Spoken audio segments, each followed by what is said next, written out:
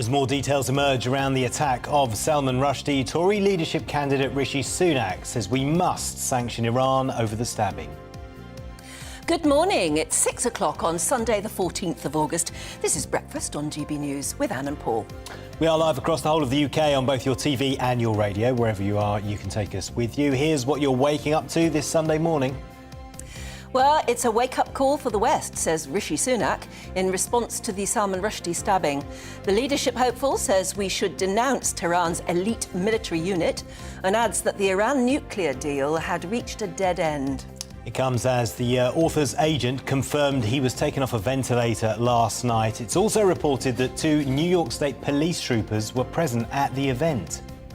The suspect, meanwhile, has been formally charged with attempted murder and assault. He entered a plea of not guilty. It's going to be another scorcher of a day with temperatures reaching 33 degrees Celsius in some places. Our reporter Ed Crawford is in Clacton-on-Sea in Essex for us this morning. Oh, and that's what it looks like. Looks like it's waiting for a scorching day. Now, there is Aidan McGee, our sports reporter, and he is going to be testing the idea that we're all being told that we must have showers, not baths, to save water, and we've got to keep that shower to 4 minutes. Well, this morning, Aidan's going to see if that can actually be done. He will be taking a shower in front of the cameras, and we'll see whether or not he can actually get completely washed and smell sweet in 4 minutes. Yeah, we should stress that's not live showering. Plus, Plus, we'll take a look through your Sunday morning papers, so you are fully briefed for the day ahead. And of course, as ever, we'd love to hear from you because you are what makes the programme. Email us gbviews@gbnews.uk.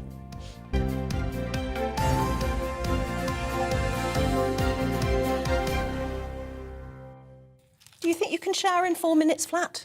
I wonder how much water you actually use in 4 minutes of showering.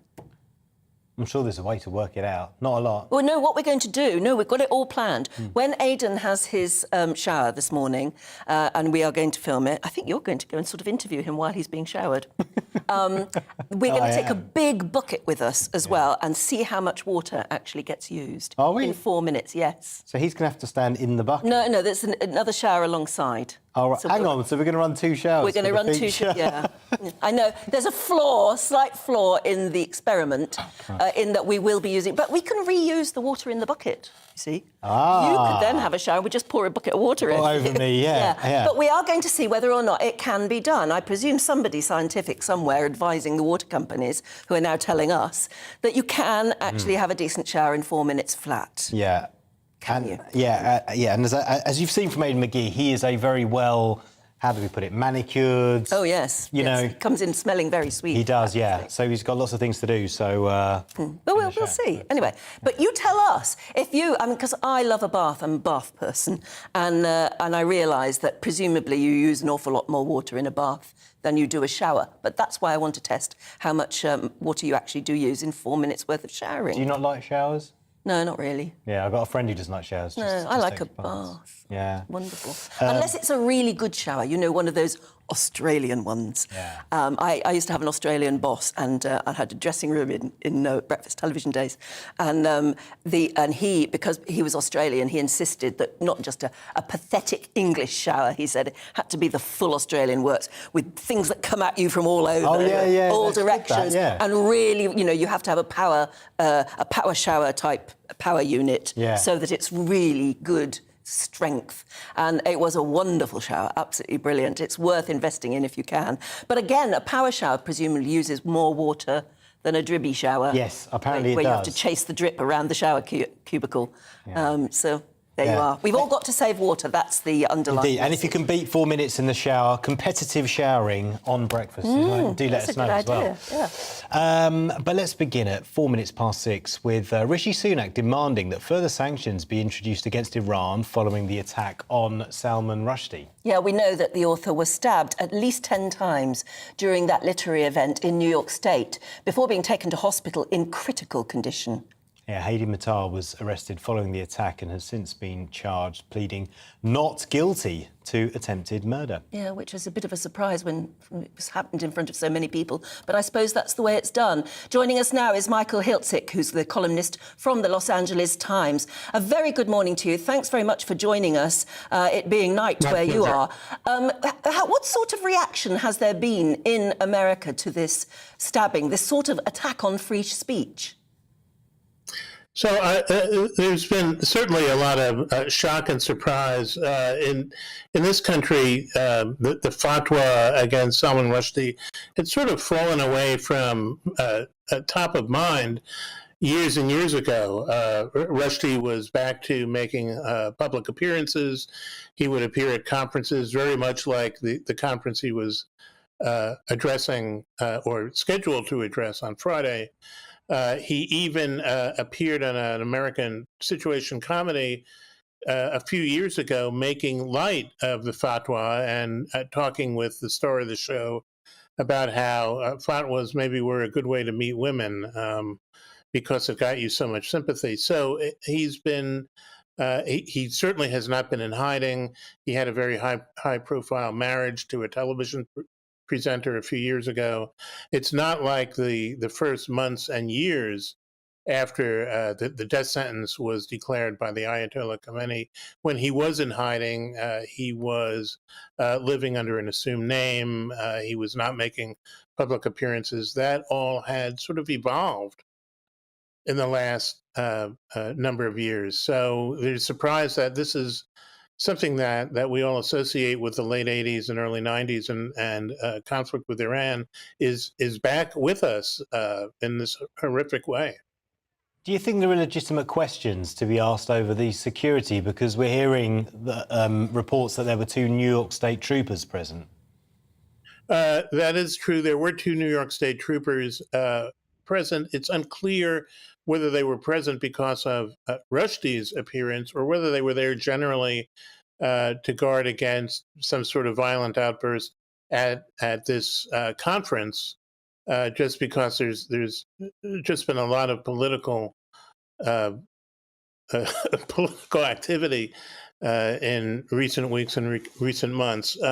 There are reports from friends of his or people who've attended his other appearances that personal security did not seem to be much in evidence when he was making a public appearance, but it's impossible to know how much security there might have been behind the scenes. Certainly there wasn't enough at this event to keep the attacker from getting on stage and attacking Mr. Rushdie.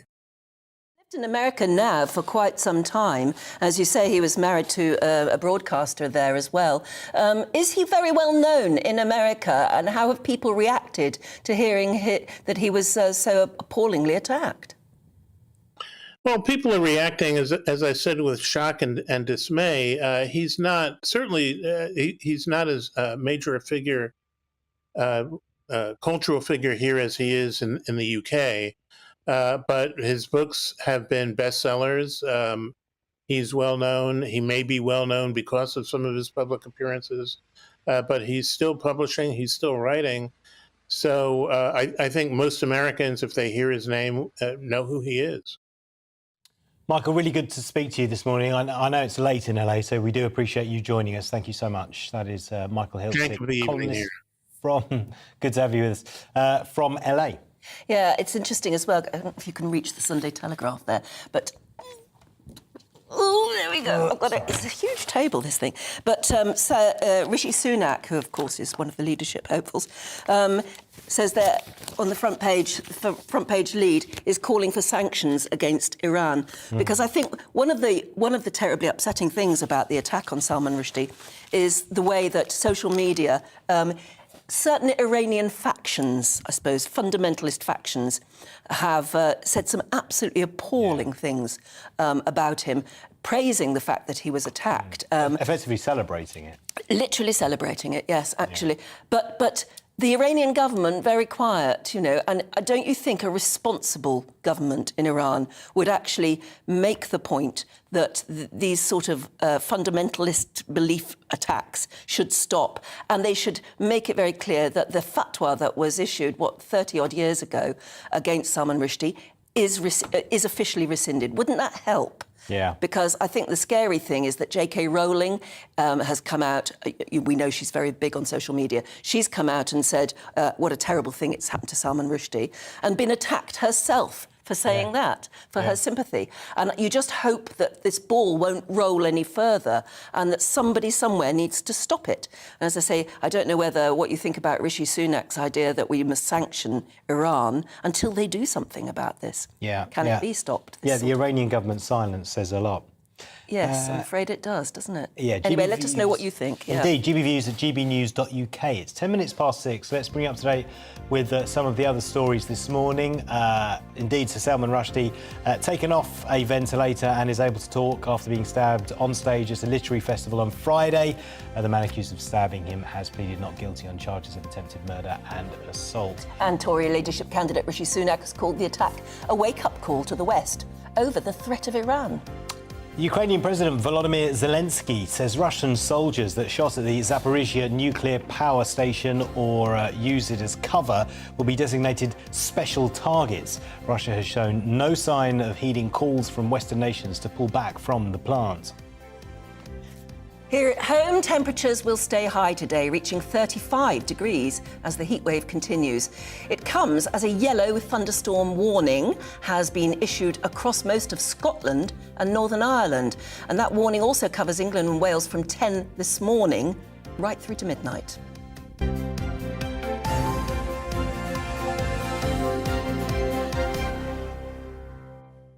So basically it's going to be another scorcher today, but then also the threat of thunderstorms. Yeah, in fact, let's stick with the weather. Let's stick with the drought. Big problems for farmers, forcing some to move into their winter stores in order to keep their crops alive, although it's not yet clear if this year's harvest will translate into higher food prices. Agricultural experts have already warned that this year's crop yields could be up to 50% smaller than last year's. Yeah, well, to tell us more about what challenges farmers are facing is Colin Rayner, who's the director of Rayner Farms. I think in the Windsor area, aren't you, Colin? Yeah, we're in the Windsor area. It's we've been up since 4 o'clock, so we feed the cattle before it gets too hot. We've had a disastrous harvest, worst since 1976. We're down 50% on yields. The only bonus is we didn't have to dry any it. We finished a month earlier, and tomorrow we start our maize harvest, which is 2 months earlier than normal. Last year we harvested 6,000 tonnes. This year we hoped to get about 1,000. The crops have died in the fields, and there is a real fear of food shortages in the next 18 months. This is throughout Europe, throughout America, and on top of the Ukrainian disaster, you know, there might not be bread on the shelves in 18 months' time. We can't replant next year's crops because it's too dry. And we have a government that wants us to plant wildflowers and grass seed to feed the wildlife and not feed the public. We've had 3 major fires on the farm. It's been quite upsetting. My men have had to work, and women have had to work in extremely hot conditions. And all our ditches and rivers are dry. The lake on our farm is down by about 3 foot. They keep forecasting rain, but we don't ever see it. It's just very worrying. But as farmers, we just have to live with it. We've been farming since 1551, and we've been dealing with weather. We just have to brush ourselves off and keep farming. But the fire risk is really the most worrying thing. And as farmers, we're always looking at the horizon to see where the smoke is. And we go to help our fellow farmers when they have fires. Well, Colin, you're saying that as farmers you just got to put up with it, but is there anything more that the government could do? And have you ever, in your career, seen a situation like this? I joined the family business in 1976, so I can remember that being a dry summer, but I can't remember the number of fires that we've had. I wouldn't rely on the government. We have to rely on ourselves. If the government gets involved, they normally do everything wrong and they pay money to the wrong people. At the moment, the farmers are helping each other out. Luckily, Scotland has had rain and Wales have had rain. So hopefully we'll be able to get some fodder from Wales and from Scotland to feed our cattle. And in other years, it's been the other way around. But the biggest problem is keeping our cattle wet. Luckily, we've got a big lake on our farm, so our cattle go for a paddle every day to keep themselves cool. And the sheep find shade wherever they can. We have rain forecasts this week, but we're not looking forward to it. I don't think we'll get it. But the public, just be careful when you're out in the countryside. Don't throw down your matches. Just be careful. The public's sensible. They know what to do. And each farmer, we have vacuum tankers full of water ready to put out fires. We have big cultivators on machines ready to make fire breaks. But the biggest problem is we need moisture to grow next year's crops. If we can't grow next year's crops, as I said, we might not have bread on our supermarket shelves next year because this weather is worldwide at the moment. It is, and do you blame global warming? I mean, what do you? I mean, you're obviously seeing it firsthand. Is it that? Is there anything more that could be done to help? I've seen weather change. My daughter did a thesis for university, and we're still getting the same amount of rain that we had in 1976. But it's either very dry, or very wet, or very cold, or very warm. And we've had these high temperatures before, but it seems to be extreme. And when the rain does come, it seems to fall in a few minutes, but it used to be over a few days. But this year is the first time in my farming life that I've planted crops and they have never emerged because it's been so dry. Even if we watered the crops, they don't seem to want to grow because the ground temperature gets too warm. And yesterday I was trying to water our sheep, and I turned the hose on, and the water coming out the hose was at virtually boiling point. So the water was actually boiling in the water pipes. It is quite frightening. Is it global warming? I think it's a weather cycle. But the people living in the countryside best know how to look after the countryside. We don't need people from the town telling us how to farm. And this is madness that our government wants us to rewild and plant grass. Last year we had to rip out wheat crops that could feed the nation to plant grass. It's insanity. Until we've got food security in this country, we need to be planting more crops and producing more animals to feed the nation. It is quite one of worrying. the big problems. You were saying one of the big problems is that you can't even plant at the moment for the next yield because the ground is too dry to actually deal with it. Would you consider changing the sort of crops that you, until now, have been growing?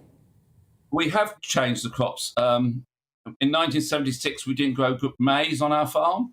It was virtually impossible because the weather wasn't warm enough and it wasn't dry enough. So maize is a crop that we wouldn't have grown in 1976. So we are changing the crops that we grow.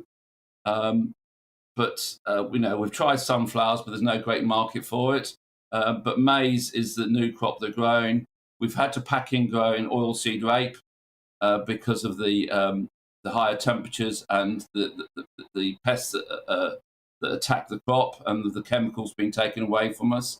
And I know that people don't like this, is that we're having to give up growing crops because we can no longer use some of the chemicals that we were allowed to use 10 or 15 years ago, basically on a lot of unsafe science. So the people have two choices in this world, is that we need to have chemicals and fertilizer to grow crops to feed the nations. And a typical example in Sri Lanka, they went organic 3 years ago and allowed no chemicals, no fertilizers, and they had some extreme weather conditions. And from a country that had overproduction of food, their food production dropped by 70%. So we'd all love to farm organically, but we need to, if we want to feed the nation, we need to apply chemicals and fertilizer, and we need lots of rain. in the right amount in the right time. Colin, just very quickly, we're going to be speaking to someone from the government later. In fact, we're going to be speaking to two supporters, one of each prime ministerial candidate. What's your message to them? Because it doesn't seem like you're just talking about, look, we need more money. It's just change your plans. We don't want any more money from the government. We've looked after ourselves for hundreds of years. We just want the government to let us grow food to feed the nation and stop interfering. We can feed this nation. I know we can't grow bananas, but we can produce all the wheat, all the barley for the beer. We can produce all the food in this country. And at the moment, we need self-sufficiency. Some countries are now banning the export of fertiliser, banning the export of food. This country used to have 5 fertiliser plants. We're down to 1 fertiliser plant. And as a conservative, and I thought I'd never have to say these words, we need to nationalise the fertiliser industry because we have fertiliser plants not working, and fertiliser's gone from £300 a tonne and some of it up to £2,000 a tonne. It is just crazy, and I don't think the population of this country would forgive this government if there's no bread on our supermarket shelves in 12 months' time, and the world is facing that, and people need to wake up. You're saying, just from your perspective as one farmer, that it's you predict it's going to happen. There's going to be less food because a smaller yield from your farm. If that's multiplied all over the country, it is going to affect ordinary people and supermarket shelves, isn't it? Literally that basic.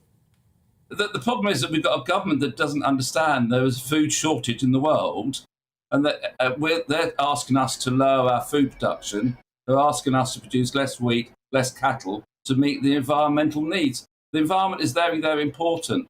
We've been looking after the environment on our farm since 1551. We didn't build Slough. We didn't build Heathrow Airport. The farmers look after the countryside, but we have people in the towns telling us how to look after the countryside. This year we planted 6,000 trees on our farm. We have 20 birds nesting on our farm that are on the blue risk register. Our family and farmers know how to look after the countryside, but we also know how to produce food in the best quality in the world.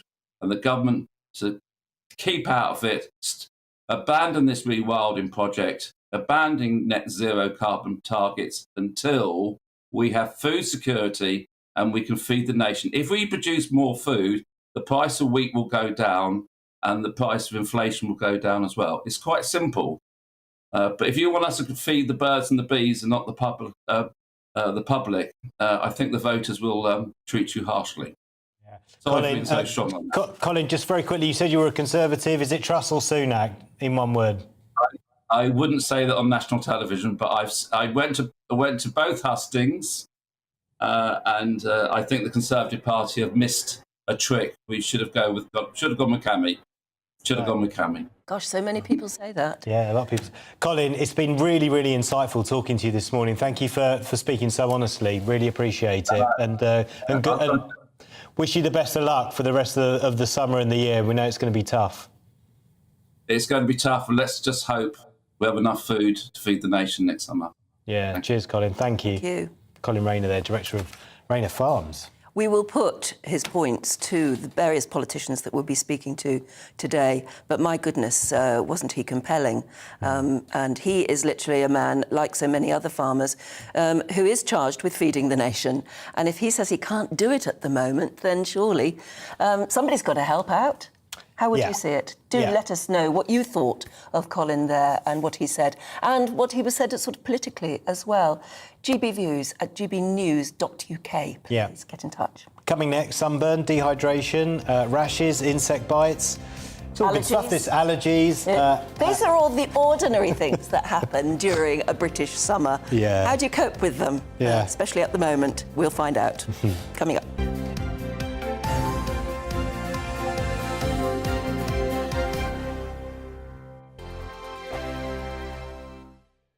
Join my show Farage, 7 p.m. till 8 p.m. Monday through Thursday. And there you will get opinion, analysis, debate, and I'll cover stories that nobody else dares to touch. You've been cancelled. Join the club. Oh, my goodness me. And then for the last 15 minutes, talking pints. We're over a drink. We have a civilised conversation with someone. We very often disagree, but we do it in a grown-up way. Come and join me on Farage.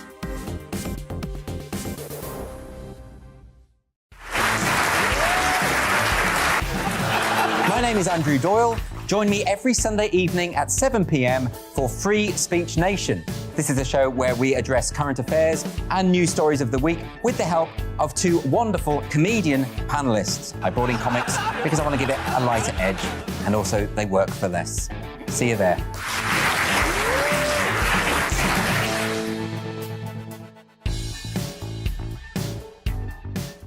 Hi there, it's Stephen and Anne. At breakfast from 6 a.m, you'll always be caught up with everything you need to know, the latest headlines, opinions and debates. We'll bring you the good news and the bad, but most of all, we're here for you. Remember, send in your views and let us know what you would like us to talk about. That's because we're your news channel. And every morning at 6 a.m, it's breakfast on GB News. I'm Dan Wootton. Join me Monday to Thursday from 9 to 11 for the feistiest and most fun news debate on TV, where free speech reigns. I'll bring you a sharp take on the day's biggest stories, bombshell newsmaker interviews, and A-list guests. And I guarantee you, no spin, no bias, no censorship, and no reason to go to bed. That's Dan Wootton Tonight, Monday to Thursdays from 9 on GB News.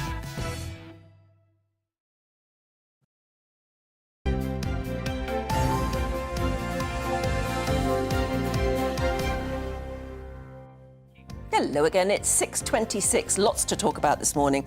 If you were just watching our Colin Rayner, a most amazing speaker on the subject of farming, saying his family have been farming in the Windsor area since 1551. Yeah, that's right, yeah. So you sort of get the feeling that he knows what he's talking about, and how difficult it is going to be feeding the nation from a farming point of view. Indeed. Can you also shower in 4 minutes flat? Yeah. Because the water companies are telling us that we've all got to conserve water. We've got to do our bit. So ditch the bath and have a shower instead, and make sure that you only give it 4 minutes. Yeah, indeed. We're going to be testing that a bit later on in the programme. And also we're going to be talking about vitamin supplements. Do they help?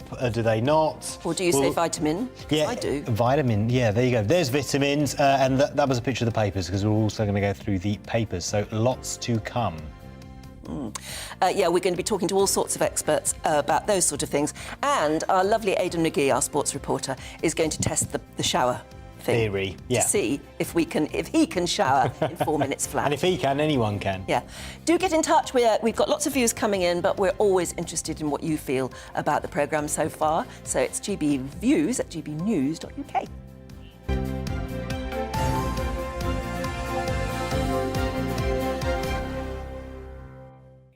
Right, there are lots of, well, obviously the summer's there to enjoy, and there's great things about the summer, but you can suffer from heat rashes. I had a sneezing fit before we came Yes, on you here. did, yeah. I did, yeah, which was hay fever, because I hadn't taken my hay fever medicine. That's right. And then there's wasp stings and bee stings and sunburn as well. Dehydration. Yeah, dehydration's an interesting one, but let's ask a doctor what he says. We're joined by Dr. Amos Ogunkoya. And I've always wondered, good morning for a start. Hi, guys. You know, we go on and on about how important it is to stay hydrated. Mm-hmm. Do we overthink this? In short, yes. I think if you've got good functioning kidneys, as long as you drink a good amount, your body will sort the rest out. Yeah. Your body will tell you when it's thirsty, won't it? Yeah, so intuitive drinking, so if you feel thirsty, drink. I mean, for some people, like I said, with kidneys, the kidneys are what filter out, like, your fluids. And if you don't have good functioning kidneys, you can overload. And if you don't have good functioning kidneys, you can damage them as well by not drinking too much. And that's very specific cases. But the drinking is important. Drinking water is important, especially in this heat. Essentially, you can't drink too much if you've got good functioning kidneys in this heat. So if you feel thirsty, just drink. What I do find difficult, and there's a really good message to drum home, is that water's great, but it doesn't hydrate you as much as things with electrolytes in it. So if you wanted to really hydrate yourself, you need some salts in your water because that absorbs a lot better. And so, because when you sweat a lot of salt. That's why sweat tastes salty. And if you replace it with pure water, you kind of dilute your blood a little bit. Right. So especially if you're active, that's why a lot of isotonic drinks have added electrolytes, because that helps hydrate you better. So that's not just hype, that is real. No, that's very real. Yeah, it's very real. It's something that we think about. So when you receive water in hospital, if you ever were in hospital, you receive a drip with a little bit of saline in it, and that helps hydrate you better. So yesterday I was drinking water all afternoon with eating ready salted crisps. Is that what you're saying you should do? Weirdly, strangely, that would actually help. It's about. Sorry, you just threw me off a bit. It's about replacing those salts in your body. Yeah. But also, there's no doubt that when we see a lovely sunny afternoon and we've got an hour or so to just relax, we also think of an alcoholic drink. And that is probably a bit of the worst thing to do at the moment. That's the problem, because alcohol gives you a false sense of security. Your body thinks you're drinking, but essentially, if I get into the details, alcohol affects your kidneys directly, and you lose ADH, which is a hormone. And so essentially, when you break the seal, when you wee out that hormone, you just keep weeing out pure water. So you dehydrate a lot faster, especially in the sun, Okay, so that's one to avoid. But we were thinking of just ordinary little summer complaints, like, I don't know, what you should take with you if you're going out with the children to the park or something. Bee stings, wasp stings, things like that. I suppose there's a basic first aid kit you probably always carry with you. So with me, in my bag, antihistamines are king. So in terms of with hay fever, with stings, most stings should self-resolve. I mean, some people have reactions to them, and if you're one of the people that have like a really bad reaction to a sting, you need to really be seeing a doctor. With children, especially when they haven't been stung before, some children are anaphylactic and they don't know yet. And the things to worry about is that you shouldn't really start wheezing after you've been stung. So if someone's been stung and they're crying, but you start noticing that they're breathing becomes more laboured, that's a bit of a red flag. You need to get them seeing really quickly. So it's acceptable that the sting hurts. Yeah. But if it's any more than that, then you're more panicky than that. A bee sting should go down in a couple of hours. A really bad bee sting's a couple of days. If you ever, I mean, sometimes, and I remember this as a child, you disrupt the beehive and you get stung by multiple bees. And then in that situation, it wasn't enjoyable. But in that situation, you can build up some toxins in your body, so you might feel a little bit unwell. Again, if you start feeling a little bit unwell because of the poisons, you need to go and speak to someone. It's a sort of common sense thing. Yeah, it's common sense, but also sometimes little children don't know that this is what isn't normal for them, especially if they're playing out. As a doctor, what are you seeing the most common thing people coming to you with in this heat? In the heat, sunburn's a big deal. Another thing that's really important, you mentioned hay fever. I think it comes in around May when everyone's just suffering really badly. And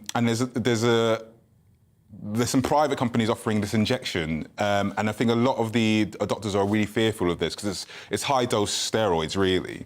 And steroids reduce your immune system, so it's a bit of a blunt tool.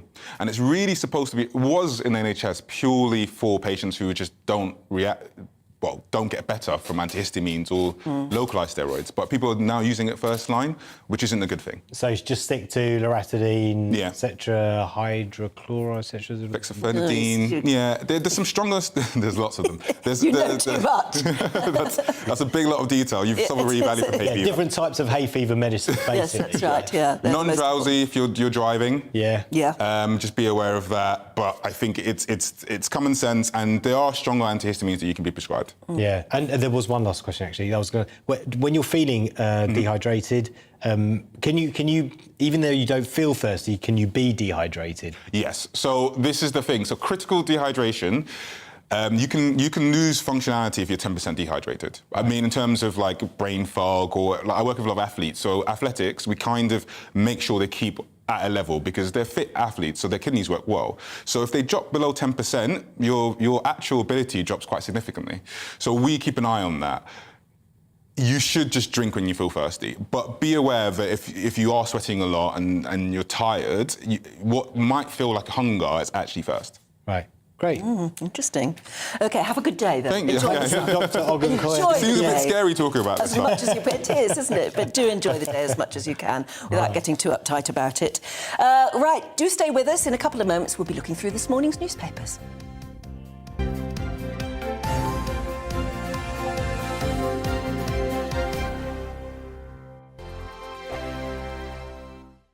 Join my show Farage, 7 p.m. till 8 p.m. Monday through Thursday. And there you will get opinion, analysis, debate, and I'll cover stories that nobody else dares to touch. You've been cancelled. Join the club. Oh, my goodness me. And then for the last 15 minutes, talking pints. We're over a drink. We have a civilised conversation with someone. We very often disagree, but we do it in a grown-up way. Come and join me on Farage.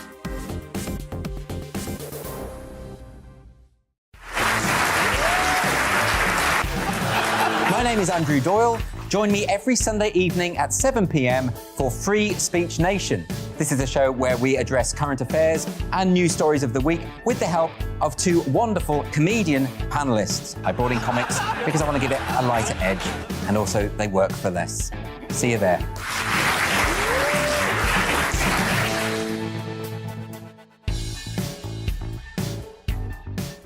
Hi there, it's Stephen and Anne. At breakfast from 6 a.m, you'll always be caught up with everything you need to know, the latest headlines, opinions and debates. We'll bring you the good news and the bad, but most of all, we're here for you. Remember, send in your views and let us know what you would like us to talk about. That's because we're your news channel. And every morning at 6 a.m, it's breakfast on GB News. I'm Dan Wootton. Join me Monday to Thursday from 9 to 11 for the feistiest and most fun news debate on TV, where free speech reigns. I'll bring you a sharp take on the day's biggest stories, bombshell newsmaker interviews, and A-list guests. And I guarantee you, no spin, no bias, no censorship, and no reason to go to bed. That's Dan Wootton tonight, Monday to Thursdays from 9 on GB News.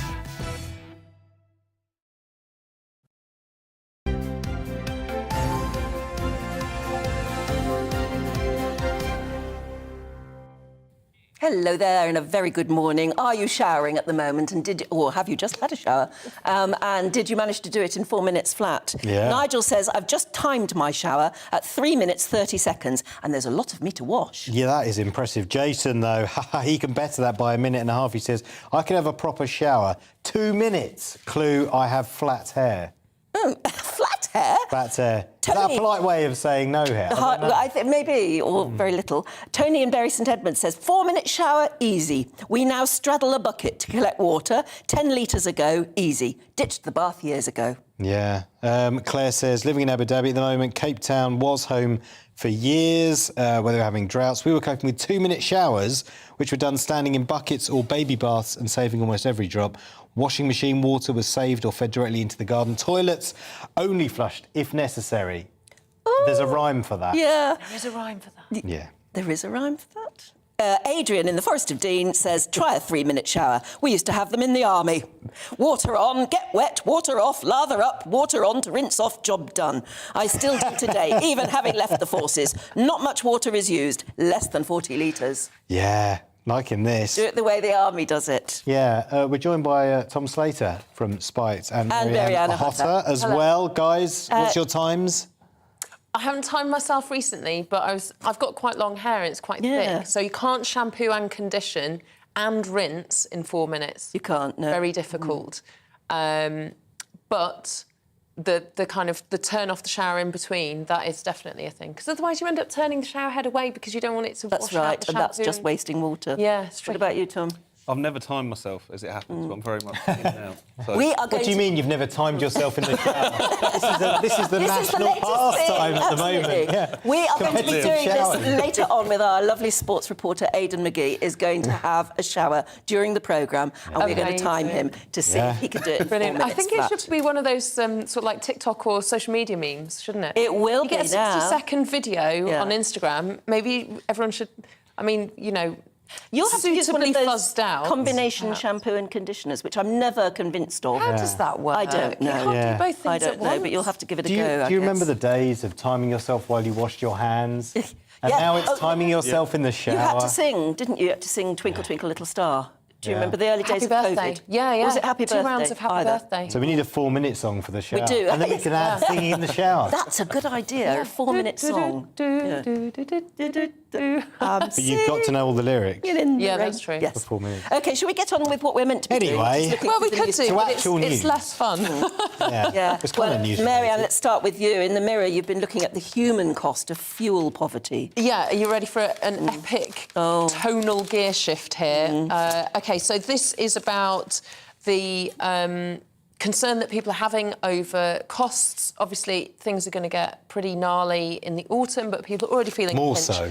More so, exactly. So this is a really, really sad story about a particular family, a woman called Judith Thorpe, who died last week, only 49, died of COVID complications, leaving 3 children orphaned, 2 teenagers and an elder son in his 20s. Their dad died of cancer some years ago. She's a cleaner in the NHS, or was a cleaner in the NHS, and she was worried about fuel bills because her fuel bill had gone from £45 a month to £110. Oh, my She was worried about buying school uniform for her 2 daughters for September coming up, and so she cancelled her contributions to her NHS pension scheme, which means that she saved £210. She got £210 back from this scheme, from the pension contributions. Yeah. But it means that by accident, if she'd been a member of the pension scheme when she died, her family would have got a £30,000 payout. Oh, no. Because you'd be it's a membership in death benefit. It's one of those kind of weird... But she died uncovered by that sort of insurance. Because she'd cancelled the pension contributions... To pay for the school uniforms. 1 month before she died. Oh. And obviously, it's tragic on every level. Yes. Because... It's tragedy heaped on tragedy. You'd pay 30 grand to have your mum back, of course. But they are orphaned and have this kind of additional blow in terms of the family finances. And amazingly, she is a hospital cleaner and she's contracted COVID and died of it. Yeah, so, it's a rare thing that they think maybe about 20 people in the whole world have had this response to the COVID virus. They're not 100% sure, but the virus went into her spinal cord and there were complications, and so she had a seizure and died. That is just horrible. It's genuinely every level of horrible, so I'm really sorry, but obviously... No, we need to know. ...with the family. But I think, again, These are the choices that people are having to make. Yeah, exactly. For 200 quid, people are making these choices. And, of course, the long-term impact of going, I can't afford to pay into my pension, not only has a huge impact on someone's personal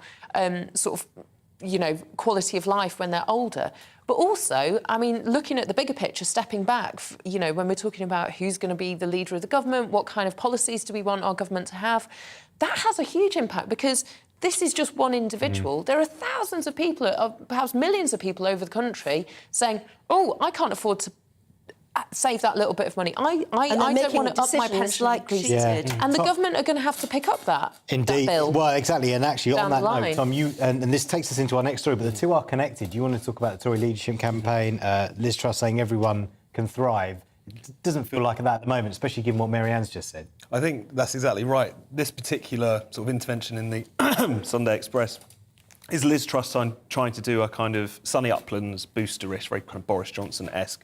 We need to ignore the voices of decline, our best days are ahead of us and all the rest of it. But at the same time, what's the big gap in her pitch right now, of course, which she's under a lot of pressure for, is the question of what are you going to do immediately? We could talk about the long term, you could talk about your longer term vision for the country and what you want to do, but it's quite clear that some significant intervention is going to need to be made in the winter.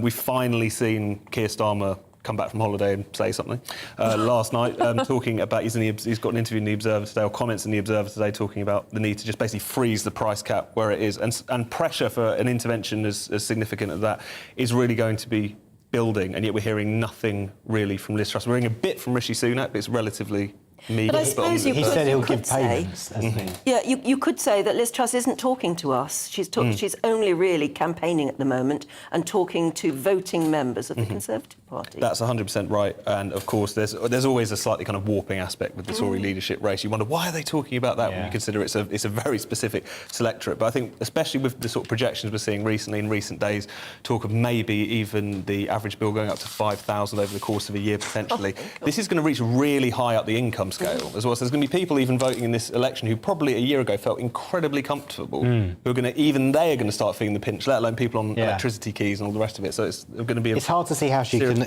assuming she does become Prime Minister, it's difficult to see how she can avoid having to give out payments. Because I've spoken to her twice and I've said tax cuts are only good for taxpayers.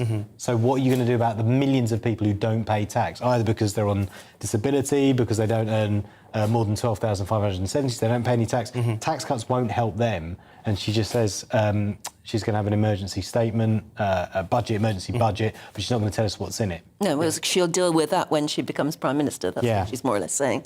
Shall we move on to the drought, Marianne? So, again, not good news. No. Sorry about this. I'm full of the joys of grimness, aren't I? It's very wet, very, very wet. If only it were very wet. Water leaks are doubling during the heat wave. An official Why would drought... they be doubling during a heat wave? Well, are more pipes cracking because it's hot or something? Good question. We've got some water. That is a good question. So there's a fall in the water table, and so Thames Water is leaking 624 million litres. Ironically, you have some water. When That's very kind of you, thank you. I shan't waste it. And so there's a kind of concern, I think, because water is being pumped at a higher pressure to meet demand, and so that has some impact on the force of the water going through some of the pipes that are being used, and therefore likelihood of either continuing additional damage or just more escaping when there is a crack or a leak.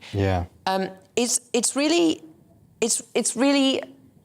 an indicator, I guess, of perhaps a lack of long-term investment in the infrastructure. It's that thing, isn't it? If you kind of look back in the history books, when the River Thames was a big heap of sewage in Victorian times, before they kind of went, we really have to do something about this, and they had to close the House of Commons because the great stink was so disgusting that the members of Parliament couldn't bear to sit in the House of Commons because the stench was just unbearable. Never mind the kind of the hoi polloi, the kind of riff-raff we've been putting up with it for decades. When it finally got to the lofty corridors of power, they did something. At which point there was this massive infrastructure project that dug up lots of bits of London and installed sewers that were designed in principle to, last London forever. But now they're falling apart. But also the water supplies, the pipes, the infrastructure in the rest of the country. You do wonder whether it's an event like this that will really just turn the screw and go, something has to be done. We need more reservoirs. We have to invest. But then we're in a kind of an economic climate where people go, we haven't really got the money. No, exactly. Betty in Dorset, thanks very much for getting in touch, Betty. She says, I prefer a shower, and mine is a power shower. When the water companies plug the leaks and stop wasting 9 billion litres of water, then maybe we can take their advice seriously. And on that, Tom... a lot of people feel very bitter about it. Yeah, and on that, Tom, it's in the Mail, Minister, I'll find water industry sharks.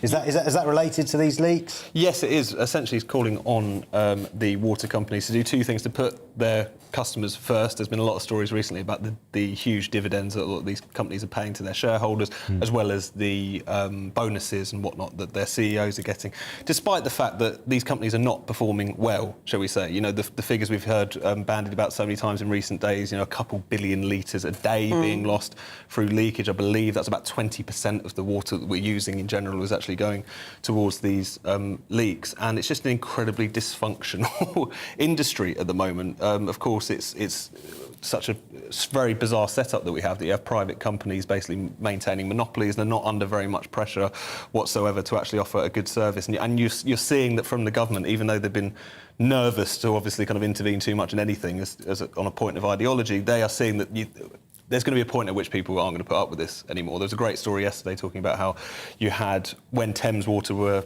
talking about announcing restrictions and all the rest of it, you had burst water mains in Islington, which were losing far more water than people, not putting the hose pipe on their garden would ever make up for. So it's just quite clear that something's got to give, and if it seems like what the government are hoping is that they can get the water companies to get their act together before the conversation becomes a lot bigger about why are these companies maintaining these monopolies, despite the fact that they're giving such a dreadful service to everyone else. Yeah, and the conversation appears to be shifting again. There's a broader conversation here that's happening about renationalising companies and should they be making profits when other people, when there are leaks, when they're not doing their job and other people are suffering. No, completely. And also just the complete lack of accountability, a complete lack of pressure on them to do a good job. I mean, you're in a situation in which anything goes wrong, they just blame climate change, they say this is nothing to do with us and all the rest of it. And people are starting to ask that question. You know, if you're in London, you can't pick up and take your business somewhere else if you're with your water company. You're not going to say, goodbye Thames Water, I'm going to go and set it up somewhere. How dysfunctional it's been has been really clear. And the lack of investment, you know, the lack of reservoirs, none being built for 30 years and all the rest of it.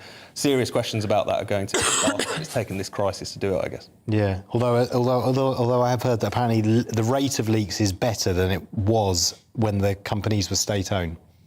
I can't comment on that, I don't know. But the thing that we've all forgotten about, because it hasn't rained, at least in the southeast, I mean, let's not forget, some people are getting a bit of rain. Yes. There isn't a water drought in half of the country. But in the southeast, it's kind of hard to remember when it last rained. But think about autumn and winter, when you get those big rain deluges, the water companies discharge sewage, raw sewage, into those watercourses, into rivers, into the sea. People get sick. There's streams and rivers near where I live in Hertfordshire, and there's a group of, I guess, kind of volunteer wardens who go around taking pictures and putting them on social media and then lodging official complaints. They know how to do the kind of paperwork with Ofwat, which is the water company regulator that has the power to fine these water companies, but also with the kind of Environment Agency for these sewage discharges. And basically they're photographs of toilet paper and, I know everyone's having breakfast, but all the like grim stuff that comes straight out of your toilet. But they also discharge good water. Clean water as well, don't they? And because in the winter, we have a lot of rainfall in this country. And it all gets mixed up. So we're not conserving it properly either, And we're still flushing our toilets with drinking water. Yes. I mean, that's which so has always been. wasteful. And we're still building houses set up to do that. Exactly. Why we haven't addressed this problem years ago and had a sort of what they call a brown water system in the house or something. Yeah. You flush you loo with water that comes out of the dishwasher or the washing machine. And someone was saying actually that could be better. Because it's got detergent in it. It's already got detergent in it. Yeah. Cleans your toilet better. Yeah. It's crazy that we flush our water and we bath in drinkable water, isn't it? Absolutely crazy. Well, I don't mind bathing in it because you might get it in your mouth.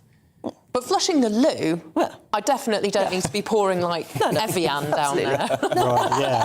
Right, guys, thanks. Thank you. Thanks. I'd love to hear from anyone who's got a house that's built with a system where you actually do use brown water for brown water type things and clean water only for drinking. Love to hear if you've got one of those houses. Very few of them around. Indeed. It is 6:52. Let's go back to improving our health. Basically. Yes, We're talking about summer ailments, but what about vitamins and supplements? Vitamins. Are you or vitamins, as I say? I don't know why I say vitamins, but I do. Are you one of those people that rattles around? You take so many vitamins every day. Do you think you're overdoing it? Yeah. Vitamins claiming to cure exhaustion, boost your brain, enhance immunity are dividing scientists with a recent study finding that supplements do little, if anything, on the average Brit. I don't know if that means that maybe on the average Frenchman they might work.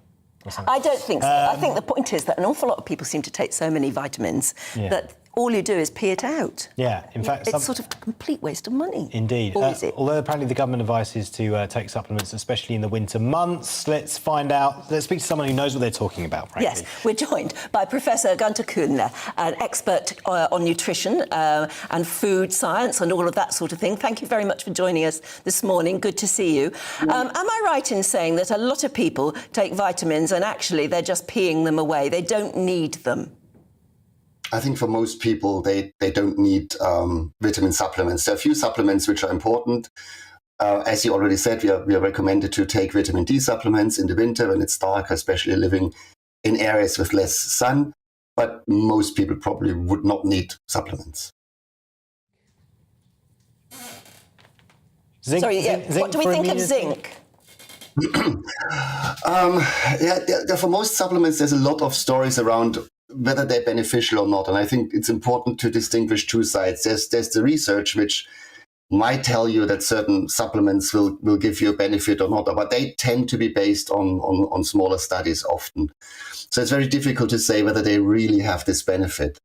The recommendations we have for supplements are usually based on deficiencies. So if you look at the official recommendations, how much vitamin B, how much vitamin C you need, this is based on how much do you need to survive. It's not meant how much do you need for optimum health. And the problem is that defining optimum health is really, really difficult. So giving a recommendation, you should take so much to get optimum health is currently almost impossible because we don't have the data to do so. And then we need to keep in mind that too much vitamins also can have an adverse effect. So too much vitamin D can cause heart problems. Too much vitamin A is toxic, so pregnant women should not take too much vitamin A. So vitamins are not just supplements are not just harmless tablets, but you can take excess of some of them. And if we all, sorry, I was going to say, if we all ate a very good balanced diet, and I know that a lot of doctors recommend a sort of Mediterranean type diet, if we did that, we would have enough from our diet alone, wouldn't we? I think this is what most nutritionists would say, that for most vitamins, I think vitamin D is a bit of an exception because of the sunshine. But for most, that would be true. Now, there are special groups where you would say its supplement probably is sensible. Folic acid for women who are pregnant or want to become pregnant is sensible because low folate would have caused birth defects. Iron for people who are vegetarian, or a lot of women in the UK are iron deficient. That's something one could think about, whether this is sensible. I mean, it's difficult to deal with a diet, especially if one is vegetarian. The typical dietary source of iron would be meat, so it would be very difficult to achieve it. But in general, I think most nutritionists would agree that you do not need supplements. There is the school of thought which says you don't need them, but it's sort of a kind of an insurance. You know, if you take supplements, you don't really have to worry that you take everything from a diet. People are in two minds about it, but I think the general consensus is you don't really need them unless, of course, you have a certain condition which makes it necessary. Don't actually do anything detrimental to your health. Isn't there an argument that even if it's the placebo effect, that you're just feeling better from them and feeling healthier? That can be something. Oh, that might well be, but then you could buy just placebo tablets. They're much cheaper. Yeah, but you wouldn't know, would you? At least you think, oh, well, it is helping me. Do they sell bottles of tablets called placebo? Yeah. I mean, actually, that's quite a good idea. We'll have to leave it there. We're running out of time. Thank you very Professor. much indeed for joining us, Professor Günther Kühnle there. I'm one of those people who has to take, I'm low folate. No, folic acid. No, Right. do I mean that? Low iron. Low iron. That's it. Have to Right. take iron. But it's funny because I've just recently been on holiday, as you know, and had an overwhelming urge to eat a steak, and I'm a vegetarian. And I thought, listen to your body, why not? So I had a steak. You're a vegetarian and you had a steak? It's really nice, yeah. Right, OK. Shall we bring you up to date on the weather? I think you want to know. Yeah. Well, the UK is looking hot and sunny again for many, but with an increasing chance of thunderstorms. Here are the details for you. Yep, skies this lunchtime across the southwest will be rather hazy, with perhaps the odd shower possible in the far west. Despite the increase in cloud, it will still be hot. Southeast England and East Anglia, though, will see plenty of blue skies this lunchtime, making it feel very hot, although some relief can be found nearer the coast. Eastern Wales will also see plenty of sunshine. However, towards the west, there may be one or two showers developing. The Midlands, though, will be dry this afternoon, and in the sunshine, it's going to feel very hot. A reminder that the extreme heat warning remains in force throughout today. That's across many parts of England and Wales. The sunshine will also dominate across northern England. However, the northeast coast may see some low cloud move in at times. Feeling very warm, though, in the sunshine, with temperatures in the mid-20s. It's also going to be warm in the sunshine across parts of Scotland. However, western areas will see some scattered thunderstorms develop. The showers may bring the risk of some localised flooding. Scattered thunderstorms will also develop across Northern Ireland, again with the potential of some local disruption due to the heavy rain. In between, however, there will still be some sunshine. Thunderstorms are then likely in the north and west this evening, but staying dry and warm elsewhere. And that is how the weather is shaping up for the rest of Sunday.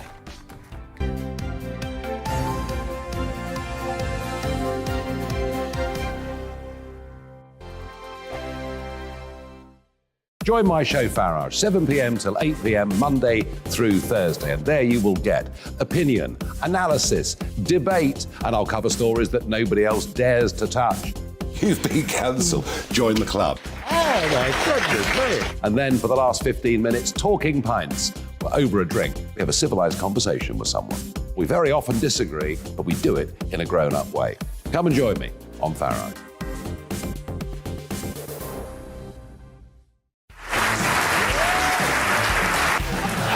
My name is Andrew Doyle. Join me every Sunday evening at 7 p.m. for Free Speech Nation. This is a show where we address current affairs and news stories of the week with the help of two wonderful comedian panellists. I brought in comics because I want to give it a lighter edge, and also they work for less. See you there.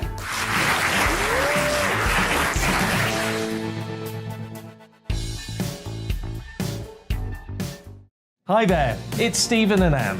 At breakfast from 6 a.m, you'll always be caught up with everything you need to know, the latest headlines, opinions and debates. We'll bring you the good news and the bad, but most of all, we're here for you. Remember, send in your views and let us know what you would like us to talk about. That's because we're your news channel. And every morning at 6 a.m, it's breakfast on GB News.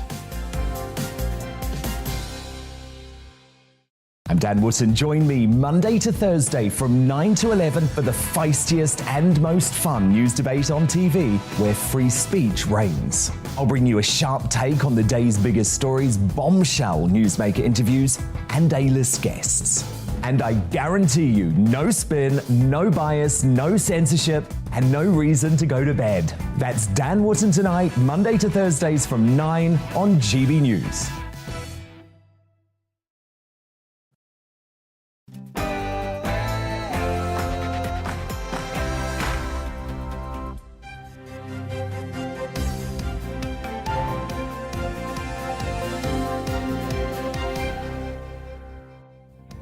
As more details emerge around the attack of Salman Rushdie, Tory leadership candidate Rishi Sunak says we must sanction Iran over the stabbing.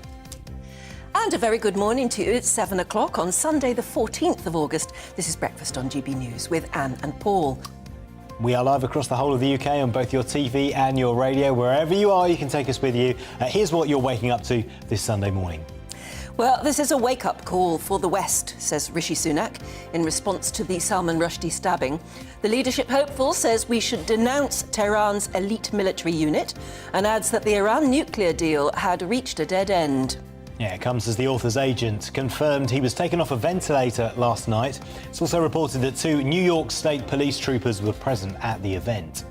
The suspect has been formally charged with attempted murder and assault. He entered a plea of not guilty. It's going to be another scorcher of a day with temperatures reaching 33 degrees in some places. Our reporter Ed Crawford will be live in Clacton-on-Sea in Essex for us at 7:45. And later on in the show, our very own Aidan McGee, there's him there, takes a shower. Yes, that's big news.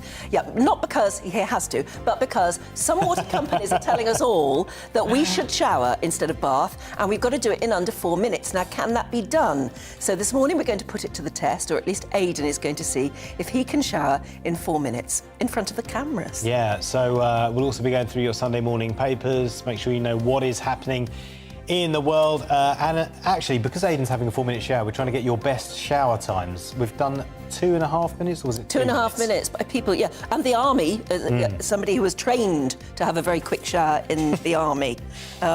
He did his army shower training. Yeah.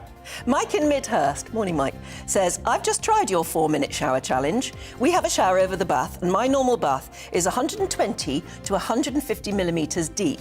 That's 12 centimetres. Gosh.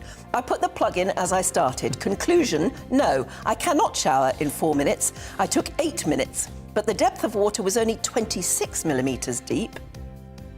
So no, it's showers for me from now on. I love the application of science and the detail of that. You are clearly email, a scientist, Mike, aren't you? We love that.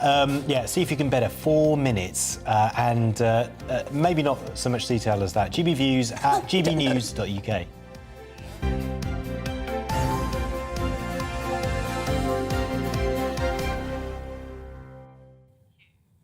Now, there's good news about Salman Rushdie, because apparently he is up. He's not up and about, but he is speaking again. He's talking. He's been taken off the ventilator following an attempt on his life, of course. He was stabbed, we understand, at least 10 times during that literary event in which he was just preparing to speak. That was in New York State. He was then, of course, rushed off to hospital in critical condition. Interestingly now, this morning, the Tory leadership hopeful Rishi Sunak has said that Iran should face further sanctions now following that attack. So the man, the suspect, Hadi Matar, was arrested following the attack and has since been charged, pleading not guilty to attempted murder. Yeah, it's reported this morning that apparently 2 New York State troopers were there. So what went wrong? Maybe it wasn't their obligation to protect him. Maybe they were just there attending a public event. Yeah, we don't yet know. But there are questions. So let's speak to security expert Will Geddes, who joins us in the studio.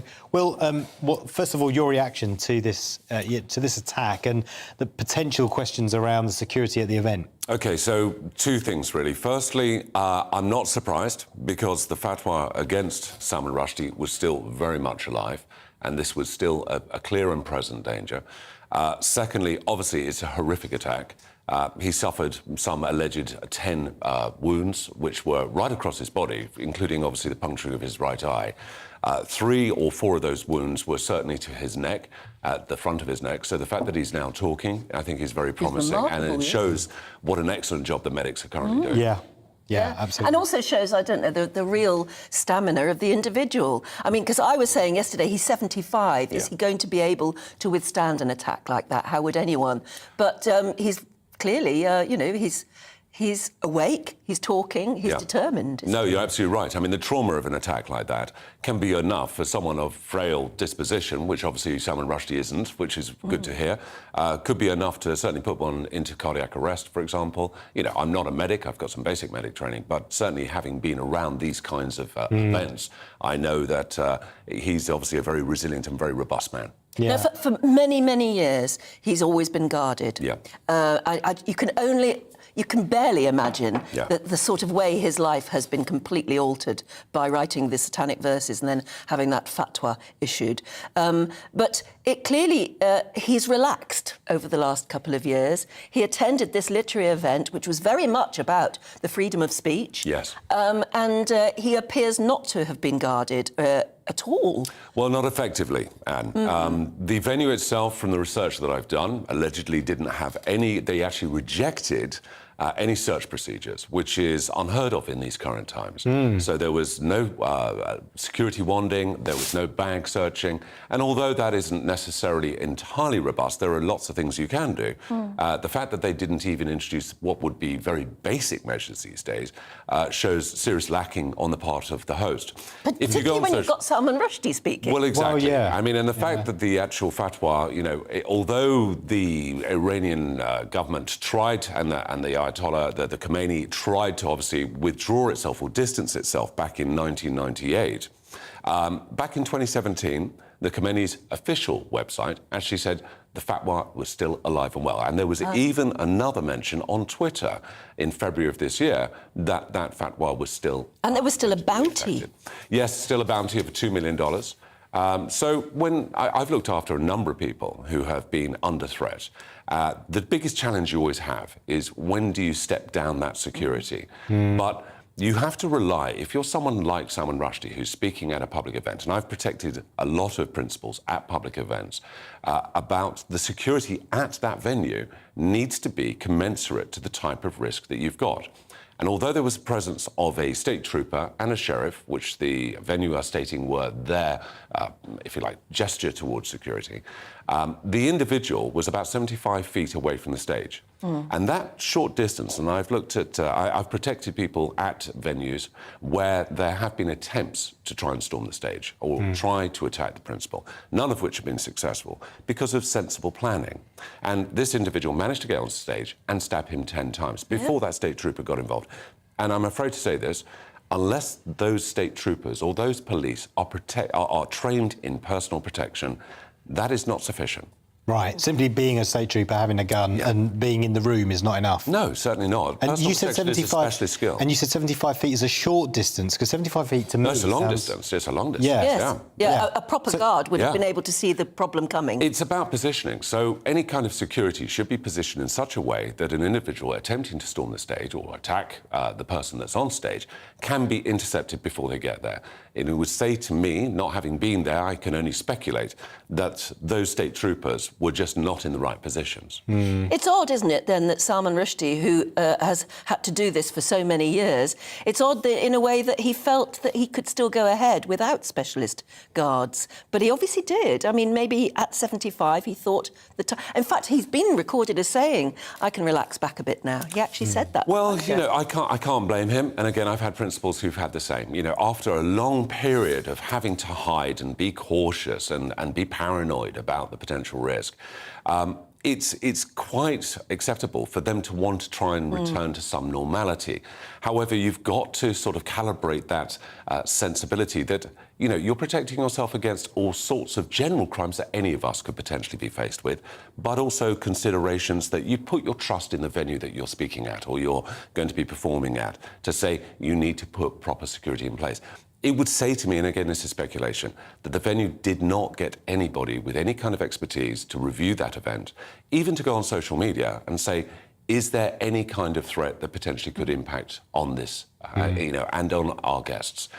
Because ultimately, you've also got to consider those people that were sitting in the audience. They will be traumatised by what they saw as well. Yeah, so it's not just Salman Rushdie being the victim in this instance. And I mean, it's sort of, if somebody doesn't put a lid on it, and I don't see how anyone can, unless the Iranian government actually makes a decent statement instead of apparently praising what happened. People like J.K. Rowling, who have simply expressed sympathy on Twitter, she's now getting death threats herself. I mean, she gets death threats all the time, but on top of it, she is now getting these specific death threats. It's going to affect everybody. It's going to affect far more people, isn't it? Yeah, I have to say I'm supporting Rishi Sunak in terms of his comments about sanctions being placed on Iran. Iran is a very, very confrontational nation. They're very aggressive at the moment. Hadi Matur, the suspect in this particular instance, he came to the event with prepaid Visa cards, false identification and also cash. This was a very well-planned Yeah, he was attack. using the surname of, what, a Hezbollah militant or something? Indeed. And, Are you saying that potentially the Iranian government could have given him that? Well, I would say that if you have a bounty that is open and is open-ended in terms of carrying out a particular attack against someone who is seen to be an enemy of the state, then there's always going to be that present danger.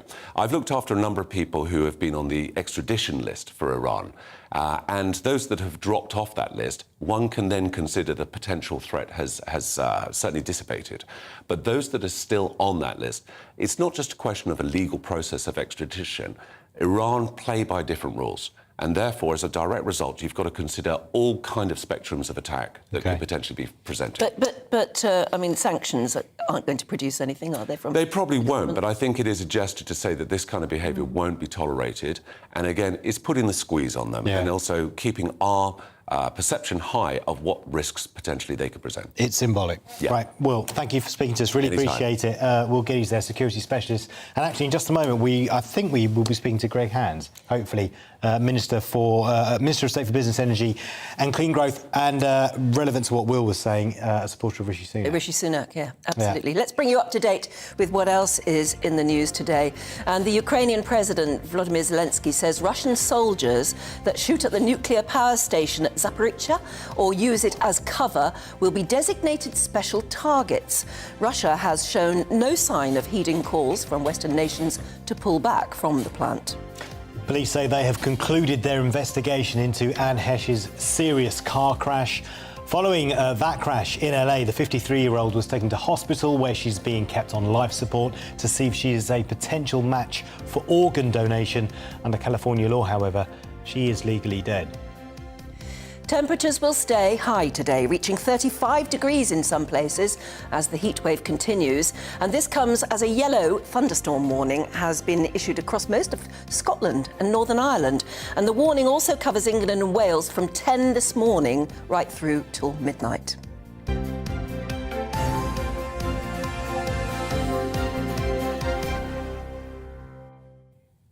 Right, it is 7:14. Yeah, now, as we were saying, Rishi Sunak has demanded that further sanctions be introduced against Iran after the attack that we've been talking about on the author Salman Rushdie. The former Chancellor said the stabbing should be a wake-up call for the West and that the Joint Comprehensive Plan of Action, which attempted to get Iran to give up its development of nuclear weapons in return for the easing of sanctions, may actually now be a waste of time.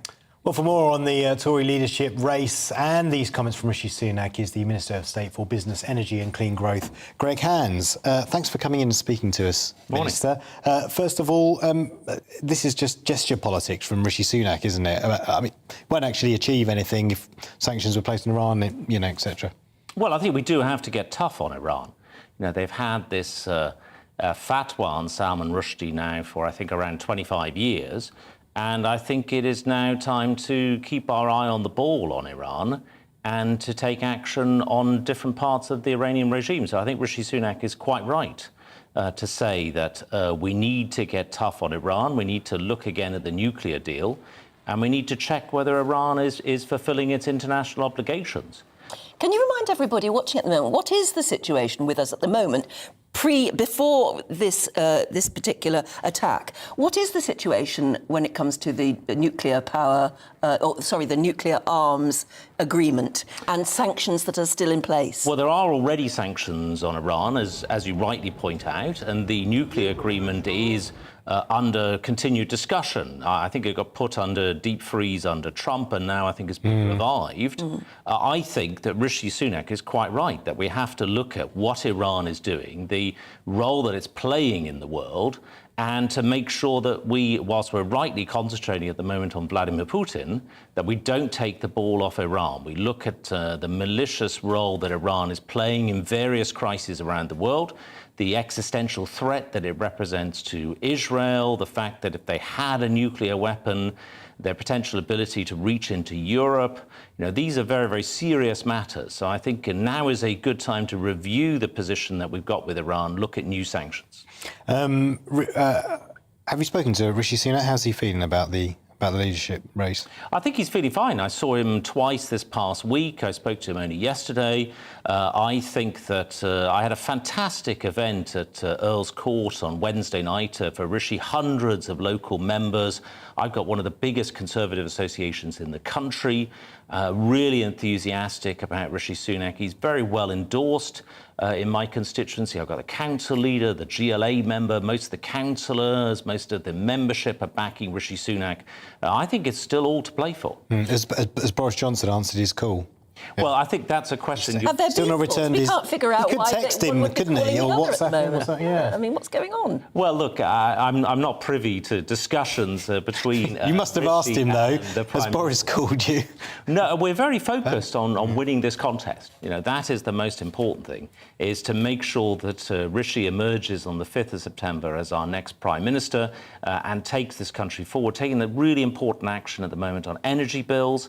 As the Energy Minister, I know how important that is going to be for people this coming winter. It's only Rishi Sunak pledging actual help for people to pay their bills. Well, yeah, why doesn't he come out with a figure and actually say, look, I'll give you this amount and, you know, when we come to power, why doesn't he kind of announce that now or announce that he wants to reach out to Boris Johnson and Liz Truss and they come together and so that whoever is Prime Minister will alleviate, what, frankly, people are suffering and they're frightened out there and they don't know where the help's coming from or when it's going to come. And waiting until the outcome of the Tory leadership campaign, which is after the direct debit for a lot of energy bills go up, that's exacerbating that anxiety. Well, Rishi has said he's very happy, willing to meet Boris Johnson and Liz Truss to discuss this.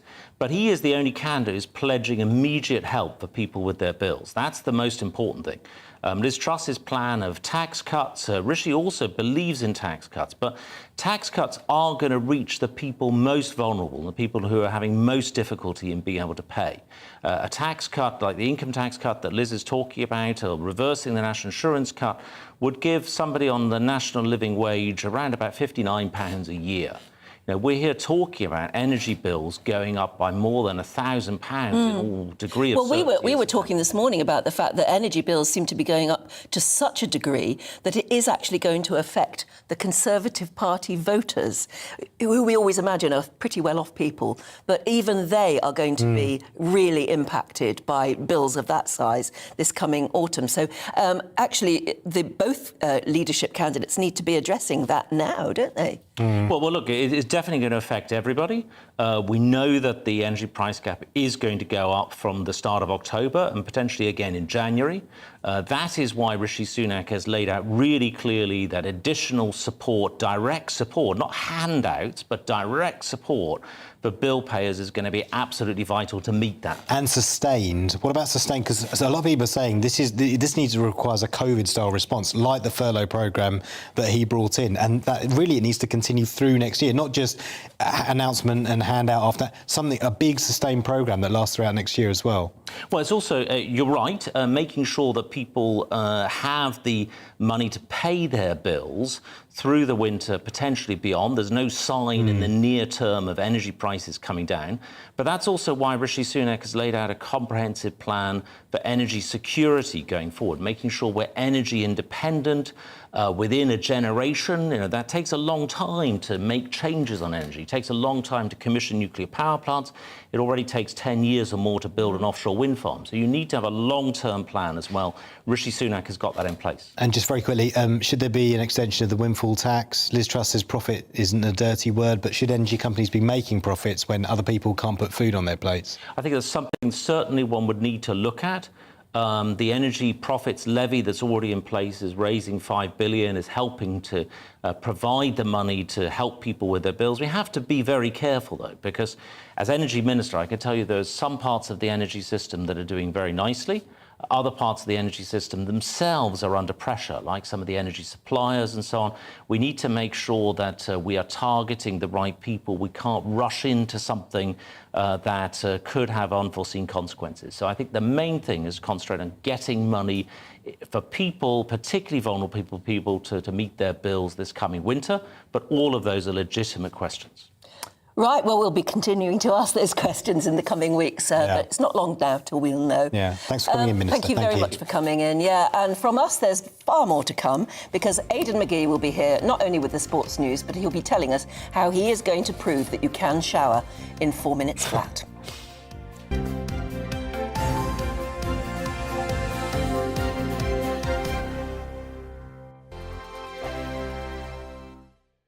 Join my show Farage, 7 p.m. till 8 p.m. Monday through Thursday. And there you will get opinion, analysis, debate, and I'll cover stories that nobody else dares to touch. You've been cancelled. Join the club. Oh, my goodness me. And then for the last 15 minutes, talking pints. We're over a drink. We have a civilised conversation with someone. We very often disagree, but we do it in a grown-up way. Come and join me on Farage.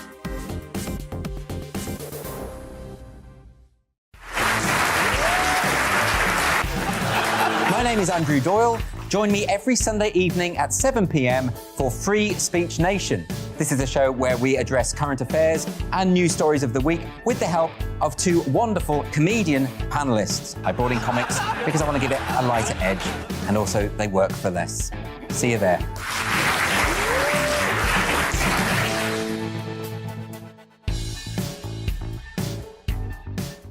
Hi there, it's Stephen and Anne. At breakfast from 6 a.m, you'll always be caught up with everything you need to know, the latest headlines, opinions and debates. We'll bring you the good news and the bad, but most of all, we're here for you. Remember, send in your views and let us know what you would like us to talk about. That's because we're your news channel. And every morning at 6 a.m, it's breakfast on GB News. I'm Dan Wootton. Join me Monday to Thursday from 9 to 11 for the feistiest and most fun news debate on TV, where free speech reigns. I'll bring you a sharp take on the day's biggest stories, bombshell newsmaker interviews, and A-list guests. And I guarantee you, no spin, no bias, no censorship, and no reason to go to bed. That's Dan Wootton Tonight, Monday to Thursdays from 9 on GB News.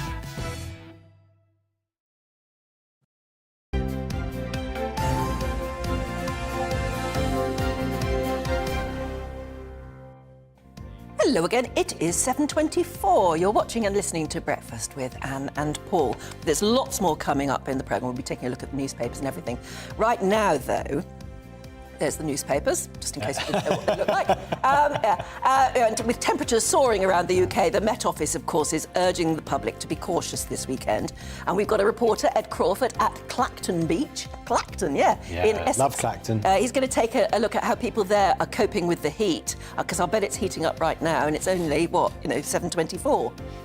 Anyway, that will be at 7:45. Right now, though, as we've been promising you all morning, Aidan McGee is here, not just to tell us about the sport, but how he is going to take his morning shower any minute now and see if you can do it in 4 minutes flat. Yeah. I'm going to give it a go. I think, the thing is, I've always been someone who brushed their teeth in the shower. That takes up time. That takes up units of time, doesn't it? Yeah. So I like the way you're answering this like a sportsman. Yeah, I know. Well. There's a strategy behind it. There's an attack, there's a formation, everything. It needs thinking about. So I remember going to Hastings when I was a child, and there was actually limits on the time that the shower would run for.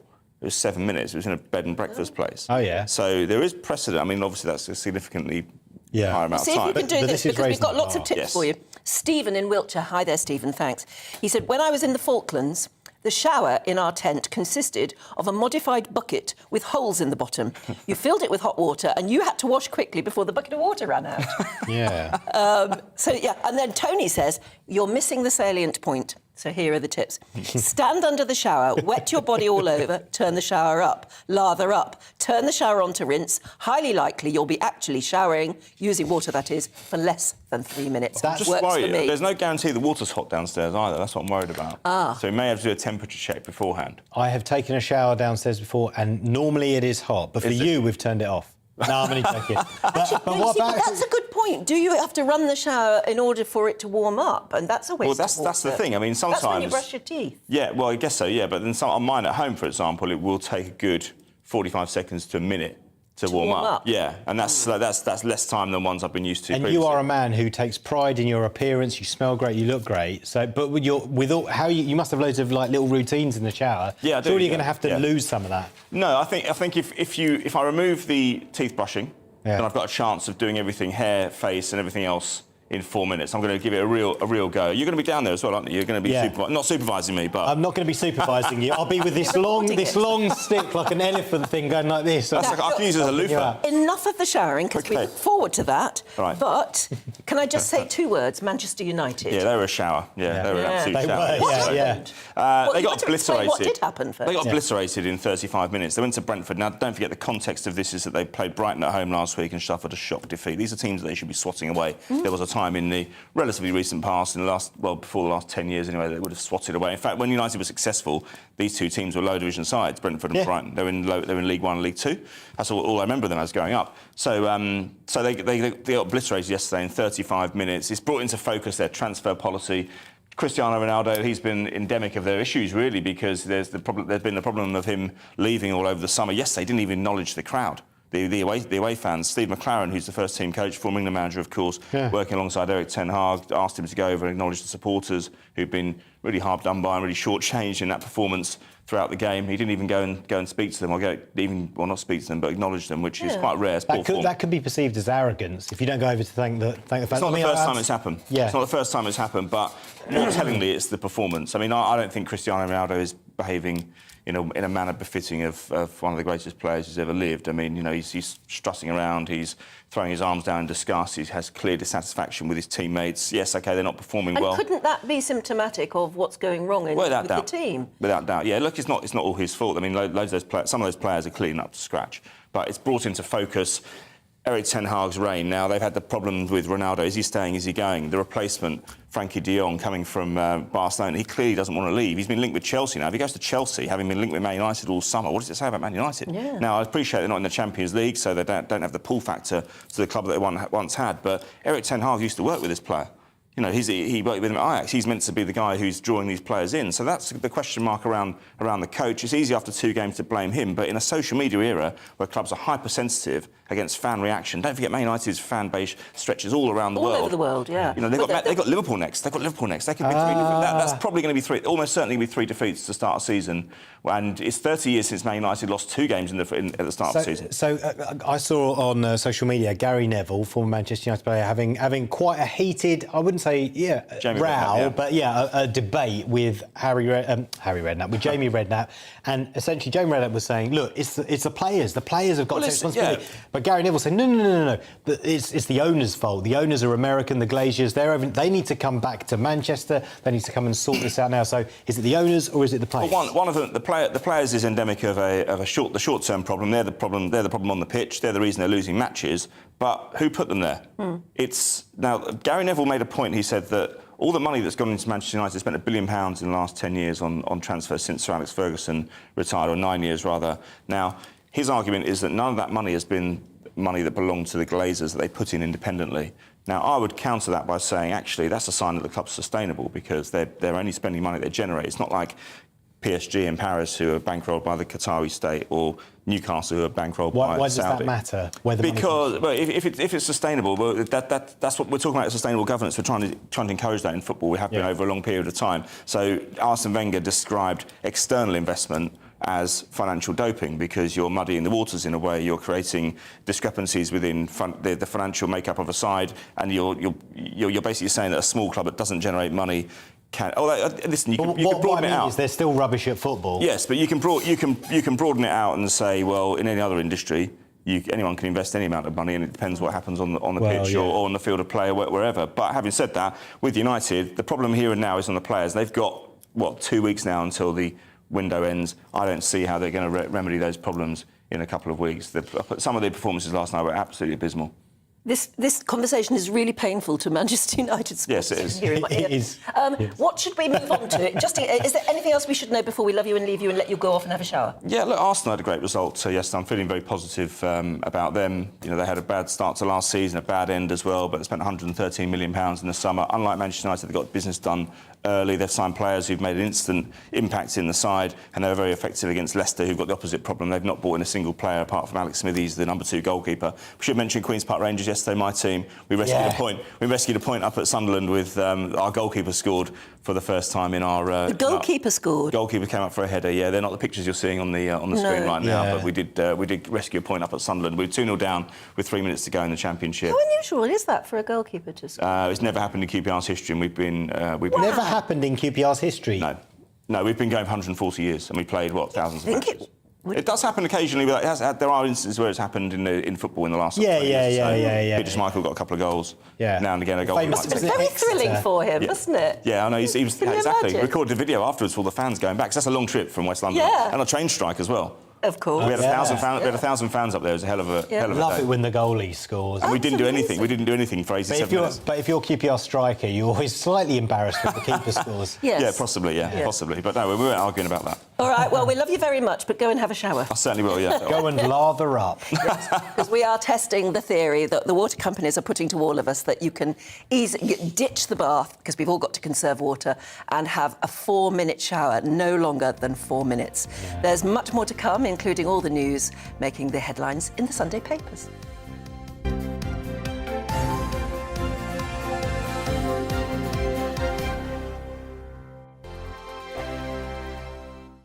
Join my show Farage, 7 p.m. till 8 p.m. Monday through Thursday, and there you will get opinion, analysis, debate, and I'll cover stories that nobody else dares to touch.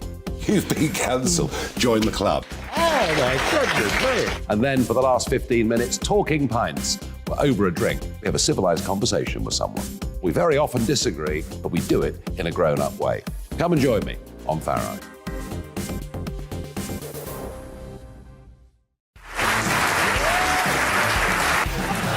My name is Andrew Doyle. Join me every Sunday evening at 7 p.m. for Free Speech Nation.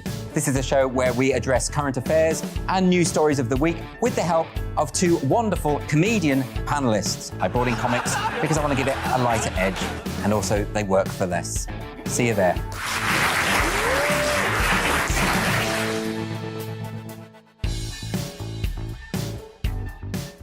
Hi there, it's Stephen and Anne. At breakfast from 6 a.m, you'll always be caught up with everything you need to know, the latest headlines, opinions and debates. We'll bring you the good news and the bad, but most of all, we're here for you. Remember, send in your views and let us know what you would like us to talk about. That's because we're your news channel. And every morning at 6 a.m, it's breakfast on GB News. I'm Dan Wootton. Join me Monday to Thursday from 9 to 11 for the feistiest and most fun news debate on TV, where free speech reigns. I'll bring you a sharp take on the day's biggest stories, bombshell newsmaker interviews, and A-list guests.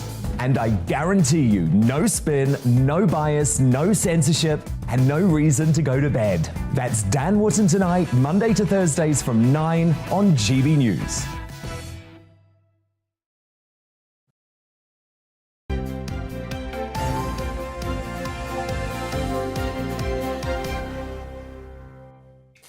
Hello there, it is 7:34. Let's go through the papers, shall we? Yeah, let's go through the papers with anthropologist Marianne Hotter and the editor of Spiked, Tom Slater. Thanks for coming back. Hello. Marianne, dodgy car sellers. Yeah, this is a really sort of like fascinating, sobering one. Lots of people are thinking about buying a second-hand car rather than buying new, but there's a sting that's been done with some of the really big online and second-hand car sellers, things like Car Giant and Kazoo. They're basically selling cars that have been written off by insurers. So you total your car, terrible damage, airbags deployed, structural damage. So you can have a Category S, which is a structural damage write-off, and they're being reconditioned, new paintwork, and they're being resold. Do you know, it's like turning the clock back, because this used to happen in the sort of 70s and 80s, that you used to get write-offs being sold as good cars. And actually, if they have been written off, they are dangerous cars. Well, that's the thing. Apparently, you can never produce, out of 2 bits of old car, you can never produce a properly safe car, can you? Because if it's in another collision, there will be those weak points. The airbags might not have been reinstalled correctly. Is doing this illegal? It may be dangerous. It may be unsafe. Is it illegal? That is a good question. No, because the sellers insist that the cars are safe. Okay. The insurers, I think. And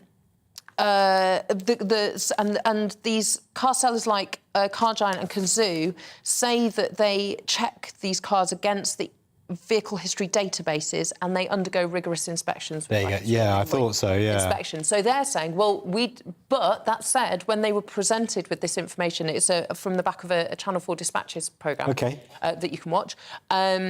They said, that didn't come up in our search history for this particular vehicle. The fact that it was written off, even though the investigative journalists have found photographs of said written-off car.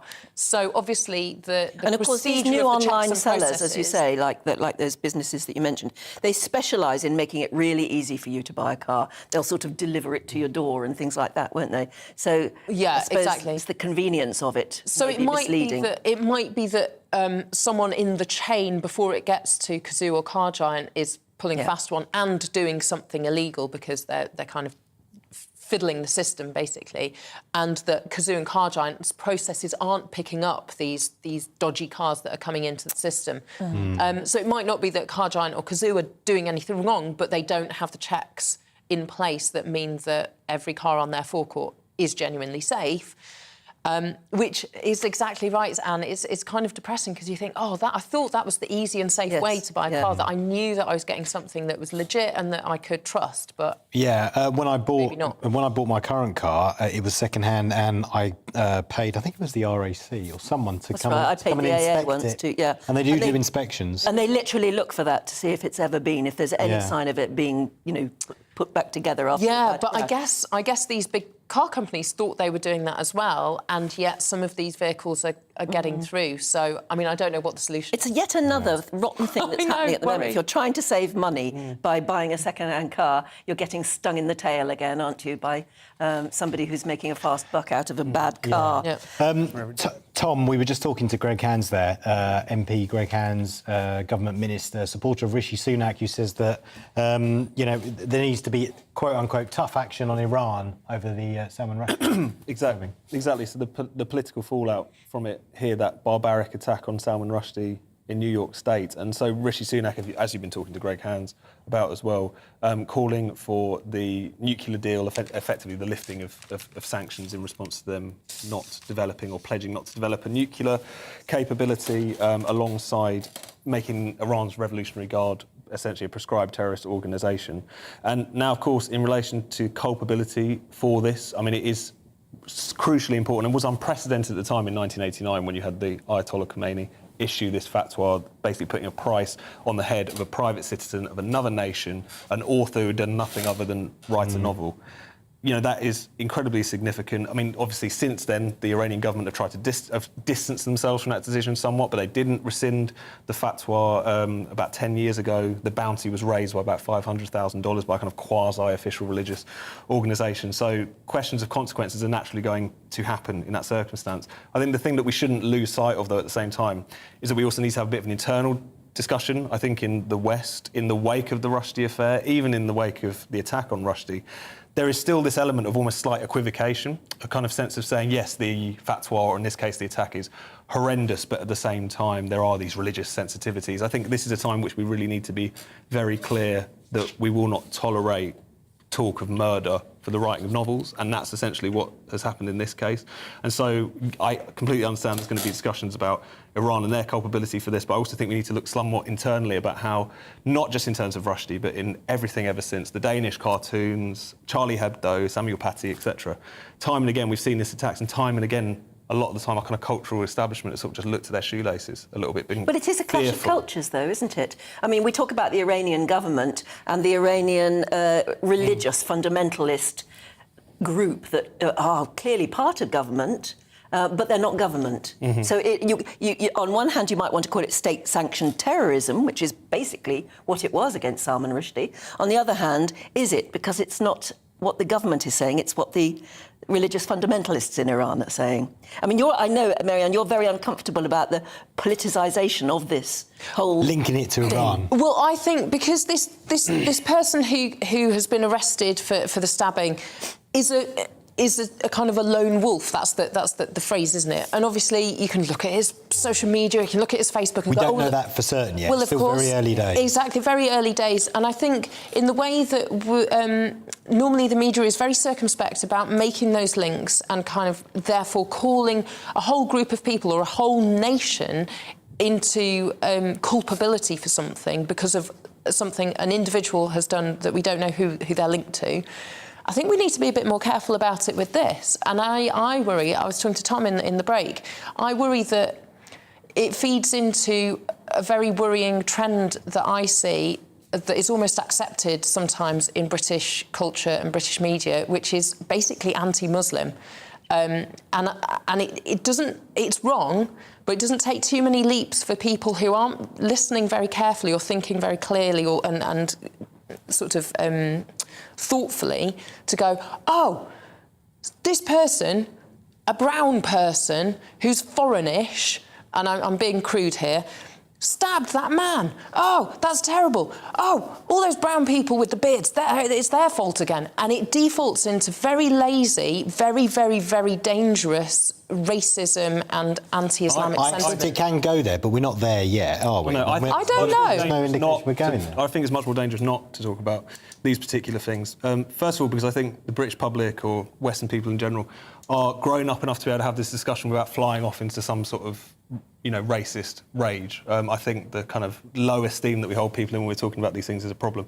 It's also a problem for people in places like Iran, in places where they're living under theocratic or Islamist regimes. There's a lot of liberals, there's a lot of reformers, there's a lot of moderates, there's a lot of members of sects which are deemed to be, again, heretical under some of these regimes. And when we fail to confront Islamism, not Islam, Islamism, political Islamism and extremism, we throw those people under the bus. The supposedly free West offers them no solidarity. And I think if we're talking about this particular issue, of course, we shouldn't conflate this maniac with all Muslims or all Iranians or all, I think he's of Lebanese extraction originally, or at least his parents are. At the same time, we need to talk about this as a political, ideological problem, and it's not only being, meting out horrors in Western countries. The primary victims of it are Muslims themselves in other countries around the world. You're drawing the distinction between Islam and Islamism, whereas others may not. There is that, but I think most people are sophisticated enough and grown up enough to have that discussion and to make these kinds of distinctions. I hope so. I don't think the language that we have helps. You're saying we have to draw this distinction between Islam and Islamism, and again, if people aren't listening that carefully or paying attention to what you're saying, Tom, it's very easy to get the wrong end of the wrong stick. I think there's also a racist assumption in some of our discussion about this, which is to suggest that we can't offer full solidarity to Charlie Hebdo or Salman Rushdie or whatever because of the fact that we might upset Muslims in countries like Britain or whatever. We treat them as like volatile and as not like us and as incapable of having their views challenged, religious sensitivities breached. We almost treat them as lesser citizens when we try and hush this kind of discussion. So I think it's really important that we talk about this stuff because often the consequences of it can be really high in my view. Well, we've been discussing it a lot this morning and we will do again. Right now, we have run out of time. So, Marianne and Tom, for the moment, thanks very much indeed. And of course, we're talking about the drought and the high temperatures, sunshine. Do you see it as a positive or a negative at the moment? Because temperatures are going up as we speak. It's going to be a very hot day. The Met Office has issued weather warnings and urged the public to be very cautious this whole weekend. And around the country, hosepipe bans are in place. Reservoirs are drying up and people are really feeling the heat. Our East of England reporter, Ed Crawford, is at one of Essex's busiest beaches today as record numbers are expected along the coast. And there he is. Glad to see you got your hat on. Very important. And you're in Clacton, Ed. I am in Clacton. I'm on a beautiful sunny beach on a lovely Sunday. Now, this beach is expecting record numbers today, and there are hosepipe bans and weather warnings around the country.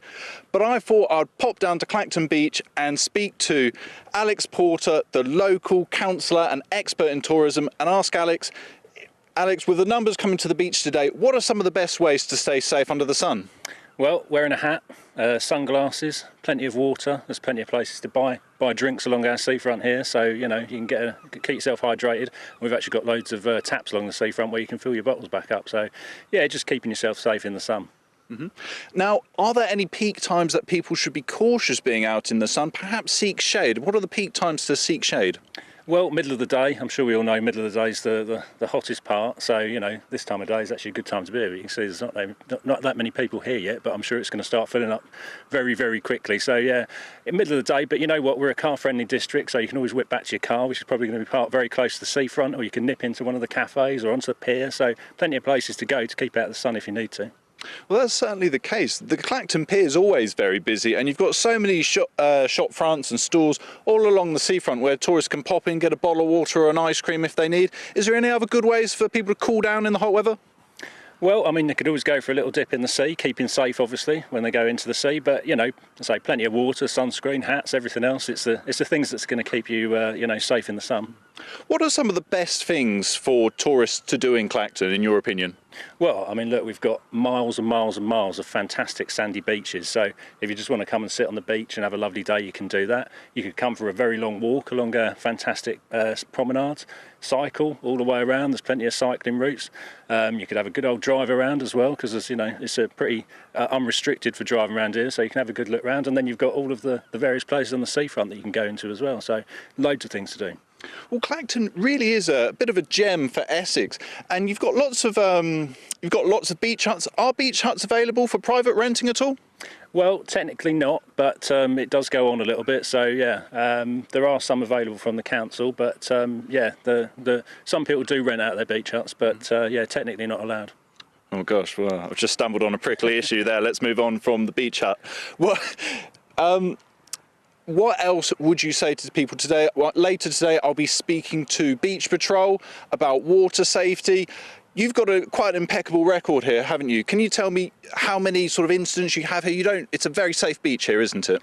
Yeah, we do have excellent safety records on these beaches, and obviously Beach Patrol is not an emergency service. It's here as sort of a first responder and to keep the beaches safe. We do have some lifeguards and we have jet skis and other things to assist, and they do rescue people quite regularly that are just off the shoreline. But if there is something going on and anybody spots it, because obviously thousands and thousands of people on the beaches with phones in their pockets, ring 999 and ask for the Coast Guard if you see anybody in trouble, because that is the quickest way to get somebody help. And obviously, as you can see right over there's the Coast Guard and lifeboat station that are right on the beach as well. So we've got excellent facilities with our own Beach Patrol that do a fantastic job, and all the emergency service right on the beach as well. Wonderful. Well, you are well prepared, and it seems like you can't see this obviously, or you can't hear this, the viewers, but there's lots of people actually turning up right now, and it looks like the beach is going to get pretty crowded soon. So we're going to stick around. I'm going to be sticking around Clacton Beach, speaking to Beach Patrol later. But for now, I'm going to go and grab an ice cream, and I hope you enjoy the rest of your day. If you're coming to the beach, remember your sun hat, stay hydrated, and a bit of sun cream. Ed, before you go off and get your ice cream, you can't, I know this might be difficult, but you can't spin the camera around, can you? So we can see the pier and the beach huts and the people. It's just, yeah, I don't know, is it possible for you to spin it round? Oh, well, most of the people have sort of... sorry, yeah. No, it's kind difficult. It's in an awkward position, sorry. A hole in the ground, all right, OK. It's OK, you'll just have to imagine it or Google it, I guess. Well, maybe later we'll join you again and we can have a look at the pier, because you were saying that you know Clacton very well. Yeah, well, I wouldn't say I know it very well, but yeah, I grew up in Essex, and we did go to Clacton on day trips, and Southend, and Walton on the Naze, and one of the best kept secrets Walton on the Naze? Walton on the Naze. Naze being a river? I don't know what an actual Naze is. No. I assume it's the river. Yeah. But we went there a lot when I was growing up, and the Essex coastline is one of the best kept secrets, so don't tell anyone.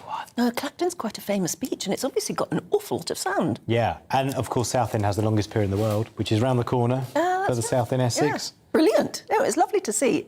Lovely to see it. And if you're getting out and about onto the beach, then send us a picture. Yeah. Yeah. Do. More to come, of course. We've got lots of people taking the 4-minute shower challenge this morning, which Adrian McGee is going to be doing. Yeah. It's really interesting. Claire says, I'm living in Abu Dhabi at the moment, but Cape Town was my home for years, and I was there for the drought when we were days away from dams running dry. We were coping with 2-minute showers, which were done standing in buckets or baby baths, and saving nearly every drop. Washing machine water was saved or fed directly onto the garden. Toilets only flushed if absolutely necessary. Nigel says, just time my shower at 3 minutes 30 seconds, and there's a lot of me to wash. That's right, yeah. Thanks for that detail. Also, people getting in touch about water bills, because that's why we're told to take the 4-minute challenge to save water. Mad Mum says, if we can't use water how we like, are our monthly direct debits going to be reduced? But again, you can come from certain parts of the country. Not many have water meters, and so you can actually figure out, and your bill is relevant to how much water you use. I was brought up in Malvern in Worcestershire, and we were one of the very few towns in the country that had water meters. Tony says we're water metered. We have 12 205-litre drums to capture rainwater, rain, shower and bath water used for toilets, 1 year's water in 2021 to 22, sewage bill under £200. So you can save water. Like that. Well, maybe we all do need to be water metered, and then we would think more responsibly about how we use water. Trouble is, that's an infrastructure problem. I suppose it would cost a fortune to have water meters put in everywhere. Yeah, indeed, yeah. Mick in Carmarthenshire says, we are an island. And when I did geography 45 years ago, we were surrounded by water. I think we still are. But we were talking about this yesterday. Why can't we build desalination plants around the country? That would provide fresh water and help a little with the rising seas. Yeah, we were talking about this Only yesterday. Yeah, because 3% of all the water in the world is fresh water. So if you can access the 97%, you're onto a winner. Yeah, I would have thought thought so. I would have thought there'd be money in a plan like that. Yeah. Steve says our governments seem to set up infrastructure of utilities at vast public cost and then virtually give them away to the private sector. And then when it all falls down because of lack of investment, they then take it back, so we have to pay for everything to get fixed. So it's all pay out for us with next to no profit for us. We're also talking about farming, weren't we, as well, relating to the drought. The lovely because farmers Colin are really... Rayner, who is a farmer in Windsor, his family had been farming there since 1551, he said many times. And he said, can the townies please stop telling us how to farm? We are farmers and we know how to do it. But it was a very grim outlook he was painting, wasn't it? Yeah, Tim says, in my opinion, the majority of people in the country support the fact of global warming and the need to protect the environment, but they are also practical and understand the need to feed people. Yes, we had quite a few reactions to the farming thing. I'm just we did. Pauline says the governments past and present have interfered with farming and fishing for far too long. Just let the people that know how to feed us get on with the job. And Judith agrees with Pauline as well, saying let the farmers farm. They know what they are doing. Oh, and I hope I'm not too late for this one. Mark in Croydon got in touch a while ago. I hope you're still watching, Mark. Can you please say hello to my wife, Kristin? She's a big fan of the show and she'll be watching. It was our 25th anniversary yesterday. Congratulations well done, you. to both of you. Yeah. Please do keep your emails coming in. GBNews at gbnews.uk. On, we're going to be talking to a lady who's sort of very big on social media at the moment. She's a mum and she is trying to... she's got lots of tips on how to keep the kids amused and things to do with them that isn't going to cost you any money. Because apparently, during these school holidays, when you've got little kids, we spend at least £1,000 on just trying to keep them happy and amused, taking them to leisure parks and things like that. And she says you don't have to. There are lots of ways of having fun at home, fairly cheaply, lots of art and crafts. And that reminds me, I used to do the trip to Australia with toddlers. And it's a very long flight to Australia. Wow. Keeping toddlers amused. And I used to take with us, I don't know what the people who sat anywhere near us thought, but we had a long row of me, the children, the husband, all the rest of it, all the way along the line.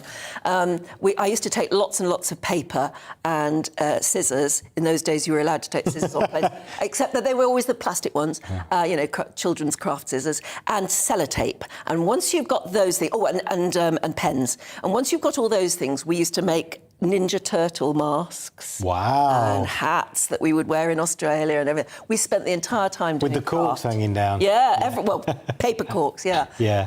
And also, then when you've got a line of airline seats and a lot of paper and sticky, you can actually create a little cabin of your own. Do you know what? As much of a challenge as it was to keep the kids amused in those days without iPads, it was a challenge for you. You had to be creative. It meant that you had a long 24-hour flight of being on duty all the time. You couldn't sleep. Well, yeah, I'm not surprised. Just sleep when you got there. And actually, there was a psychologist I was listening to the other day who was saying that actually it's we shouldn't have to always keep kids amused all the time. No. It's good to let kids be bored because it stimulates their imagination. Well, isn't that what your own mum used to say? If you're bored, go and read a book.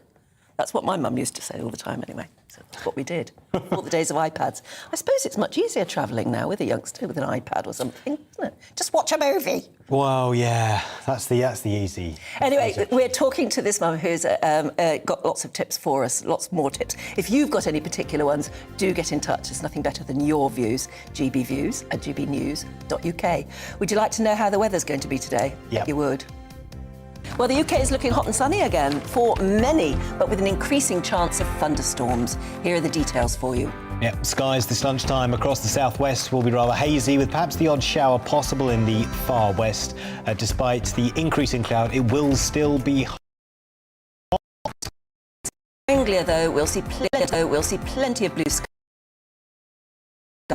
Relief can be found nearer the coast. Eastern Wales will also see plenty of sunshine. However, towards the west, there may be one or two showers developing. The Midlands, though, will be dry this afternoon, and in the sunshine, it's going to feel very hot. A reminder that the extreme heat warning remains in force throughout today. That's across many parts of England and Wales. The sunshine will also dominate across northern England. However, the northeast coast may see some low cloud move in at times. Feeling very warm, though, in the sunshine with temperatures in the mid-20s. It's also going to be warm in the sunshine across parts of Scotland. However, western areas will see some scattered thunderstorms develop. The showers may bring the risk of some localised flooding. Scattered thunderstorms will also develop across Northern Ireland, again with the potential of some local disruption due to the heavy rain. In between, however, there will still be some sunshine. Thunderstorms are then likely in the north and west this evening, but staying dry and warm elsewhere. And that is how the weather is shaping up for the rest of Sunday.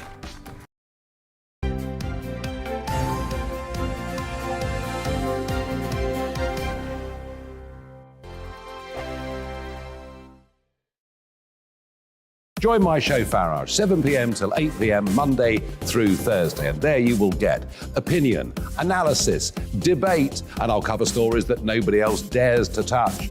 You've been cancelled. Join the club. Oh, my goodness me. And then for the last 15 minutes, talking pints. We're over a drink. We have a civilised conversation with someone.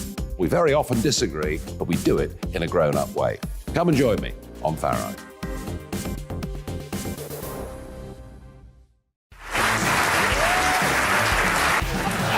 My name is Andrew Doyle. Join me every Sunday evening at 7 p.m. for Free Speech Nation.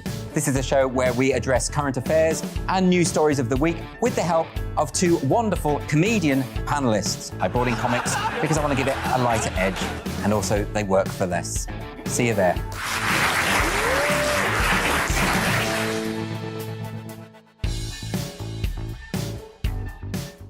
Hi there, it's Stephen and Anne. At breakfast from 6 a.m, you'll always be caught up with everything you need to know, the latest headlines, opinions and debates. We'll bring you the good news and the bad, but most of all, we're here for you. Remember, send in your views and let us know what you would like us to talk about. That's because we're your news channel. And every morning at 6 a.m, it's breakfast on GB News. I'm Dan Wootton. Join me Monday to Thursday from 9 to 11 for the feistiest and most fun news debate on TV, where free speech reigns. I'll bring you a sharp take on the day's biggest stories, bombshell newsmaker interviews, and A-list guests. And I guarantee you, no spin, no bias, no censorship, and no reason to go to bed. That's Dan Wootton Tonight, Monday to Thursdays from 9 on GB News.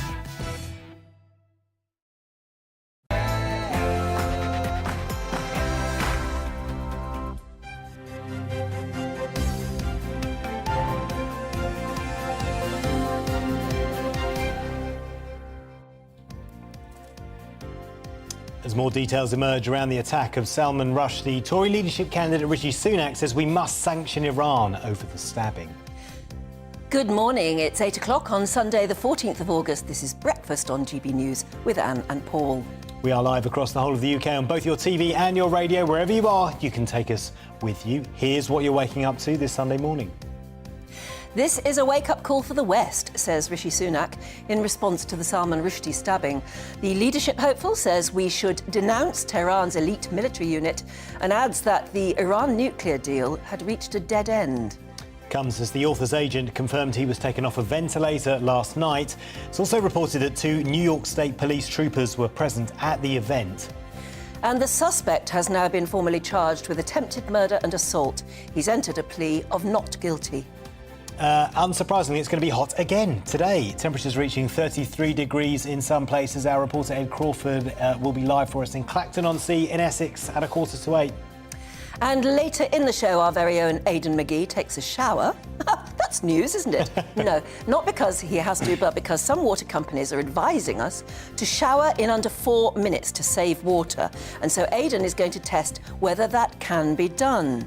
Yeah, plus we're taking a look through your Sunday morning papers so you are fully briefed for the day ahead. And as ever, as you are doing actually, you can join in any of our discussions by emailing gbviews@gbnews.uk.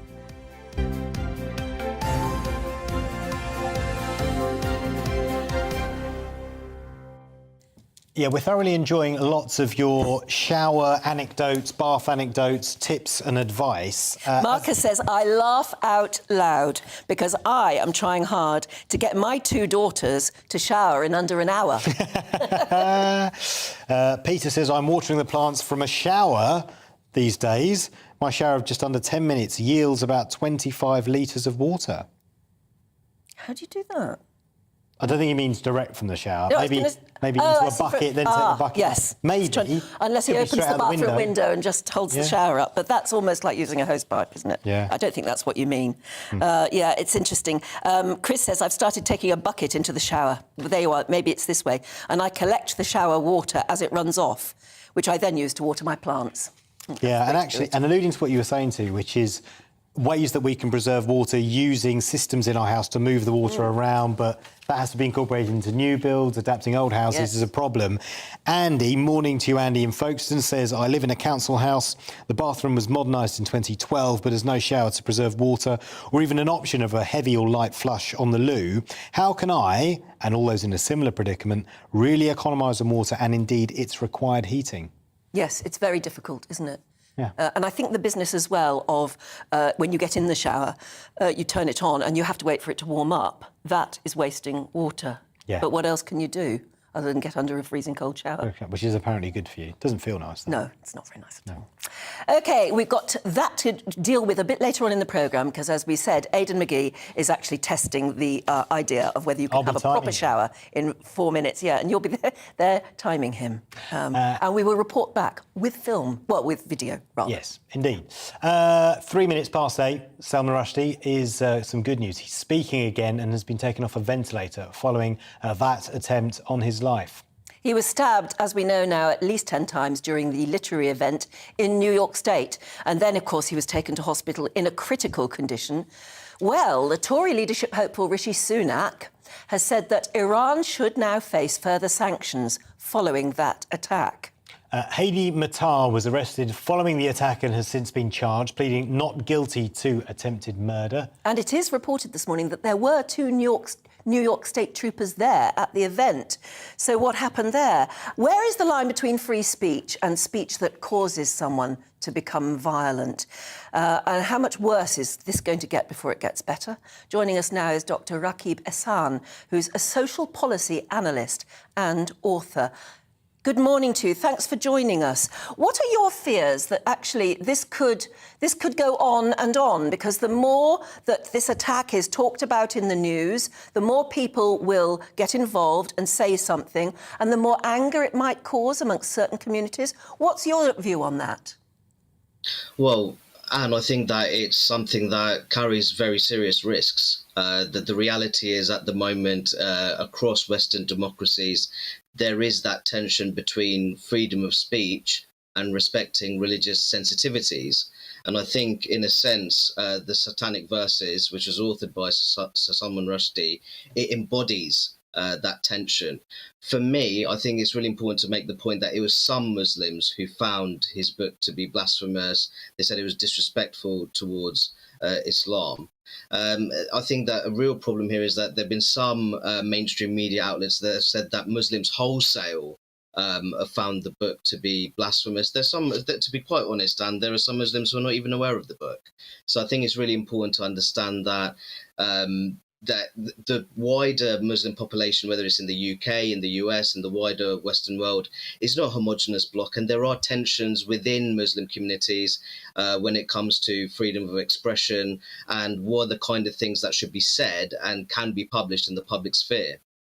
And indeed, the religious fundamentalists, if you like, the Ayatollah Khomeini particularly, who issued that fatwa, isn't the same as the Iranian government either. So again, one has got to be very careful that you don't just tar everybody with the same brush.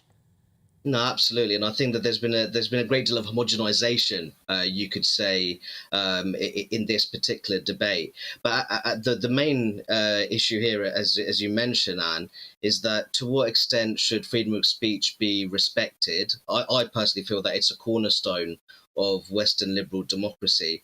And I feel that while, myself personally, being someone of faith, I may find many things that are being said and published to be disrespectful, but I also have to be understanding as a mature citizen that I live in a liberal democracy and that diversity of opinion is something to be respected.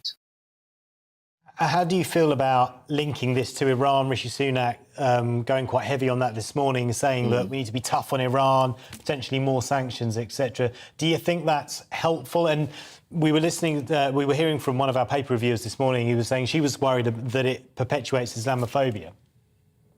Well, I mean, I think that if I'm being honest, I think that we need to have these kind of debates. And all too often, these kind of debates, there are certain people who want to suppress these kind of debates and say that this is a form of Islamophobia.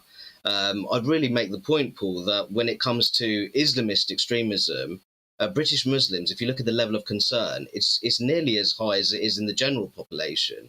So I don't think that it's useful at all to try to shy away from having these kind of debates. And I think all too often the term Islamophobia is used to clamp down on these kind of discussions. I think when you're looking at the background behind the fatwa that was issued by Ayatollah Khomeini against Salman Rushdie, ultimately calling for the killing of Sir Salman Rushdie in the aftermath of the satanic verses being published. And from my personal understanding, a fatwa can never be truly withdrawn.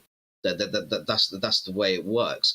So I think it's really interesting that the 24-year-old suspect behind this attack, he's said to have had pro-Iran views. He's sympathetic to the Islamic Revolutionary Guard Corps, which was formed in the aftermath of the Iranian Revolution by Ayatollah Khomeini. So you can see that there's a bit of the joining of the dots is now taking place. And one hopes it is a responsible joining of the dots when it happens. We'll have to leave it there for the moment. Thank you very much indeed for joining us. That's Dr. Rakib Ehsan, who's a social policy analyst and an author himself. Let's bring you up to date with the rest of today's headlines. The Ukrainian President, Volodymyr Zelensky, says Russian soldiers that shoot at the Zaporizhzhia nuclear power station or use it as cover will be designated special targets. Russia has shown no sign of heeding calls from Western nations to pull back from that plant. As we've been talking about this morning, Rishi Sunak setting out plans to make Britain energy secure, including boosting North Sea gas production. The former Chancellor says he would legislate to make the UK energy independent by 2045 as he vows to ensure there is no repeat of the looming winter crisis. Meanwhile, Liz Truss has promised she will take on the role of Minister for the Union and would seek to strengthen it, saying the Union is at the heart of everything that her government does. She also pledges to deliver for the whole UK through continued investment in key infrastructure in each constituent part. Temperatures will remain high today, reaching 35 degrees as the heat wave continues. It comes as a yellow thunderstorm warning has been issued across most of Scotland and Northern Ireland. The warning also covers England and Wales from 10 a.m. today to midnight.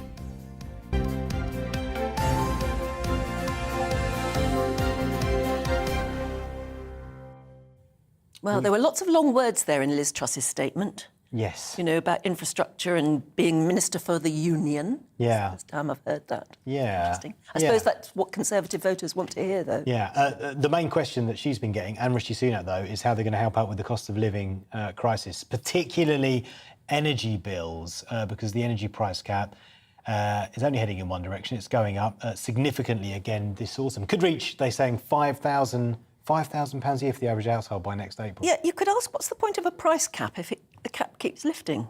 I thought a cap was meant to stay there in one place. Because it can go even higher, wholesale prices. So it's not there to protect businesses.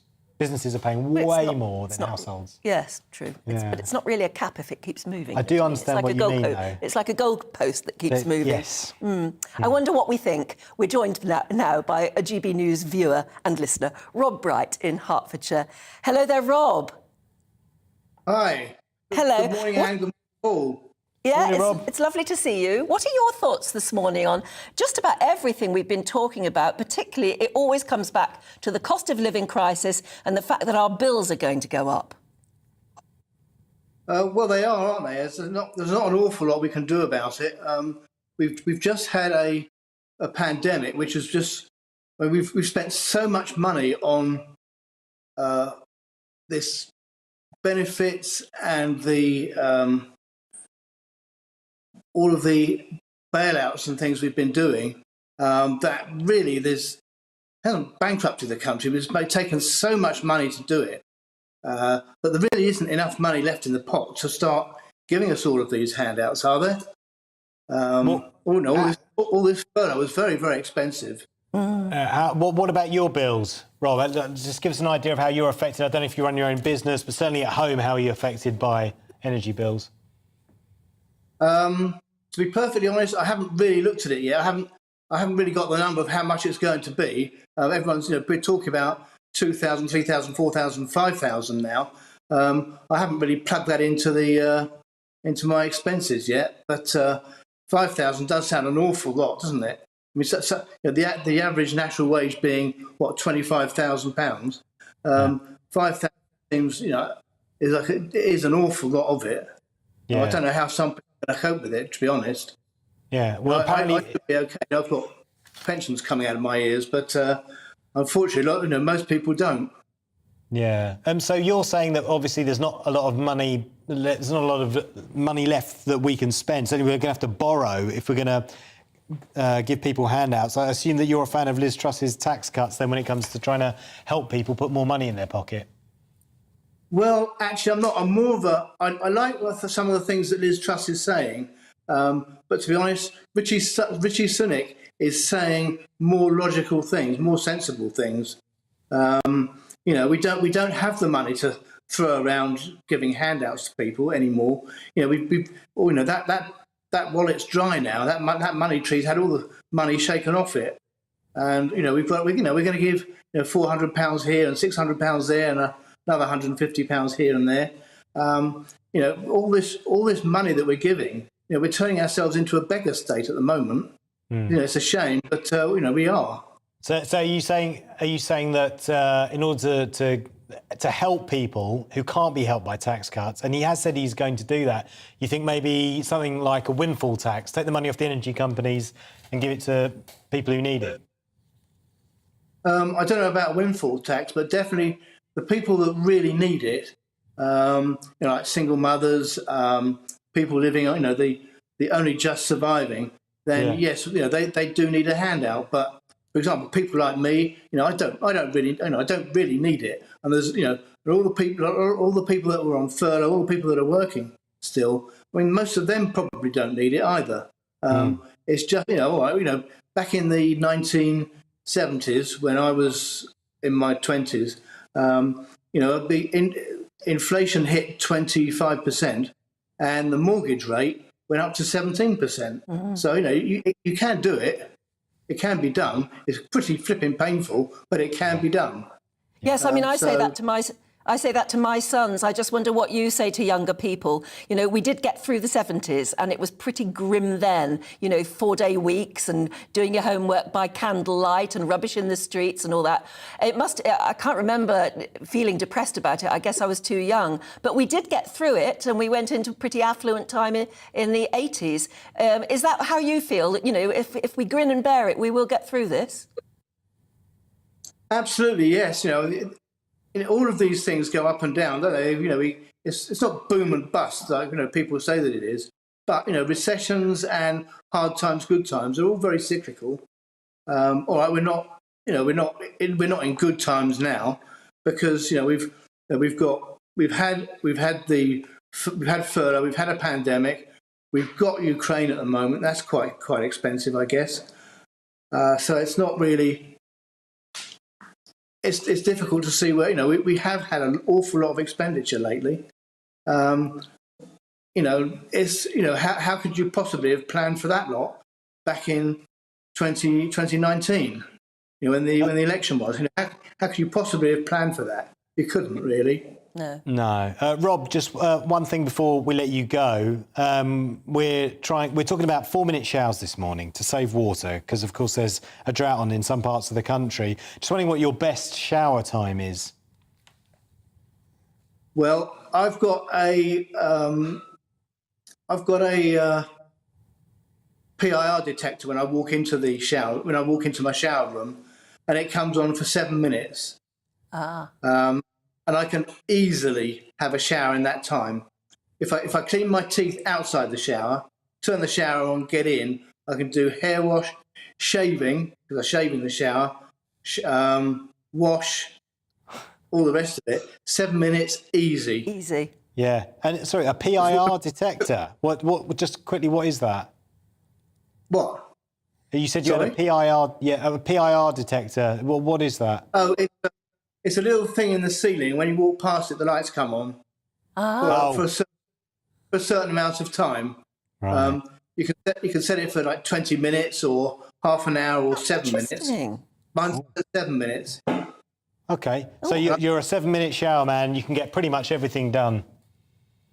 Absolutely, yes. Because if you clean your teeth over the basin next to the shower, that 7 minutes is still ticking. It still ticks by until you get in the shower. Yeah. And then it's 7 minutes when you get in the shower, and that's 7 minutes easily done.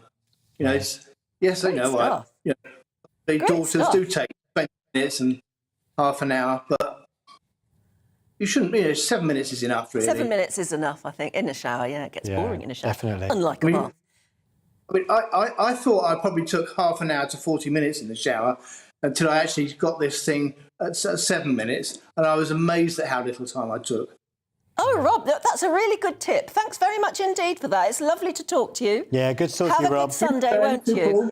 I've got to get me one of those, though. I like Gadget, and that sounds really good. PIR. So it detects when you go in, light comes on, but you know how long you've been if you've set it to something like 3 or 4 minutes. What we didn't get to find out, though, was does that mean the light goes off after 7 minutes and then the water goes off and you're standing in the dark? Don't know.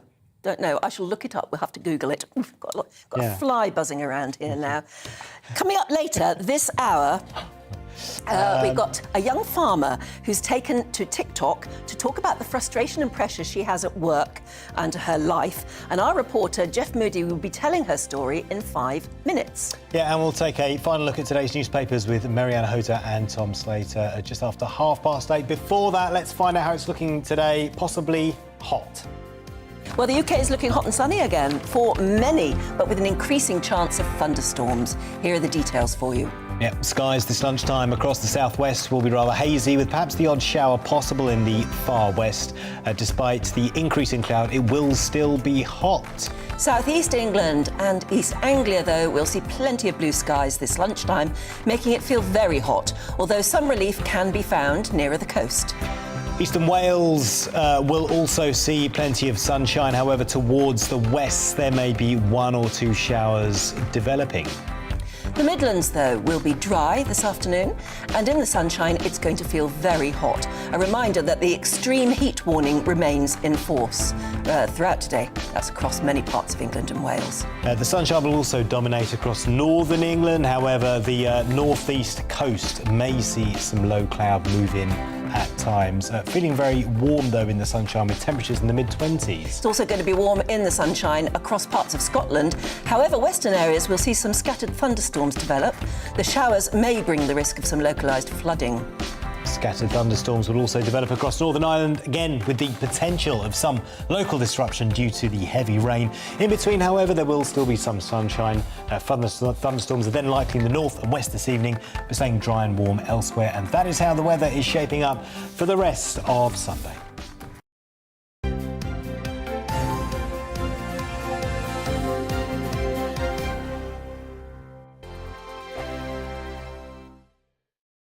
Join my show Farage, 7 p.m. till 8 p.m. Monday through Thursday. And there you will get opinion, analysis, debate, and I'll cover stories that nobody else dares to touch. You've been cancelled. Join the club. Oh, my goodness me. And then for the last 15 minutes, talking pints. We're over a drink. We have a civilised conversation with someone. We very often disagree, but we do it in a grown-up way. Come and join me on Farage.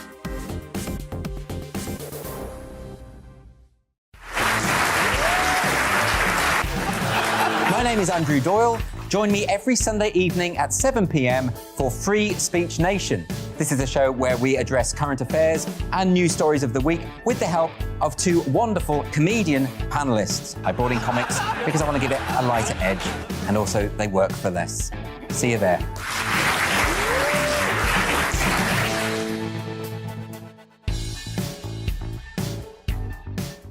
Hi there, it's Stephen and Anne.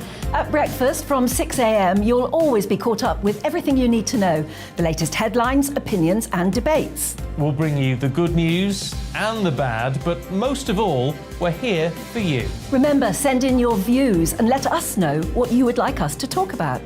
That's because we're your news channel. And every morning at 6 a.m, it's breakfast on GB News. I'm Dan Wootton. Join me Monday to Thursday from 9 to 11 for the feistiest and most fun news debate on TV, where free speech reigns. I'll bring you a sharp take on the day's biggest stories, bombshell newsmaker interviews, and A-list guests. And I guarantee you, no spin, no bias, no censorship, and no reason to go to bed. That's Dan Wootton Tonight, Monday to Thursdays from 9 on GB News.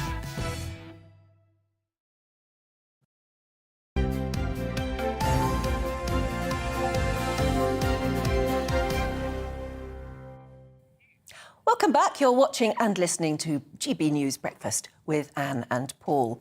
Now, we've been talking all morning about it, rising fuel costs, expensive animal feed, changing weather, just some of the pressures facing British farmers as the agricultural industry faces a buffeting from all directions. Stress, anxiety and depression in the sector have now reached record highs, with warnings of worse to come. Well, our South West of England reporter, Jeff Moody, went to meet one young farmer who's taken to TikTok to express her frustration, and she's picked up quite a following.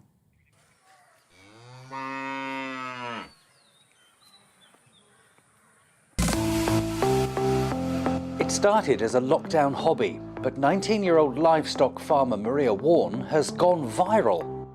Guys, I've got one lambing! Her TikTok videos about life on the farm regularly attract 1 million views. I feel very humbled by the amount of people that are following me, and I couldn't even imagine 30 people in a room watching me, let alone just under 1 million. It's amazing, and to see so many people watching my message and listening and interacting with it is honestly so flattering. She's aided and abetted by her grandpa, followers from all over the world wanting more of his Cornish lilt. Please get Grandpa to tell you that everything is going to be okay. Grandpa! Oh, Danny, mate, everything's going to be okay, you know, so don't worry about it. But there's a message here. Some 84% of farmers under 40 believe mental health is the biggest danger facing the industry, and it's leading to accidents and deaths. With agriculture in the UK being the highest amount of fatalities in any industry in the UK, it's so important that we put the message out there that it's okay to be tired, it's okay to feel down, and it's okay to feel alone. Lots of people feel like it, and it's nothing to be ashamed of. 25 people were killed on farms in just April and May this year, making agriculture the most dangerous industry in the country. The University of Aberdeen has found most deaths were due to stress and fatigue. Mine is tractor driving. You're alone, you've got to concentrate the whole time. You're driving a really big machine. I mean, I'm sitting on the front of it and it's bigger than me. You wouldn't get that with a car. So you have got to really concentrate, whether it's on the road or in a field. And it's when farmers are out in those fields, with only their thoughts for company, that the problem becomes clearer. Farming is a lonely job. The suicide rate for farm workers is 3 times the national average. In fact, each week, 3 farmers in the UK take their own lives. And so we are actively trying to do and work with those farmers to help them to look after themselves, really, to consider some of the things that would be a pressure to them in an isolated environment, and help them to consider, to talk through and to look at options available to them so that they don't get to that point, hopefully. So says the Farming Community Network. So says Maria too. She's determined to spread her message of fun and fellowship to her ever-growing audience. You're never alone, she says, and Grandpa agrees. Hi, Joe, boys, been having a whale of a time here. Jeff Moody, GB News. What a lovely young woman, and isn't she brave, just getting on with it? But I love her granddad, was it? Is there somebody like that on every farm? You know, that was Jeremy Clarkson's farm programme, I've never been an enormous fan of Jeremy Clarkson until he made that programme, which I think was wonderful, just about, you know, the daily traumas, frankly, of trying to keep a farm going. There was an amazing character on his farm programme, wasn't there, who, frankly, it was very difficult to understand. And clearly, there's one on every farm, is there? I don't know.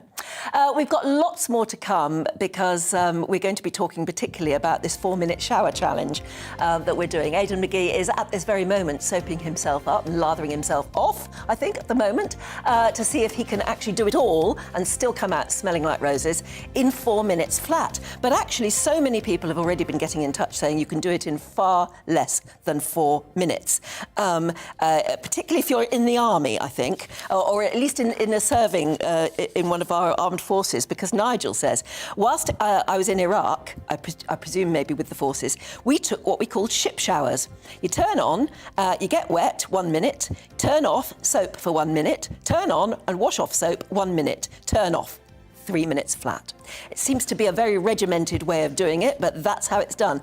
Mind you, Adam says, I am a serving soldier now. I think until the water companies sort out their infrastructure and the millions of litres of wasted water due to leaks, they shouldn't have the audacity to say anything to us. And another one from Jeg, and this is important too. When working on a building site all day, once I get home, I feel like the dust and dirt is really ingrained. So I feel I need a longer shower or a soak in a bath to feel clean and sometimes free the pains away. It does depend, doesn't it? So we've got lots and lots. Here we go. Well, you can shower in just a bucket of water and 2 jugs. It's clearly very well defined, making sure that no soap gets in the bucket. You will find you can do it without using the whole bucket as well. Interesting. And there's another one. I was worried about the fact that in many showers, you have to turn on the shower and waste some water just to let the shower heat up. But of course you don't. You put a bucket underneath the runoff that you use first of all, and of course you can use that, and that's clean water to use anywhere. So we've got lots of tips coming up, and as I said, Aidan will be reporting back to us in a few moments, and he'll be able to tell us whether or not he was able to do it in 4 minutes flat. Keep your thoughts coming in though as well. gbviews@gbnews.uk, and do stay with us because we've got plenty more to come, including all the headlines making the front pages of this morning's papers.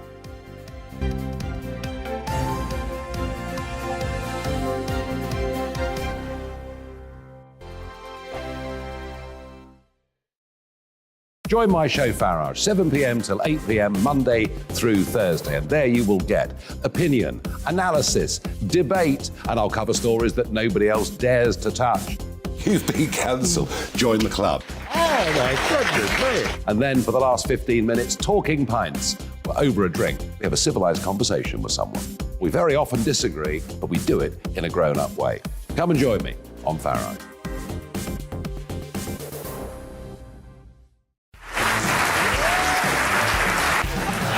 My name is Andrew Doyle.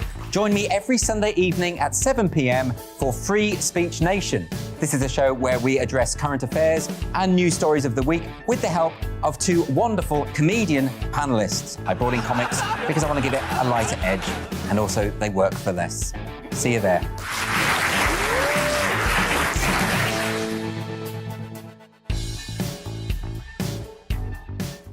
Hi there, it's Stephen and Anne.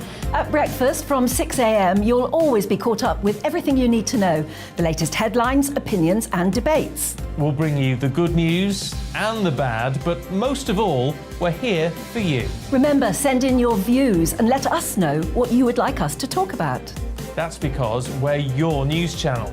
And every morning at 6 a.m, it's breakfast on GB News. I'm Dan Wootton. Join me Monday to Thursday from 9 to 11 for the feistiest and most fun news debate on TV, where free speech reigns. I'll bring you a sharp take on the day's biggest stories, bombshell newsmaker interviews, and A-list guests. And I guarantee you, no spin, no bias, no censorship, and no reason to go to bed. That's Dan Wootton Tonight, Monday to Thursdays from 9 on GB News.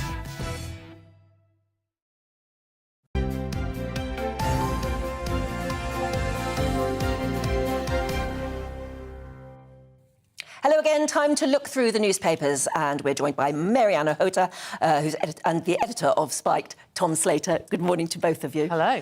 There's a bit of a gap in the middle of it here because Paul has gone off to video Aidan McGee having his shower. There are some extraordinary things you never think you're ever going to say on television, and that's one of them. Marianne... For both of them, I'm sure, a career highlight. Yeah, they'll both come out smelling so gorgeous. Marianne, you've been looking in the Telegraph at the A-level results. Yep, so obviously A-level results coming up soon, and then next week, GCSEs. The schools minister, a guy called Will Quince, you may or may not know him. No. He has said... It sounds like a name out of Shakespeare. Will Quince, yes, it? yes. Well, he may have been alive 400 years ago, and he still is now. He's in charge of the school's portfolio. OK. And what he's saying is students should have a plan B, maybe even a plan C, because this year, unlike the last 2 years, kids have gone back to being assessed on exams only. So none of that teacher assessment work that was happening during the lockdown. And so there's also a move to reduce the perceived grade inflation that has happened over the last 2 years. So by next year, they're going to go back to 2019 levels of who gets an A, who gets B, C, D, etc. And so fewer students this year are going to get those top grades, basically, because of the statistics. Which means they won't necessarily get their top choice university. They might not get their top choice university. If they've narrowly missed out on their grades, the landscape looks like they might not be offered you know, sometimes if you needed to get an A and 2 Bs and actually you got an A, a B and a C, then your university might still offer you the place if they've got places on their course. But there are more 18-year-olds in this year, because more people were born 18 years ago. There was a bit of a kind of a birth boom. And lots of students deferred their place during lockdown and went, I'm just going to wait until I can actually go to uni. So there are more kids in the queue waiting to get those places on those courses. So if you've narrowly missed out, this year, you might not be offered a place on your first choice course. So you could potentially go through clearing. Don't be disheartened.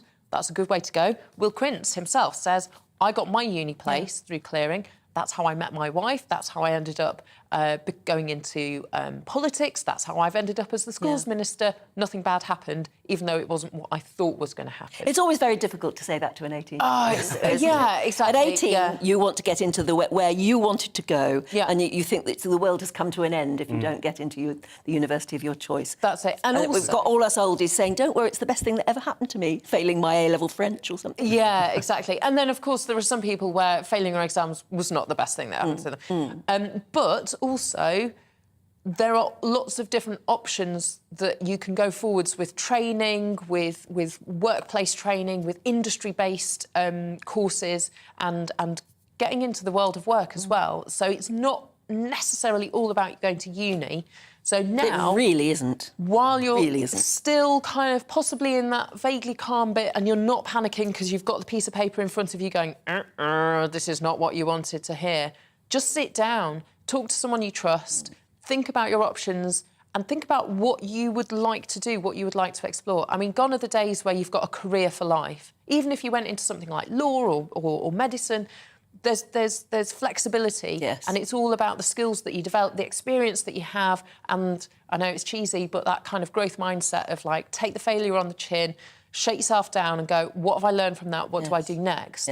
But build those plans, plan B, plan C, well, I don't know, maybe even plan D. Did any of that happen to you? Did you have a plan B or C? So I got my grades to go to uni. My best friend didn't. She wanted to study vet science and didn't get her grades and ended up studying zoology instead and is now the head of a research project in Kenya studying wild elephants. See, there you are. There you are. What about you, Tom? Did you sort of go through the sausage machine? I did go through the sausage machine, such as it is. Got my grades, went to Sussex University, studied English, so it was a lot more straightforward. You do feel for these kids in the wake of the kind of all those big decisions that were made during the pandemic, not just closing schools, but stopping exams, well, this the particular algorithm and all the knock-on effects. This particular bunch of A-level students didn't sit GCSEs properly either because of the pandemic. They've been through a really hard time. They've been through an extraordinary sixth form, as it were, but even their GCSEs were probably disrupted. So they've had I was going to say they had a tough time. Have they really had that tough a time? I mean, kids are adaptable, aren't they? They are adaptable, and I think it can sometimes be tempting to be so doom and gloom about it, that, particularly the pandemic and the lockdowns, that it's, scarred kids for life. I think that kind of fatalism is not helpful, and it's also just not how young people operate. They're very resilient. They do adapt, as you say. But you do feel like if only more thought had gone into how we responded in the pandemic, particularly when it came to education. I mean, as Marianne was saying, so many of them, the problem that they have is that they're basically competing against a cohort before them that had very inflated grades as a result of the decisions that were making. The algorithm that failed, and then having to go to the teacher-assessed grades and all the rest of it. It will take a long time for all of this to kind of get through the system, and it will affect a lot of people in ways. Excuse me. But also, I think that might, unless we do it properly, that will have knock-on effects for them if they perhaps go into the... Oh, we've got Paul back. Hello. Hi. Should I move Don't on? tell us how it went. Did I miss anything? I was expecting you to come in a kind of bathrobe. I'm not the one having a shower. It was you weren't tempted. Ada McGee that was having a shower. Yeah, but don't tell us anymore, because I want it to be a surprise. You want to find out whether he did it or not? Don't tell us yet. I think we're all on the edge of our seats, but let's stay there for the moment. I'm sure we are. Yeah. But it's very exciting. No, let's move on away from education, Tom, to what were we talking about next? Oh yeah, fuel poverty. Oh dear, it doesn't get any better, does it? It doesn't. I mean, this is talking about some of the relief which is being planned by the government. So even though, as many people have talked about, the government is somewhat paralysed by the fact that they're still waiting to get a new leader, but there are some plans which are being set up should Rishi Sunak or Liz Truss want to pick them up as soon as they end up in number 10 Downing Street. So Nadeem Zahawi has been talking about this new package which would cut fuel bills by an extra £400 through this scheme, which essentially would be a government-backed lending scheme for the suppliers in order for them to be able to... So more lending rather than giving. Exactly. Essentially just helping the suppliers keep those costs down for consumers. What's interesting about this story, I think, is the fact that some members of the... suppliers, as it were, are actually coming up with much more radical proposals. So you've got the government here saying, we'll try and do this new £400 per household scheme.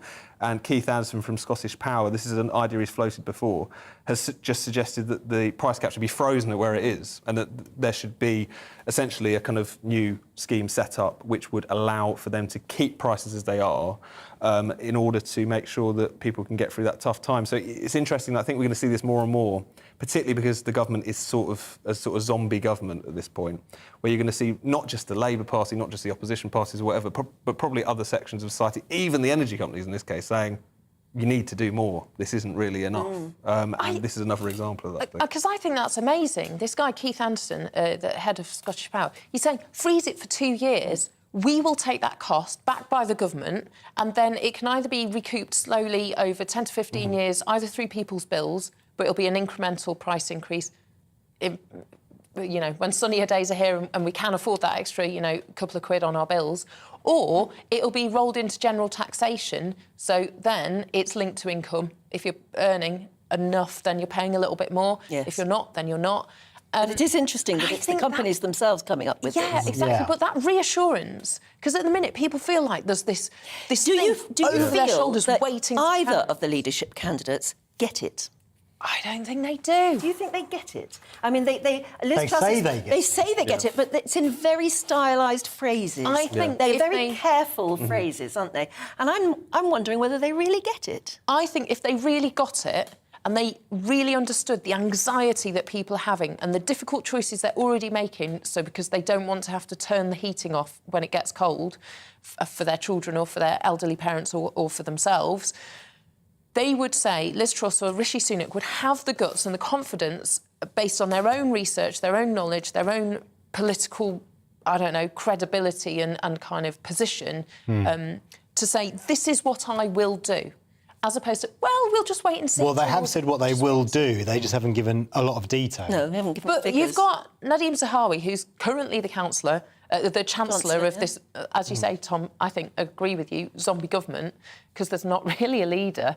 There's no one really doing much. Everyone's on holiday. Boris doesn't really care anymore. It's not long now till we know off, hasn't it? It's not long now. But I think they could. They could say, all right, when Nadeem Zahawi presents me with these figures, this is exactly what I will do. Or Keith Anderson has a cost business-friendly plan. That is what we're going to do. And in an ideal world, that's true. But as you've pointed out many times, and is true, they're talking to 160,000 people who are going to vote, not the country. Yeah. About whom, by the way, I made an assumption, because I said that we assume that most paid-up members of the Tory party are at least OK off. You know, they're doing all right. And it was a generalisation. Penny in Oxford said, I'm a Tory party member and you're assuming we are all well off. Well, I can assure you we're not.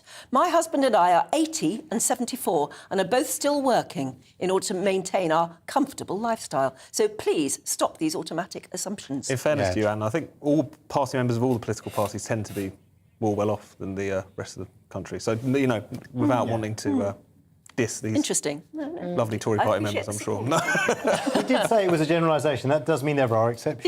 Yes, absolutely. Yeah, absolutely.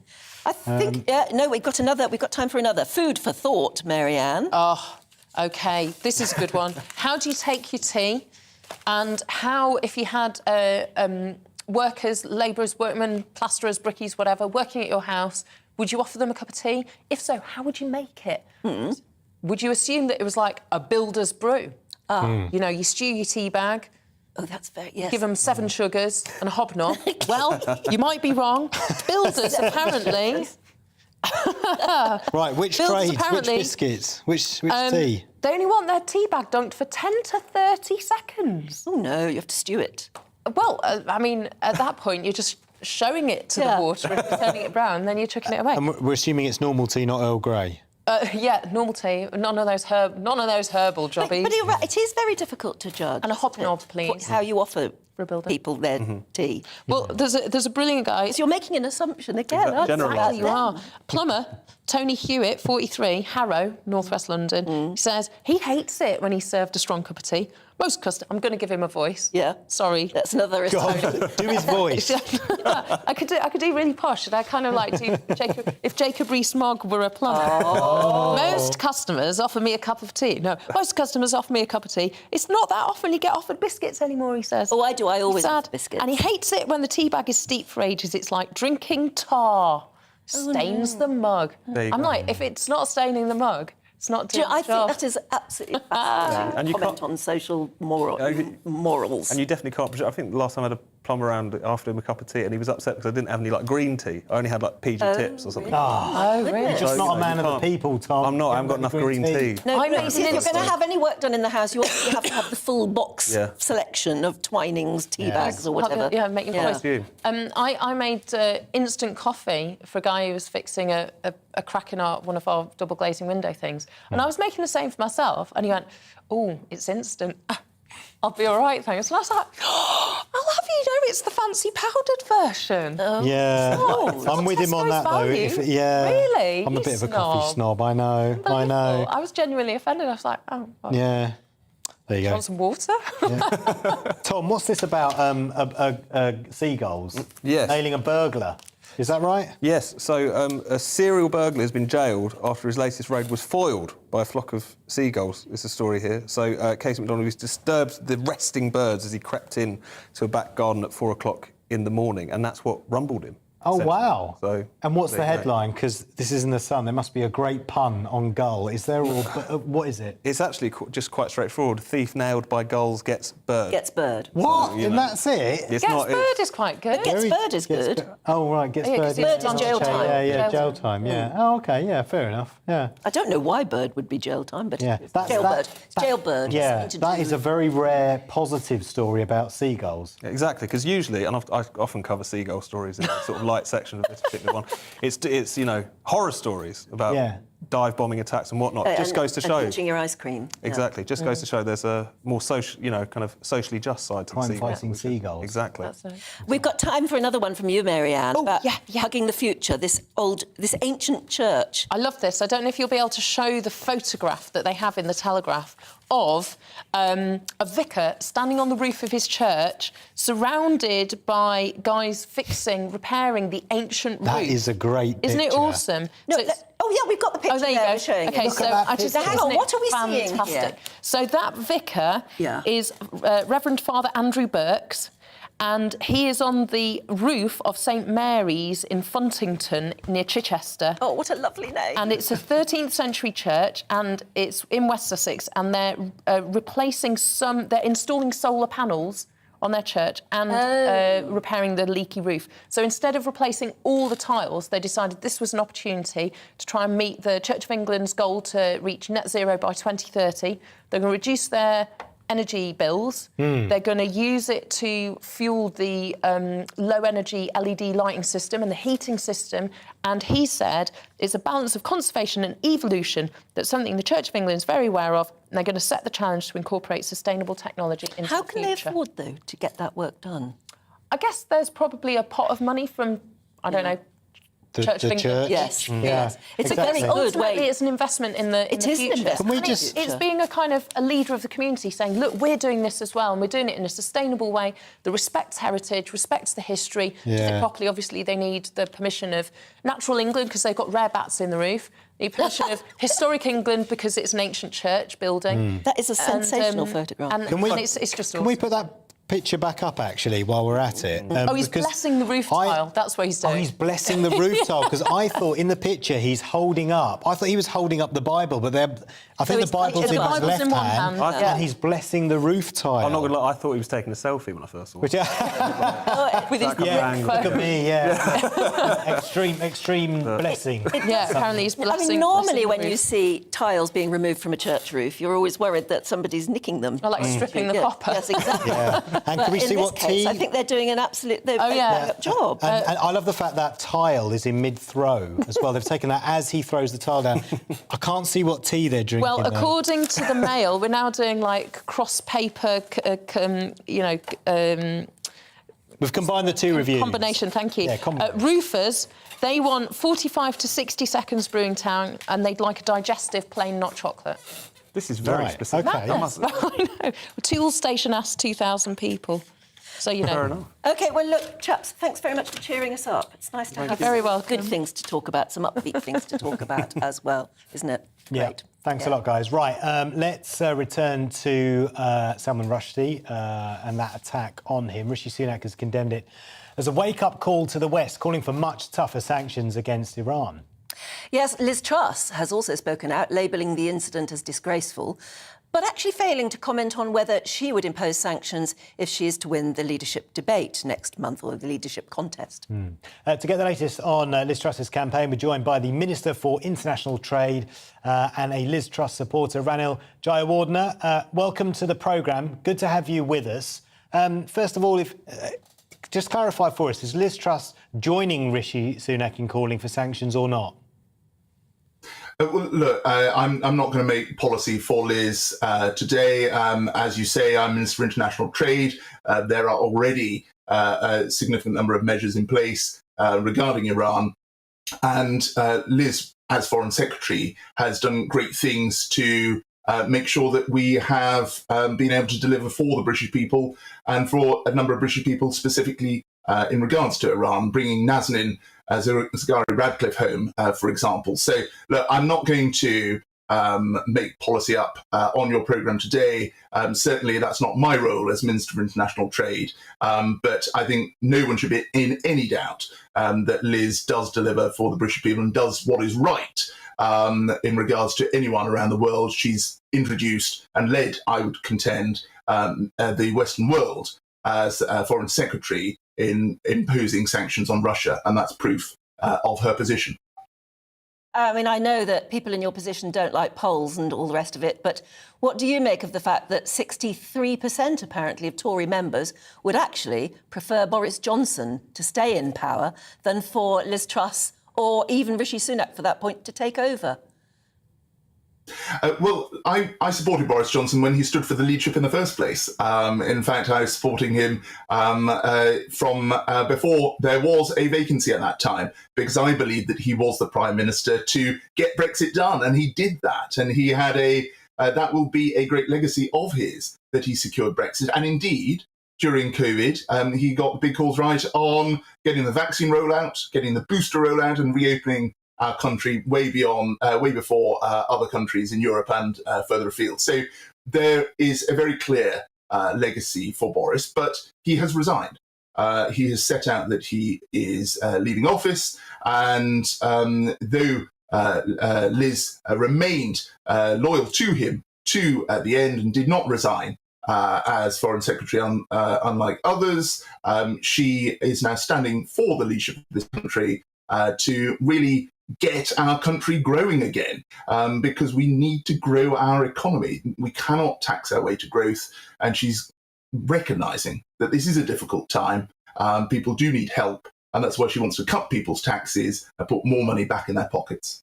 How are tax cuts going to help people who don't pay tax? There are millions of people who work full-time but simply don't earn enough to pay any tax. Those on disabilities who use a lot of power at home, they will not be helped by tax cuts. How is she going to help them without giving them handouts, which she's called Gordon Brown-style handouts? Well, first of all, there is a proposal from Liz to have a one-year pause on the energy levy. Now, that will bring down everyone's bills, so everyone benefits from that. And also, she wants to scrap the increase that is currently proposed to corporation tax. And why is that important? Because that will actually stimulate the economy by drawing in investment and creating more good jobs for people, so that people do get the jobs of the future and do get higher paid jobs in the years ahead. That's how we should actually help people. That's a long term, but that's a long term plan. And scrapping corporation tax isn't going to help those hard up people in the months ahead. And scrapping the energy levy as well on bills, that's not going to be enough either. You're going to have to go. She's going to have to go much further than that to help people. Energy bills are soaring, and what she's announcing is only going to help that much. Well, it's important that we are also clear that government should not seek to promise to do absolutely everything, but there is work going on in government to see what more can be done. Liz has been very clear that she will do all she can to help those struggling. She wants to do that in a Conservative way, but the responsible and the honest thing to do is to really consider those proposals when in office, when we're not simply looking at projections, but we're able to make decisions in light of all the facts at that moment in time. That's what leadership is about. But we know how much it's about being straight with people now. We know how much bills are going to go up by, and waiting until September the 5th or the 6th is causing people weeks of worry. There are millions of people out there who are really, really frightened about the forthcoming rise in bills. Waiting until then, the optics of it look like the candidates are more worried about becoming Prime Minister than they are about those millions of people. Well, first of all, the energy prices are projected at this moment in time. We will know soon, but we don't have the actual figure just yet. So that's a really important point for people. And I do regret that there has been scaremongering from some quarters on this. Second, I do believe that the pause on the energy levy is a really important immediate relief for families with their energy bills, alongside the cut in NI that will help people. But if elected Prime Minister, Liz has also said that she will hold an emergency budget to see what more can be done at that time. Who is scaremongering exactly? I mean, we've got the energy companies themselves warning that things are going to get very bad, and ordinary people are very frightened of the bills they already see rising. Exactly who is scaremongering? Well, I'm afraid that some people have said things that I wouldn't say. And it's important to be clear that we don't know exactly what a cap will show, because a cap has not been announced yet. So in good time, this will be made clear. It is also regrettable that people are suffering from wider supply and demand in the energy market. And that's why Liz has been very clear that she wants to really unleash the potential of the North Sea oil and gas that we have in this country, increase supply to bring down prices in this country, as well as, of course, building more nuclear in the long term. You're absolutely right. There are short-term and long-term objectives here. We've got to make sure that we don't repeat the mistakes of Nick Clegg way back in the 2010 Parliament, where he opposed new nuclear, which is leading to some of the problems that we're facing now. Sorry, so who's scaremongering, and which particular statements do you think imply scaremongering? I'm just wondering what you've seen that you disagree with in terms of forecasts or words that are used. Well, look, I think it's really important that you've referenced the leadership contest. And I think it's really important that colleagues are careful with the language that they use. We've got to come together at the end of this campaign. And I'm afraid that we cannot tax our way to growth. And the plans to simply borrow more and keep taxes high is not what we wanting the Conservative Party, or indeed what the country needs. Yeah, but you do appreciate, though, the point you do I'm appreciate making. the scale of what people are facing in the country when we talk about it needing a COVID-style response, that it is cataclysmic, that people are seriously going to suffer this winter. You do agree that that is appropriate language to use? Well, I've answered my point in my own way. I'm not going to necessarily allow you to put words in my mouth. Everyone uses their own language, but as Chief Secretary, Liz has experience in the Treasury. She knows how to get this economy growing, and the consensus from like-minded countries is very clear. That the way to do that is not to put up taxes. We're one of the few G7 countries that's doing that. Is it right? I know Liz said the other day that profit shouldn't be a dirty word, and we live in a capitalist society, and many people would say that profit is not a dirty word. But is it wrong to be profiteering, that is, making big profits, when families can't put food on the table? Well, look, Liz has been very, very clear that businesses should make profit. Of course, there should be the right regulation and not just too much regulation, which is what we have in this country, but the right regulation to make sure that, for example, the water companies are fixing the leaks rather than simply going to hosepipe bans. That's the sort of regulation that we need to see, not on profit itself. And what we need to do is keep taxes low, because that will attract the investment that we need to see in this country. That will help people get good jobs in the future and make sure that the energy companies are able to deliver increased supply. We've got to end it there, I'm afraid. Thank you. Reinil Jardner, thank you very much indeed for joining us. But you were the one who used the word scaremongering. We are going to be back with you in just a couple of moments here on GB News.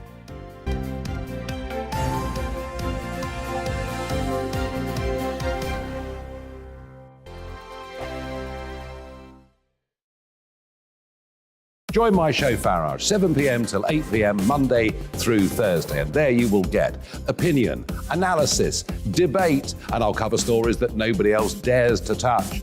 You've been cancelled. Join the club. Oh, my goodness me. And then for the last 15 minutes, talking pints. We're over a drink. We have a civilised conversation with someone. We very often disagree, but we do it in a grown-up way. Come and join me on Farage.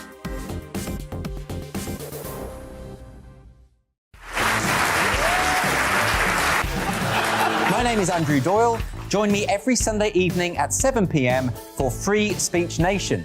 This is a show where we address current affairs and news stories of the week with the help of two wonderful comedian panellists. I brought in comics because I want to give it a lighter edge, and also they work for less. See you there.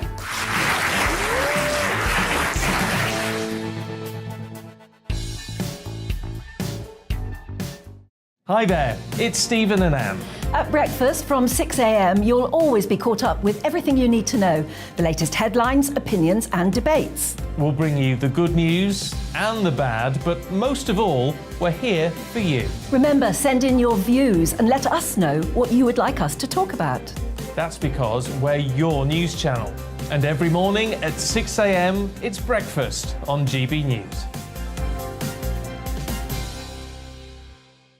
I'm Dan Wootton. Join me Monday to Thursday from 9 to 11 for the feistiest and most fun news debate on TV, where free speech reigns. I'll bring you a sharp take on the day's biggest stories, bombshell newsmaker interviews, and A-list guests. And I guarantee you, no spin, no bias, no censorship, and no reason to go to bed. That's Dan Wootton Tonight, Monday to Thursdays from 9 on GB News.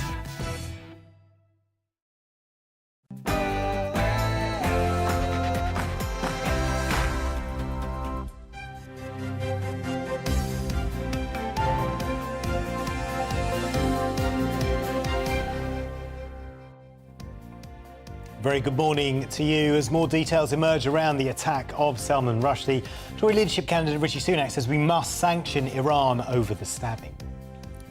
Good morning, it's 9 o'clock on Sunday, the 14th of August. This is Breakfast on GB News with Anne and Paul. We are live across the whole of the UK, on your TV, on your radio, wherever you are. You can take us with you. Here's what you're waking up to this Sunday morning. Well, this is a wake-up call for the West, says Rishi Sunak in response to the Salman Rushdie stabbing. The leadership hopeful says we should denounce Tehran's elite military unit and adds that the nuclear deal with Iran has reached a dead end. It comes as the author's agent confirmed he was taken off a ventilator last night. It's also reported that 2 New York State police troopers were present at the event. Meanwhile, the suspect has been formally charged with attempted murder and assault. He entered a plea of not guilty.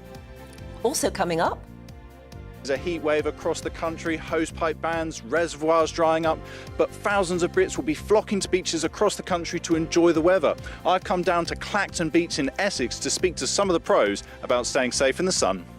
Yeah, more from our reporter Ed Crawford in just a moment. Plus, 20 seconds left. I've got 20 seconds. Have you done your feet? I've done my feet, yeah. Have you done the important bits? I've done the important bits. Have you done your nether regions? I've done my nether regions, yeah. I'm just rinsing the soap off now. Yeah. And I should be ready. Yeah. 1 second. I'm going to turn the shower off. well, don't change your channel just yet because it's all going to happen. You are still watching GB News. That was Aidan McGee, our very own sports reporter. He's just taken on the challenge of showering in under 4 minutes and doing all his important bits, apparently. Yeah. And there is a reason for this. It's because yes. water companies are asking us to cut back on our water. Yeah, to, don't have a save bath, water. have a shower instead, and make sure that the shower only lasts 4 minutes max. Can it be done? I know you're on tenterhooks. You're sitting on the edge of your bed or sofa at the moment, waiting to hear. But we'll make you wait just a little. Yeah, we are, of course, asking you this morning your fastest shower time. GB Views at GB News. And how you achieve it. And how you achieve it. The more detail, the better. I think the best we've done this morning is 3 minutes. No, 2.5. 2.5. Remember. We've got 2.5. If you do it like the army do it. Exactly. Yeah. Anyway, you can join in on any of this by emailing us gbviews@gbnews.uk.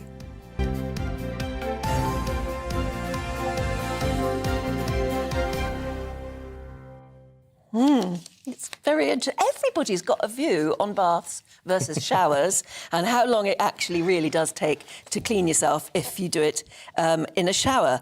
Chris says, while serving on board Her Majesty's ships during times of water rationing, you had to have 2-minute showers, and that was it. I love that. I like this from Clean Barry, who says, run the shower into a bucket until warm, wet body and hair, 20 seconds, turn off shower, soap up everything, turn on shower and rinse off for 20 seconds. Job done. Repeat process for long hair. Thank you, Barry. Long hair, I suppose, is the problem. That's the thing. Now we've got more important things to talk about as well. And it's good news in a way, because we've heard that Salman Rushdie is talking again. He can speak because he's been taken off the ventilator, apparently joking with the staff around him in the hospital. He was, as you now know, stabbed at least 10 times during that literary event in New York State. He was then taken to hospital in what they called a critical condition. Now, the Tory leadership hopeful Rishi Sunak has said that Iran should face further sanctions because of that attack. Hadi Matar was arrested following the attack and has since been charged, pleading not guilty to attempted murder. It's reported this morning that 2 New York State troopers were at the event. But where is the line between free speech and speech that causes someone to become violent? Well, joining us now is a sociologist, author, free speech campaigner, Frank Furedi. Good morning, Frank. Nice to see you. Hi. I mean, first of all, you must have been terribly shocked when you heard of this incident. I was really shocked because I thought that he was now fairly safe after more than 30 years. You kind of hope that people begin to forget about him and allow him to get on with life. But the minute I heard the news, I began to think of that poor teacher from Batley Grammar who's still in hiding because he was teaching the young kids a year ago about Mohammed and showing some cartoons.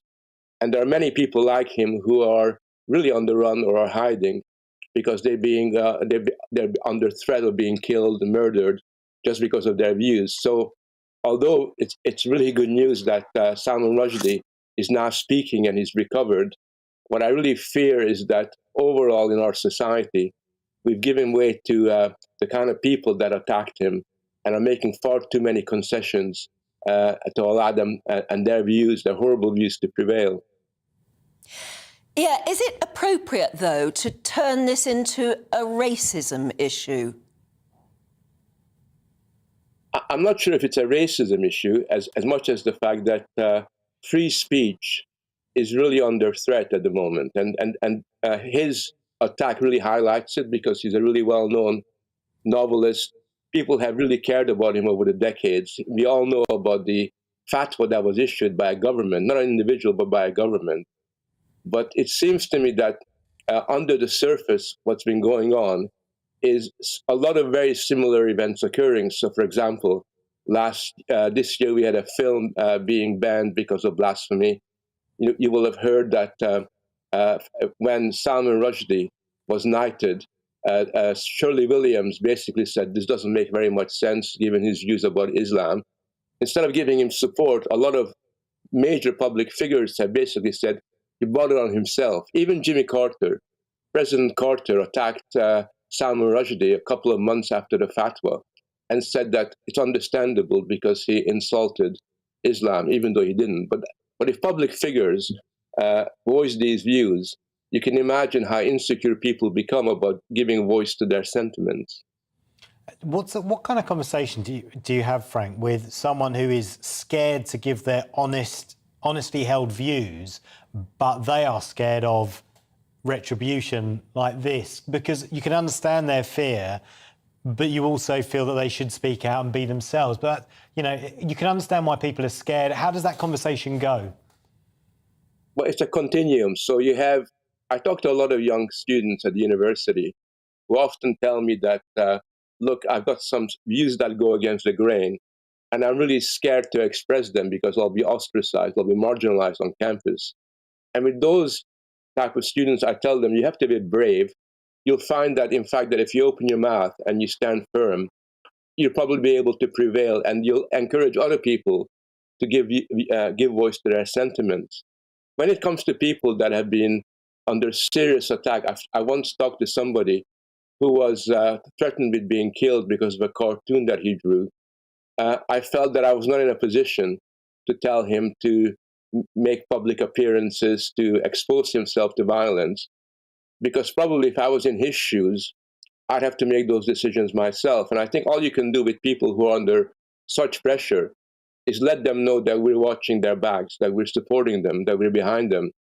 And it's quite important that they feel that, you know, having been put under that kind of a threat, they're not alone. I think that's the key and most important issue we can do with the Salman Rushdies of this world. You know, when I hear about these various cartoons that apparently cause offence, and in some cases allegedly cause offence, you can't help but wonder, where do you draw the line between freedom of speech and the freedom to actually offend people?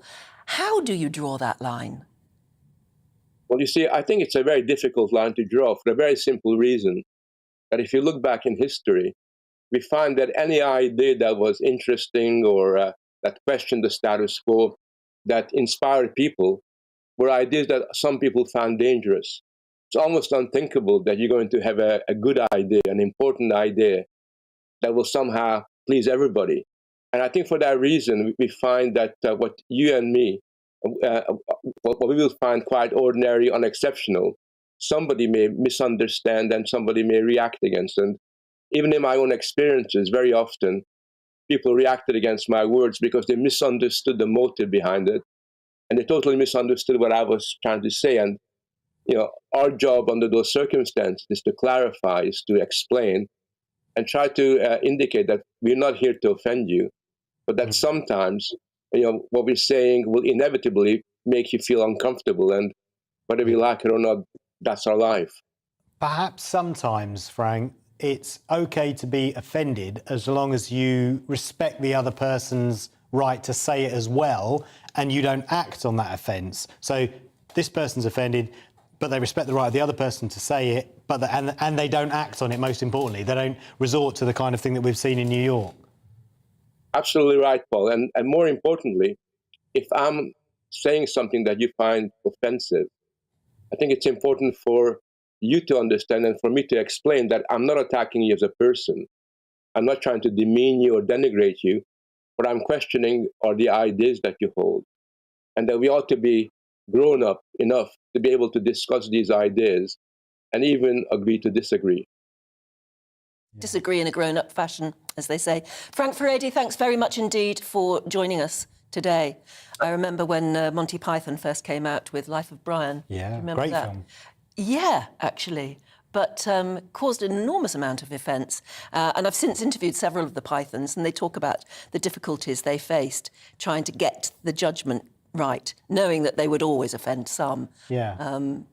Do you deliberately... And comedians have this all the time, don't they? Of course, of course. How far do you go?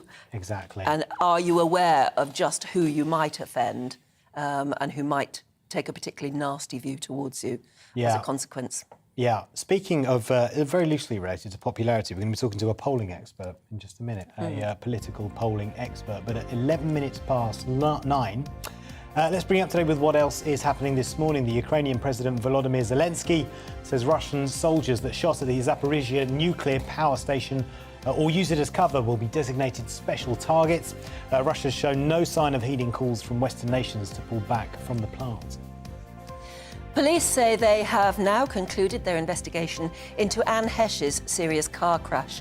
Following the crash, of course, which was in Los Angeles, she was taken to hospital, where she is now officially dead. But she's being kept on life support to see if she is a potential match for organ donation.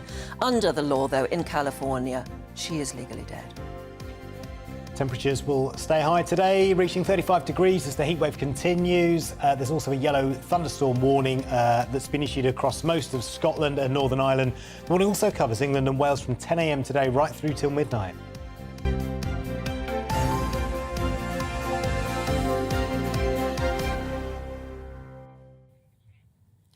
Right, well, it's a countdown now, not to the Tory leadership, but to whether Aidan McGee managed to shower in 4 minutes. So do stay tuned, because we will be bringing you that in-depth Can we get report. some polling on that, please? Yeah, we will get an in-depth report coming up in the next hour, certainly in the next... 3/4 of an hour, so stay on the edge of your seat. Indeed. In the meantime, let's stick to standard polling, because new polling figures on the Tory leadership campaign, which will decide our next PM, have been released. Chris Curtis, head of political polling at Opinion Research, joins us now for more. Good morning to you. What's the very latest, do you think? Hi there. What's the very latest at the moment? What are the polls saying? Well, we had our latest poll out last night, which was taken this week. We surveyed just over 500 Conservative Party members, asking them how they were planning to vote, and the results pretty clearly show Liz Truss is almost certainly going to be Prime Minister in September. She's got a 22-point lead over Rishi Sunak at this stage. Many Conservative Party members will have already voted. Many more will be very unlikely to change their minds. So at this stage, we can be fairly confident what that final result is going to be. In your polling, did they give reasons?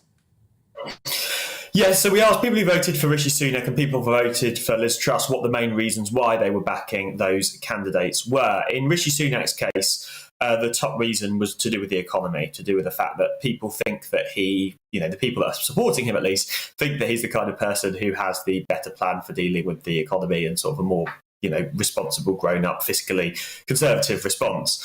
When it comes to Liz Truss, a lot of her support is coming from the fact that people think that she's more trustworthy, or more accurately, people think that Rishi Sunak is less trustworthy. So there's a lot of problems that Conservative Party members have with the fact that Rishi Sunak resigned from Boris Johnson's cabinet, but also just more generally the fact that he doesn't seem as trustworthy as her, and that's obviously an important driving force for them.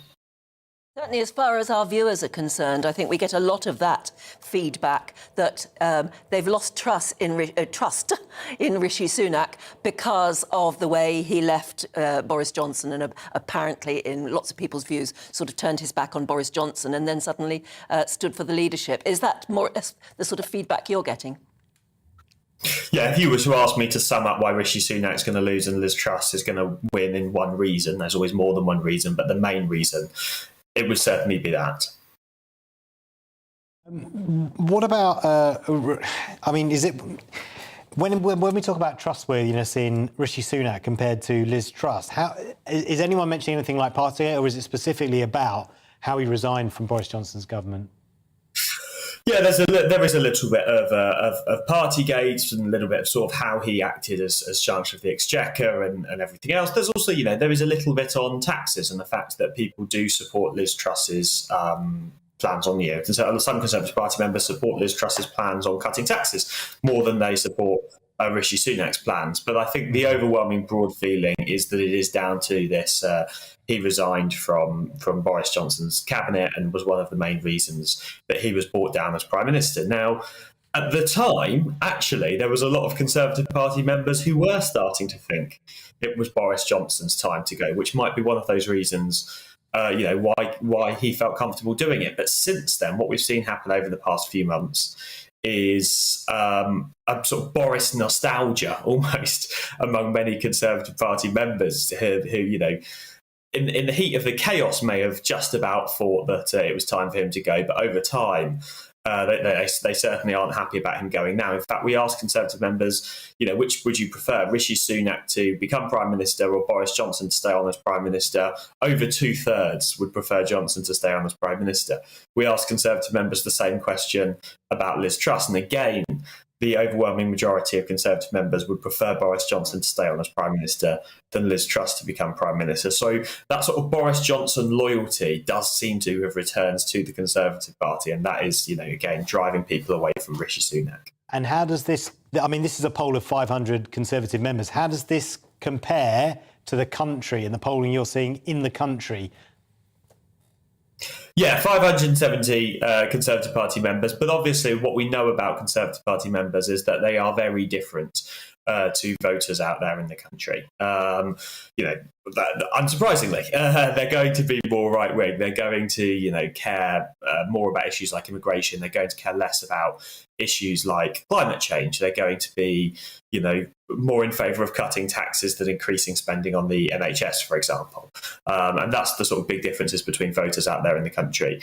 I suppose the big question is, well, how are these two leaders going to go down with the country as a whole? I think it's fair to say that Rishi Sunak doesn't have much trust among wider voters as well as among Conservative Party members. So the big reason why Conservative Party members aren't liking him is also the same reason why voters out there in the country don't seem to necessarily like him very much more either. But the big problem Liz Truss has, I think, if she becomes Prime Minister, which we expect her to do so, is that her spending priority is all about cutting taxes in a way that's going to cost a lot of money and not necessarily help the sort of people who are going to be struggling the most in the cost of living crisis. And that's people's biggest priority for spending right now. So because of that extra spending in tax, there's going to be less money to be spent on the kind of things that the public want to prioritise now, like the cost of living crisis, like the fact that the NHS is struggling, or like the fact that crime rates are going up and there isn't enough money in the police to handle them. So I think that's the reason she's going to really struggle among voters over the coming months. I mean, you were saying earlier that Conservative Party members probably have already voted. They're certainly the sort of people you would think would want to, as soon as they got their ballot slip, they would want to cast their vote. Or are you able to find out, are there people who are sort of hanging on in there to see if they can still be persuaded one way or the other? Yeah, so our poll showed that there was 19%, so around 1 in every 5 Conservative Party member was still, saying that they might change their mind later. It's enough. If you add together everybody who's voting for Rishi Sunak and everybody who says they might change their mind, and you assume that Rishi Sunak wins all of those over, he might now just be able to beat Liz Truss. But I think that's an incredibly unlikely outcome to this leadership contest. Nails it, doesn't it, I suppose? Yeah. OK, fascinating talking to you. Thanks very much indeed. Yeah. And of course, when you talk to politicians, they say that they never pay any attention to the polling, polls. ever. Yeah. But it's a bit of a different electorate, this, though, isn't it? Yeah. And you've had Lord Hayward on this programme many a time, and he will tell you, any politician who says that they don't pay attention to polls. Oh, come on. Yeah. Really? Interesting. Yeah. GBNews at gbnews.uk. Yes, I mean, we'd love to hear from you. If you indeed are a Conservative Party member and you are still undecided, what would convince you now? Indeed. But we've got lots more to come, including we're going to be meeting the mum who's going to tell us how to keep the kids amused without spending a fortune, because you haven't got it. Well, the UK is looking hot and sunny again for many, but with an increasing chance of thunderstorms. Here are the details for you. Yep, skies this lunchtime across the southwest will be rather hazy, with perhaps the odd shower possible in the far west. Despite the increase in cloud, it will still be hot. Southeast England and East Anglia, though, will see plenty of blue skies this lunchtime, making it feel very hot, although some relief can be found nearer the coast. Eastern Wales will also see plenty of sunshine. However, towards the west, there may be 1 or 2 showers developing. The Midlands, though, will be dry this afternoon, and in the sunshine, it's going to feel very hot. A reminder that the extreme heat warning remains in force throughout today. That's across many parts of England and Wales. The sunshine will also dominate across northern England. However, the northeast coast may see some low cloud move in at times. Feeling very warm, though, in the sunshine, with temperatures in the mid-20s. It's also going to be warm in the sunshine across parts of Scotland. However, western areas will see some scattered thunderstorms develop. The showers may bring the risk of some localised flooding.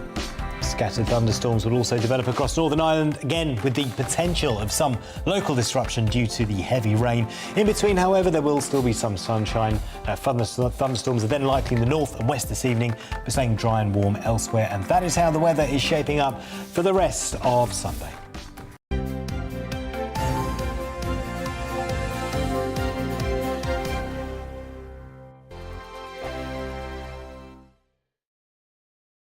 Join my show Farage, 7 p.m. till 8 p.m. Monday through Thursday, and there you will get opinion, analysis, debate, and I'll cover stories that nobody else dares to touch. You've been cancelled. Join the club. Oh my goodness me. And then for the last 15 minutes, talking pints. We're over a drink. We have a civilised conversation with someone. We very often disagree, but we do it in a grown-up way. Come and join me on Farage.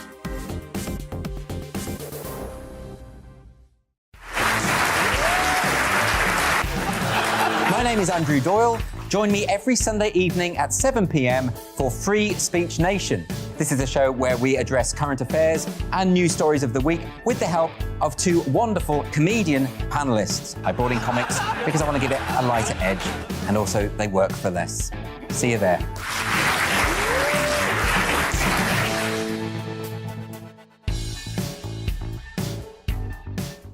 Hi there, it's Stephen and Anne. At breakfast from 6 a.m, you'll always be caught up with everything you need to know, the latest headlines, opinions and debates. We'll bring you the good news and the bad, but most of all, we're here for you. Remember, send in your views and let us know what you would like us to talk about. That's because we're your news channel. And every morning at 6 a.m, it's breakfast on GB News. I'm Dan Wootton. Join me Monday to Thursday from 9 to 11 for the feistiest and most fun news debate on TV, where free speech reigns. I'll bring you a sharp take on the day's biggest stories, bombshell newsmaker interviews, and A-list guests. And I guarantee you, no spin, no bias, no censorship, and no reason to go to bed. That's Dan Wootton Tonight, Monday to Thursdays from 9 on GB News.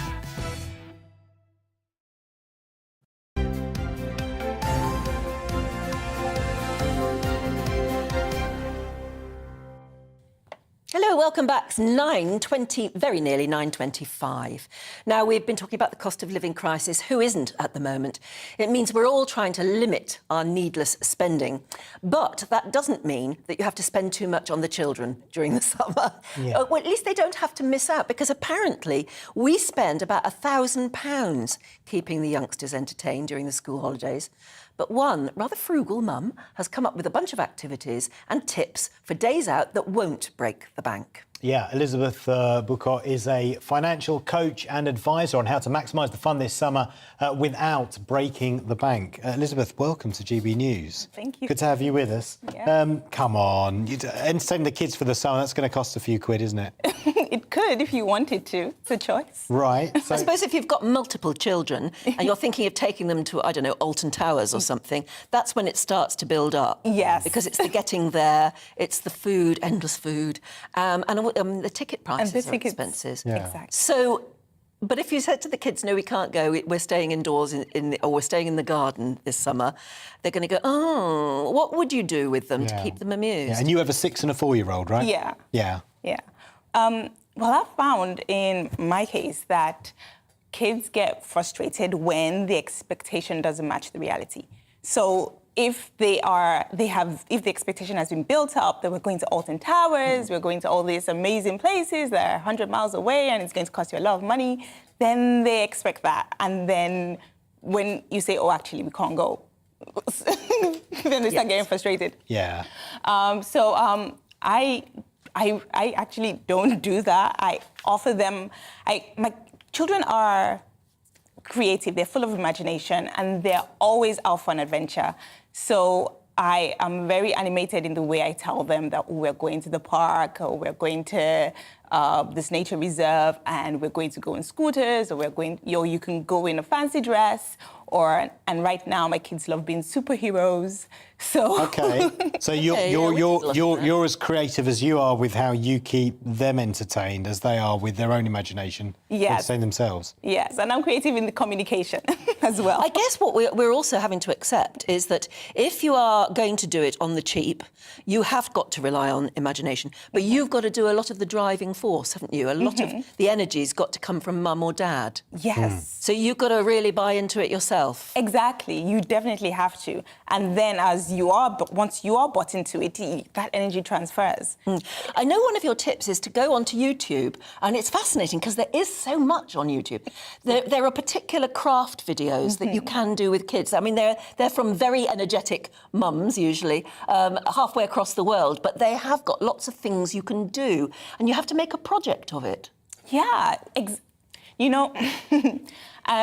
not as energetic as some of these mums, but as the heatwave started, my kids made a bunch of summer fans. And first they made just plain fans, and then to make it creative, they started drawing patterns on it before they folded it up. And this is just literally paper being folded up into fans. Then they started putting like little glitter stuff on it so it looks pretty. Yeah. Then they made for their friends. And now my house is full of fans, and I've kind of stopped them from making anymore. Well, we all need fans at the moment, don't we? Yeah. But I mean, I think your idea actually of going out for something ordinary like a family picnic in a park, but for doing it in fancy dress is a brilliant idea. Yeah. Because we all love dressing up. Yeah. Yeah, well, exactly. This week, my children have spent like at least 3 days in my garden building a roller coaster out of recycled cardboard in fancy dress. That's cool. Building a roller coaster. Building a roller coaster. What, that they themselves their toys will go on. Yeah. Toys will go That's on the kind of creative stuff we're talking about. But how difficult is it? Because I imagine your 6-year-old comes home from school and she hears that her friends have gone off to Alton Towers or wherever, Chessington, whatever it is. And then how do you...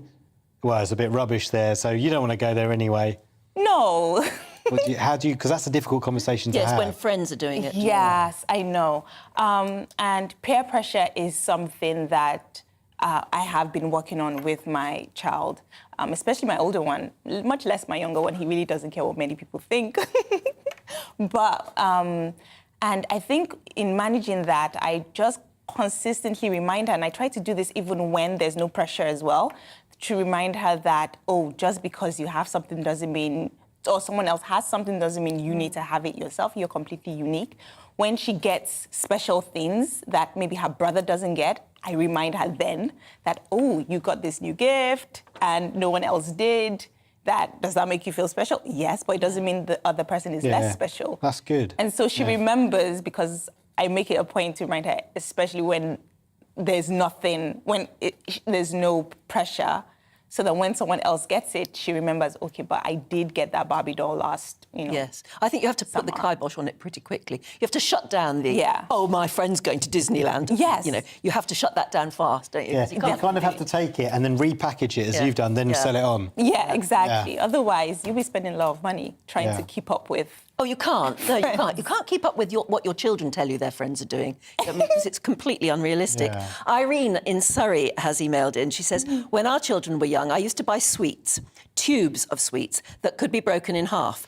And I used to say they could have half every half an hour. Now, she said, yes, I know it's not good for teeth, but for the journey, going and coming home, it did save a lot of heartache trying to keep them happy. For a 4-hour journey, that's only 2 tubes of sweets. So well worth the clean your teeth at the end and not giving them many whilst on holiday. I like that. I think you have to, you have to try everything. It would cut down the journey time, I think, if you just say, wait another half hour and you can have a bit more.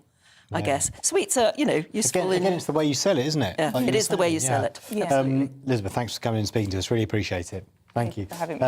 Elizabeth Booker, a financial coach and advisor. Yeah. You could always also say that when you hear the ice cream van, of course, and you hear the music, that means they've run out of ice cream.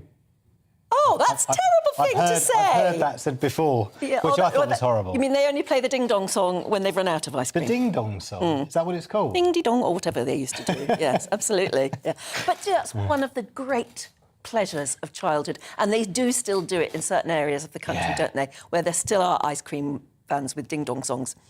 It is one of the best things when you can hear the ice cream van coming. It is, and actually, I mean, we're talking about the negative effects of the hot weather, which are entirely legitimate, but ice cream van men must be millionaires. I don't think they are. Maybe not quite millionaires. It's quite a tough going. Maybe not quite millionaires, but if you've got one near you, I think it's an absolute asset to the community. Yeah. But they don't sell ice creams every day. It's not hot like this all the time, you see, is it? No, but at this time, compared to other summers, they must be doing a decent try. I wonder, if you're an ice cream van man, do get in touch. Or woman. To hear from you. Indeed. Stay with us. Lots more to come, including a trip to the sunny seaside and the latest on Aidan McGee's shower challenge. Showergate. All right.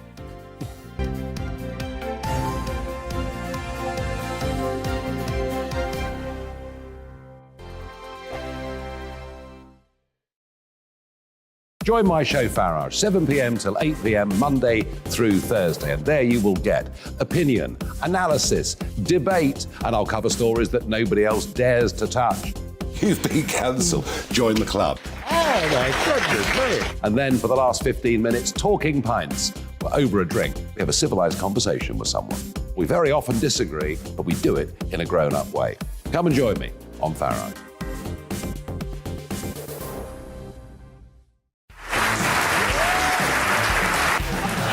My name is Andrew Doyle. Join me every Sunday evening at 7 p.m. for Free Speech Nation. This is a show where we address current affairs and news stories of the week with the help of 2 wonderful comedian panellists. I brought in comics because I want to give it a lighter edge, and also they work for less. See you there.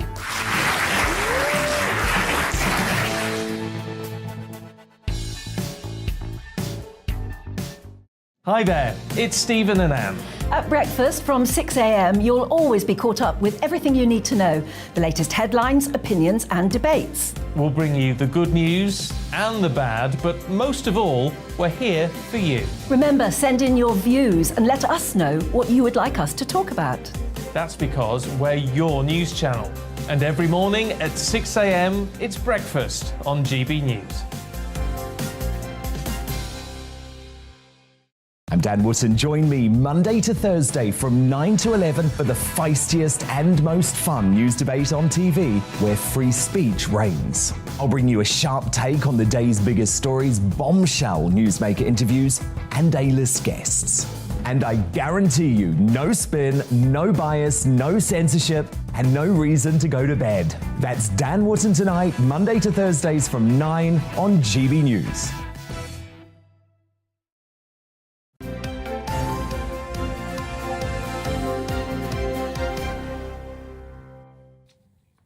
Welcome back. You're watching and listening to Breakfast with Paul and Anne. Good to have you with us this morning. You're smiling a lot. Well, it's just so interesting. Your views are coming in thick and fast, I have to say. And it is amazing how talking about whether or not you can shower in 4 minutes has just sort of taken over Britain at the moment.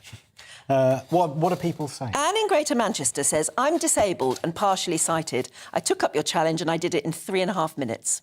Yes. There you go. No excuses. It says here, smooth operator Sarita. Oh, if that's your name, fine. Exactly. It says, well, my showers are much shorter since I got my whole body lasered. I highly recommend it. Lasered? Right. OK. Audie says, I just took your advice, half filled a bucket while the shower water warmed up. I took 2 minutes, but my darling husband Bill took a fantastic 1 minute 49 seconds.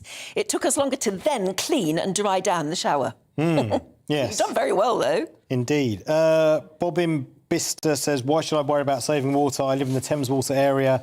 And their CEO received a £727,000 bonus in addition to her £2 million salary last month.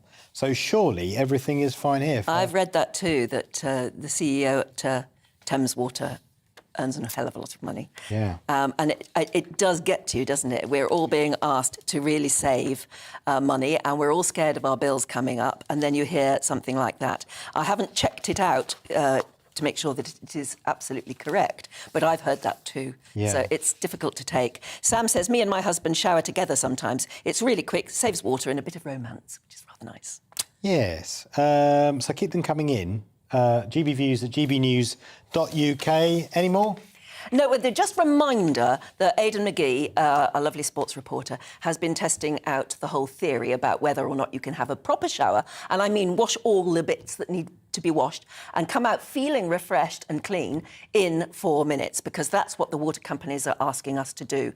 We have tested it, he has tested it, and we'll give you a full report on that coming up. Yeah, in the meantime, of course, there is a shortage of water because it's, frankly, so hot out there. So when you're going out and using reservoirs, or if you're going swimming or whatever you're doing, the advice is to take care. Yes, East of England reporter Ed Crawford is at one of Essex's busiest beaches today, as record numbers are expected along the coast. Ed, what's it like at Clacton Beach? What's happening there? Who are you with?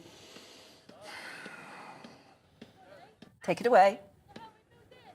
Oh, maybe Ed can't hear us. Maybe he can't hear us. Got a glimpse of a beach hut there. We did, yeah. Oh, Clacton Beach, we were there a bit earlier. Hopefully Ed will be in touch with us.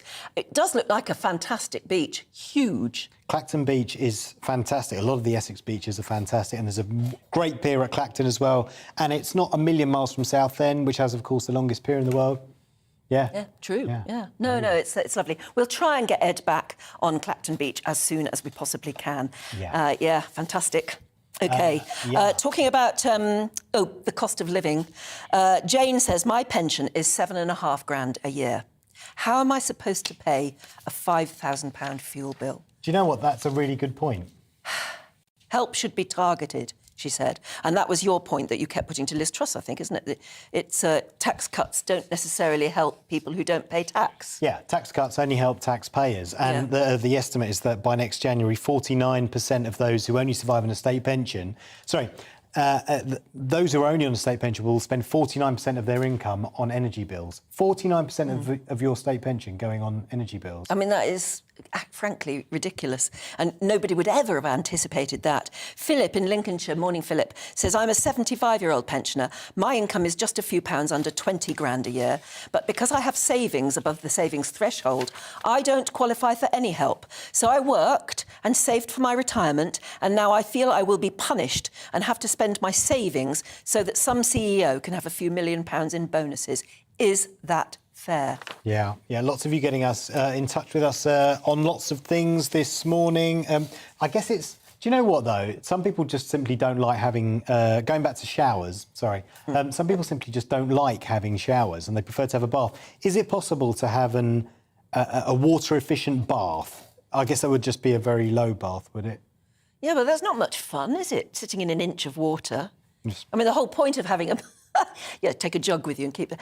The whole point of having a bath is that it relaxes the whole body. Yeah. A shower doesn't do that, does it? It can do, but a power shower, and as we were saying, those are... Power shower would use more water, wouldn't it? Yeah, exactly, as the name implies. Somebody pointed power. that out earlier, one of our lovely viewers pointed out that earlier. Some of those, what do you call them, drench showers? You know, the ones that come straight huge down. ones, and they just zhung down on you. Those are great. They're lovely, but they use an awful lot more water than just your average little shower. So it obviously, water usage is something that maybe we would all take more seriously if we were all water metered. Indeed. So there are water shortages and obviously fuel shortages, which is why the cost of fuel is so expensive. Add that onto animal feed, the changing weather, just some of the pressures facing British farmers as the agricultural industry faces a buffeting from all directions. Yes, stress, anxiety, depression in the sector have now reached record highs, with warnings of worse to come. Well, our southwest of England reporter Jeff Moody went to meet one young farmer who's taken to TikTok to express her frustration, and she's picked up quite a following.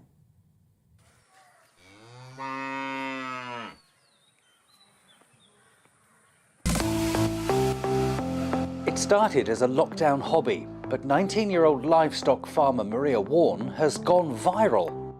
Guys, we've got one lambing!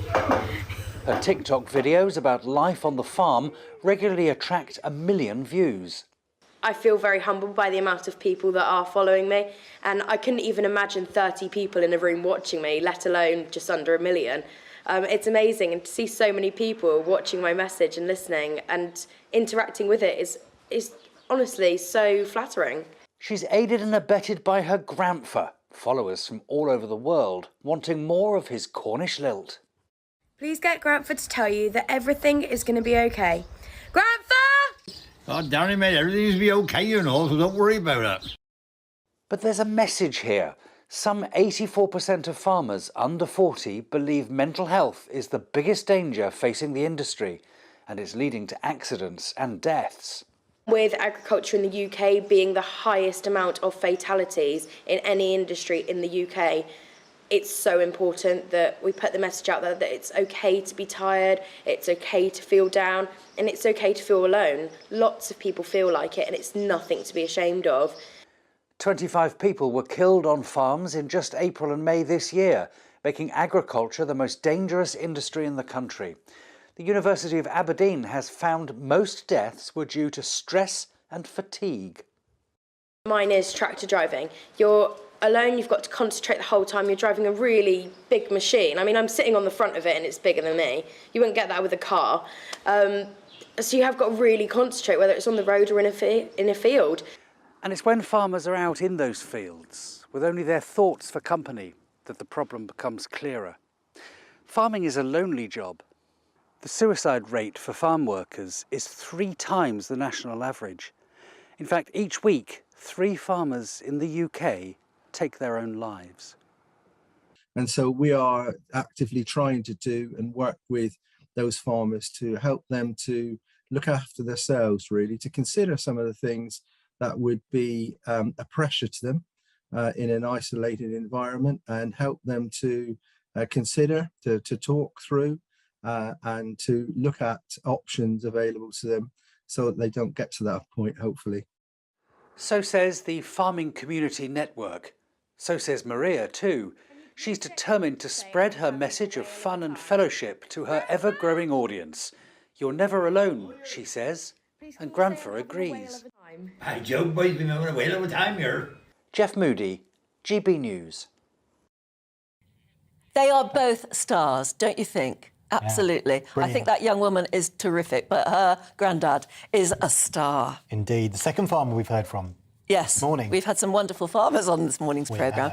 We've also had a running theme of running water in today's programme, because we've been talking about whether you can actually shower, a really good shower, in 4 minutes. Yeah, and in fact, Sue has messaged us. Morning, Sue, and her husband Bernard, who say that Aidan, this is her forecast for his shower time, will be at least 4 minutes 30 seconds in the shower. Now, are you right, Sue and Bernard? The nation is waiting to find out. Yeah, because we are now joined by Aidan McGee, who's been showering all morning, and Stephanie Tetchy, who doesn't need to because she smells wonderful anyway. I haven't been showering all morning.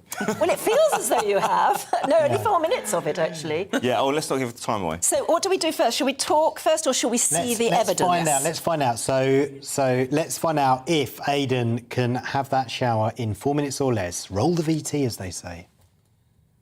So as you've probably heard, there's a drought on in many parts of the country. That's why this morning water companies are saying you need to make your shower last 4 minutes. But is that possible? We're going to speak to Aidan McGee now, who's here, should be in here waiting for us in a very media-contrived fashion. Oh, hang on. Yeah, hi. You're right. Yeah, I'm good. Yeah. So 4 minute shower. Can you make your shower last 4 minutes? I'm going to really try. I remember going on holiday down in Hastings many years ago, and there was a limit of 7 minutes. I did it that time. I was only about 8 years old. 4 minutes. I'm not going to brush my teeth as I did this morning because that takes up time. That uses up crucial units of time. I think that I'm going to give it my best shot. Put it that way. Yeah. So your PB 7 minutes. You want to better that today? Yeah, that was 30 years ago. Yeah, exactly. And as you can see, he's a well manicured man. Look, he's good looking there. Does his hair properly, beard trim, all that stuff. So he's probably got all his shower routines. So my special box as well. Yeah. Oh look, he's got his special box as well in here. Look, you've got wax and you've got that. That's why you smell so nice. Yeah. Shampoo. Look at that. That shampoo. Yeah, that's shampoo. Right. Yeah. Okay. Got some face wash as well. So there you go. So there's lots to do in 4 minutes. Let's let you get to it then. Ready? Yeah. We've got the stopwatch here. Ready, steady, go. Right. Here we go.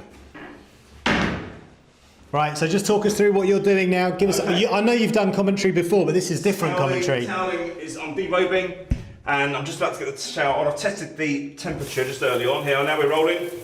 There we go. If I can just get it to stand up, then that would help. Oh, it's a little bit chilly, but hang on, let's get the. Oh, hang on, that's quite a nice temperature now, actually. Very nice indeed. Right, he's ready. Have you started to rinse? I have. Yeah, I've started to rinse. Yeah.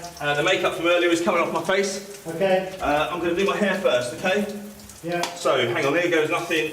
I'm going to get it into my hand. I've been a little bit liberal there as well because I've got a bit of product in my hair. Yeah. There you go. Who says that we don't have sport on GB News? We've got live commentary of showering. This is extreme competitive showering on GB News. Now, but I'm coping. Now, I'm going on my face. There's a bit of makeup on there as well. Yeah. I was in the booth this morning getting the makeup done. My bag down below, I have to say, is absolutely saturated. He's got to wash the makeup off, folks. He's got to wash the makeup off and then start rinsing. Okay, that's extra time. Face is done. Now. Yeah. Now I'm reaching for the shower gel. I'm going to do my armpits first. Yeah. Armpits first. There you go. Okay. Doing that. Ah, goodness me. This is racing its time, I tell you, literally. There you go. 1 minute 30. 1 minute 30. You have 2.5 minutes to go. 2.5 minutes to go. Oh, goodness me. There you go. 2.5 minutes. So have you done your hair? I've done my hair, I've done my face. Yeah. I've got to rinse yet, so obviously the job's not complete. I'm doing my armpits right now. Yeah. I always make sure I'm thorough under there, you know, because you don't want to be creating a bad whip around the office, especially somewhere as image conscious as GB News. Yeah. Right, I'm going to go down to my nether regions, okay? Yep. Down to my nether regions. Yep. Let's get that done. I did beat last night, so I did a little bit of preparation, I think you might. Yeah, but you've still got conditioner to go. You've still got to exfoliate. I don't use conditioner. No conditioner. I don't use conditioner. I'm now in the process of rinsing. Right. Okay. Any exfoliation? I can't. Well, you let the exfoliation take place when the product's on your body, don't you? Well, I do anyway. We're now almost at the 2.5 minute mark. So we got a minute and a half, yeah? Yeah. Okay. Hang on. It is a bit hot. That's the only problem. Goodness me. Oh wow. How are you feeling about it, Paul? You all right? Yeah, I'm all right. So we've got 1 minute. Have you got a shot of my feet? 1 minute 20 seconds left. 1 minute 20 seconds. Have you done your feet? I've done my feet. Yeah, Have you done the important bits? I've done the important Have you done bits, your nether regions? I've done my nether regions. Yeah, I'm just rinsing all the soap off now. Yeah. And I should be ready. Yeah. One sec. Let me just. Right, I'm going to turn the shower off. No conditioner, folks. No conditioner. No conditioner. Right. How do I turn the shower off? Right. I've done it. Right. I'm putting the towel around me. Okay, he's putting the towel around him. He's turned off the shower now as well. We can stop the clock now. Is he going to come out of the shower? And there, Wow. 3. Do you want to hear your time? Go on. How do you think you did? I reckon I came in at 3 minutes and 41. Better, actually. 3 minutes and 18 seconds. 19 seconds. 3 minutes and 19 seconds. In your face, 4 minute shower. Very, very good. Very good. You beat the time. What was it? 3 minutes what? 14. No, 19. 19. Yeah. Wow. That's very I could have had a more thorough wash. Well, you look quite clean to me. Yeah, good. That's our second shower today. I did have one early this morning. Did you feel refreshed? Oh, well, I feel refreshed now. We're ready to take on the day, yeah. Yeah. That's interesting, isn't it? Are you a bath or a shower woman? Shower girl all the way, you? but I could not do it under 4 minutes. That's impossible for me. See, I moved into a new apartment last year. I was always a bath person. But the bath looked it was a really fancy looking tub, but it's very deep and it's not very long, and so it takes ages to fill up. It's like filling a paddling pool or something like that. So I thought, you know what, I'm gonna switch to showers. We see, I was wondering how much, not only did you manage to get it done in under 4 minutes, so clearly it's possible, but how much water do you use in that 4 minutes? So we tested it. We ran a similar shower at the same time, exactly the same time as your time. And if you look at this tub, this going up to that watermark, that's how much you would use. There, there you go. Look at that. I mean, yeah. And what's the? Do we know what the litrage of? Well, is I on would this? look at. I would say that must be about 10 or 12 litres. That's half. That's half, isn't it? Yes. Roughly? So maybe about 5 litres. Yeah. 5, That's 6 not too litres. No, of water used? if you imagine litre bottles of Coca-Cola or whatever, that would take a good 10, wouldn't it? At That's least. fantastic, yeah. But compared to the size of the bath you were talking about, you Yeah, I can know. see Oh, that without yes, doubt. you are definitely saving water, Loads of even if you water. have a 4-minute. And imagine if 60 million of us do that every day. Yeah. A lot of water saved. That's a lot of water saved. It is a lot of water saved. Thanks for So that, Beth. perhaps these tips are worth following. Well, we've got to if you live in certain areas. Certainly not worth getting yourself in a lather about, I guess, are they? Oh, very good. Please, it was excruciating enough without the puns. Yeah, exactly. Do 4 minutes more often now. No, it's attainable. Yeah, why not? Why not? I mean, it Just saves get a time. move on. It saves time. Yeah, exactly. I'm normally an hour and a half, an hour and 15 when I'm getting ready for work. But I think I can probably trim that now. Maybe have an extra 15 minutes in bed. Yeah, indeed. Let's talk about sport in just a moment. Just very quickly, Stephanie, entertainment-wise, what's happening?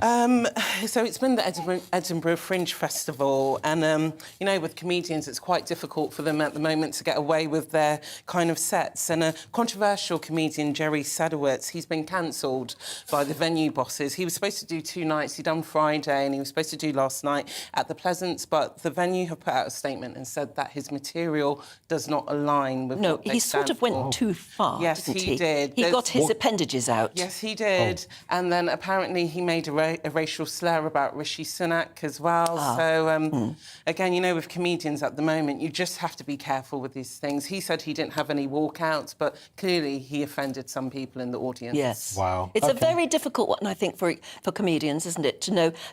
obviously, they see their job as pushing the boundary of humour, but there's a grey area, sometimes, and he pushed it. So I would say he went beyond that. I think most people would.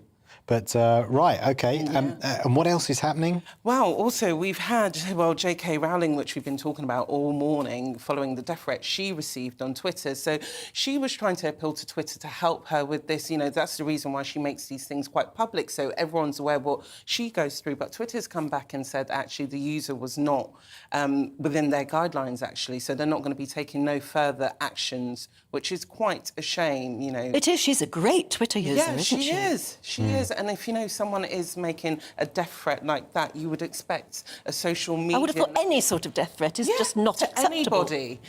So she's put that out, that Twitter's not going to be doing anything about that. And a lot of her supporters have rallied round and said it's not right because, you know, God forbid, if something was to happen to her, that's when Twitter will want to be like, oh, yeah, we were looking into it. Little too late. Yeah. Aidan, Manchester United. Oh, goodness me. Sorry. Terrible. Don't make No, me listen, cry. I'm not a United fan or anything, but I mean, I feel for their supporters. We've got one in the gallery there. I mean, they were absolutely... you've got one here. We've got one here. Yeah, of course. They were swatted aside yesterday by the Bees of Brentford, and 35 minutes it took them to score 4 goals. There is a massive post-mortem going on about Man United. We've had a few of those in the last 10 years. Yeah. Feels different now, though, because they've got a new coach in. He's had 2 games. They lost at home to Brighton last week. Brentford yesterday, obviously, at the new stadium. And then they're playing Liverpool next. It could be... I mean, that's already the worst start to the season they've had in 30 years. Yeah. They won it. They actually won the title last time that happened. That's not going to happen this time. Liverpool No. next time. But, yeah, Ronaldo, big problem as well. Is he going to stay? Is he going to go? His body language yesterday was absolutely abysmal. You know, he didn't even salute the crowd at the end of the game after the assistant manager or first-team coach, Steve McLaren, asked him to go over there and say thanks. You shouldn't have to be asked to do that anyway when those fans have travelled to Brentford. It's embarrassing. Yeah. It's Yeah. absolutely embarrassing. Recruitment's been dreadful. Yeah. Dreadful. But later on today, Chelsea playing Spurs. That's the big game on Sunday. Yeah, it's not often that the top 6 play each other in the first few weeks because they take a little bit of time to build up fitness, and televisually it looks better when they're facing each other at their peak. But I think Chelsea are a good measure for Spurs to catch. I don't think they're going to catch Manchester City and Liverpool this season, but I think Chelsea is attainable. Problem is they've got an absolutely dreadful record against them. I think it's just a handful of wins in the Premier League era. Is it Stamford Bridge? Yes, it is, yeah. Right. Okay. So yeah, it's good. They haven't And won it. Antonio Conte returning to his old That's right. club. They've won at Stamford Bridge. They've won at Stamford Bridge once since 1990. So Oh, wow. yeah, they've had some horrific losses there as well. So we'll see how far they've come today. Yeah. Yeah, no, I was just going to say, what are you up to for the rest of the day? Enjoying the weather while we've got it, because apparently thunderstorms are going to end it all at some point. Great. This week, isn't it? Yeah, it's not fun. This week, Yeah. I mean, today is Sunday. You need reminding from Yes, I'm actually going to visit a church today. I haven't been to church in ages. Ooh. But you're going to visit? Yes, because I met someone at a festival and she was like, you should come and visit our church. We do lively performances. I'll bet they do, yeah. Cool. Yeah. Where's that? It's going to be in North London, in Kilburn. Oh, fantastic. Sing along. That'd be good, yeah. Clapping those hands. Yeah. What about you, Aidan? I'm in here. I'm on Darren Grimes' show at 2:20, and I'm also on Political Correction as well, so they're getting the most out of me today, especially about the shower. Thank you for doing some vital consumer research for us on the showering. That's the closest we got to sports today. Everybody watching, please just have a fabulous rest of the day, and we'll be back, this time on Friday, probably 6 o'clock, bright and early. Well, the UK is looking hot and sunny again for many, but with an increasing chance of thunderstorms. Here are the details for you. Yeah, skies this lunchtime across the southwest will be rather hazy, with perhaps the odd shower possible in the far west. Despite the increase in cloud, it will still be hot. South East England and East Anglia, though, will see plenty of blue skies this lunchtime, making it feel very hot, although some relief can be found nearer the coast. Eastern Wales will also see plenty of sunshine. However, towards the west, there may be 1 or 2 showers developing. The Midlands, though, will be dry this afternoon, and in the sunshine, it's going to feel very hot. A reminder that the extreme heat warning remains in force throughout today. That's across many parts of England and Wales. The sunshine will also dominate across northern England. However, the northeast coast may see some low cloud move in at times. Feeling very warm, though, in the sunshine, with temperatures in the mid-20s. It's also going to be warm in the sunshine across parts of Scotland. However, western areas will see some scattered thunderstorms develop. The showers may bring the risk of some localised flooding. Scattered thunderstorms will also develop across Northern Ireland, again with the potential of some local disruption due to the heavy rain. In between, however, there will still be some sunshine. Thunderstorms are then likely in the north and west this evening, but staying dry and warm elsewhere. And that is how the weather is shaping up for the rest of Sunday.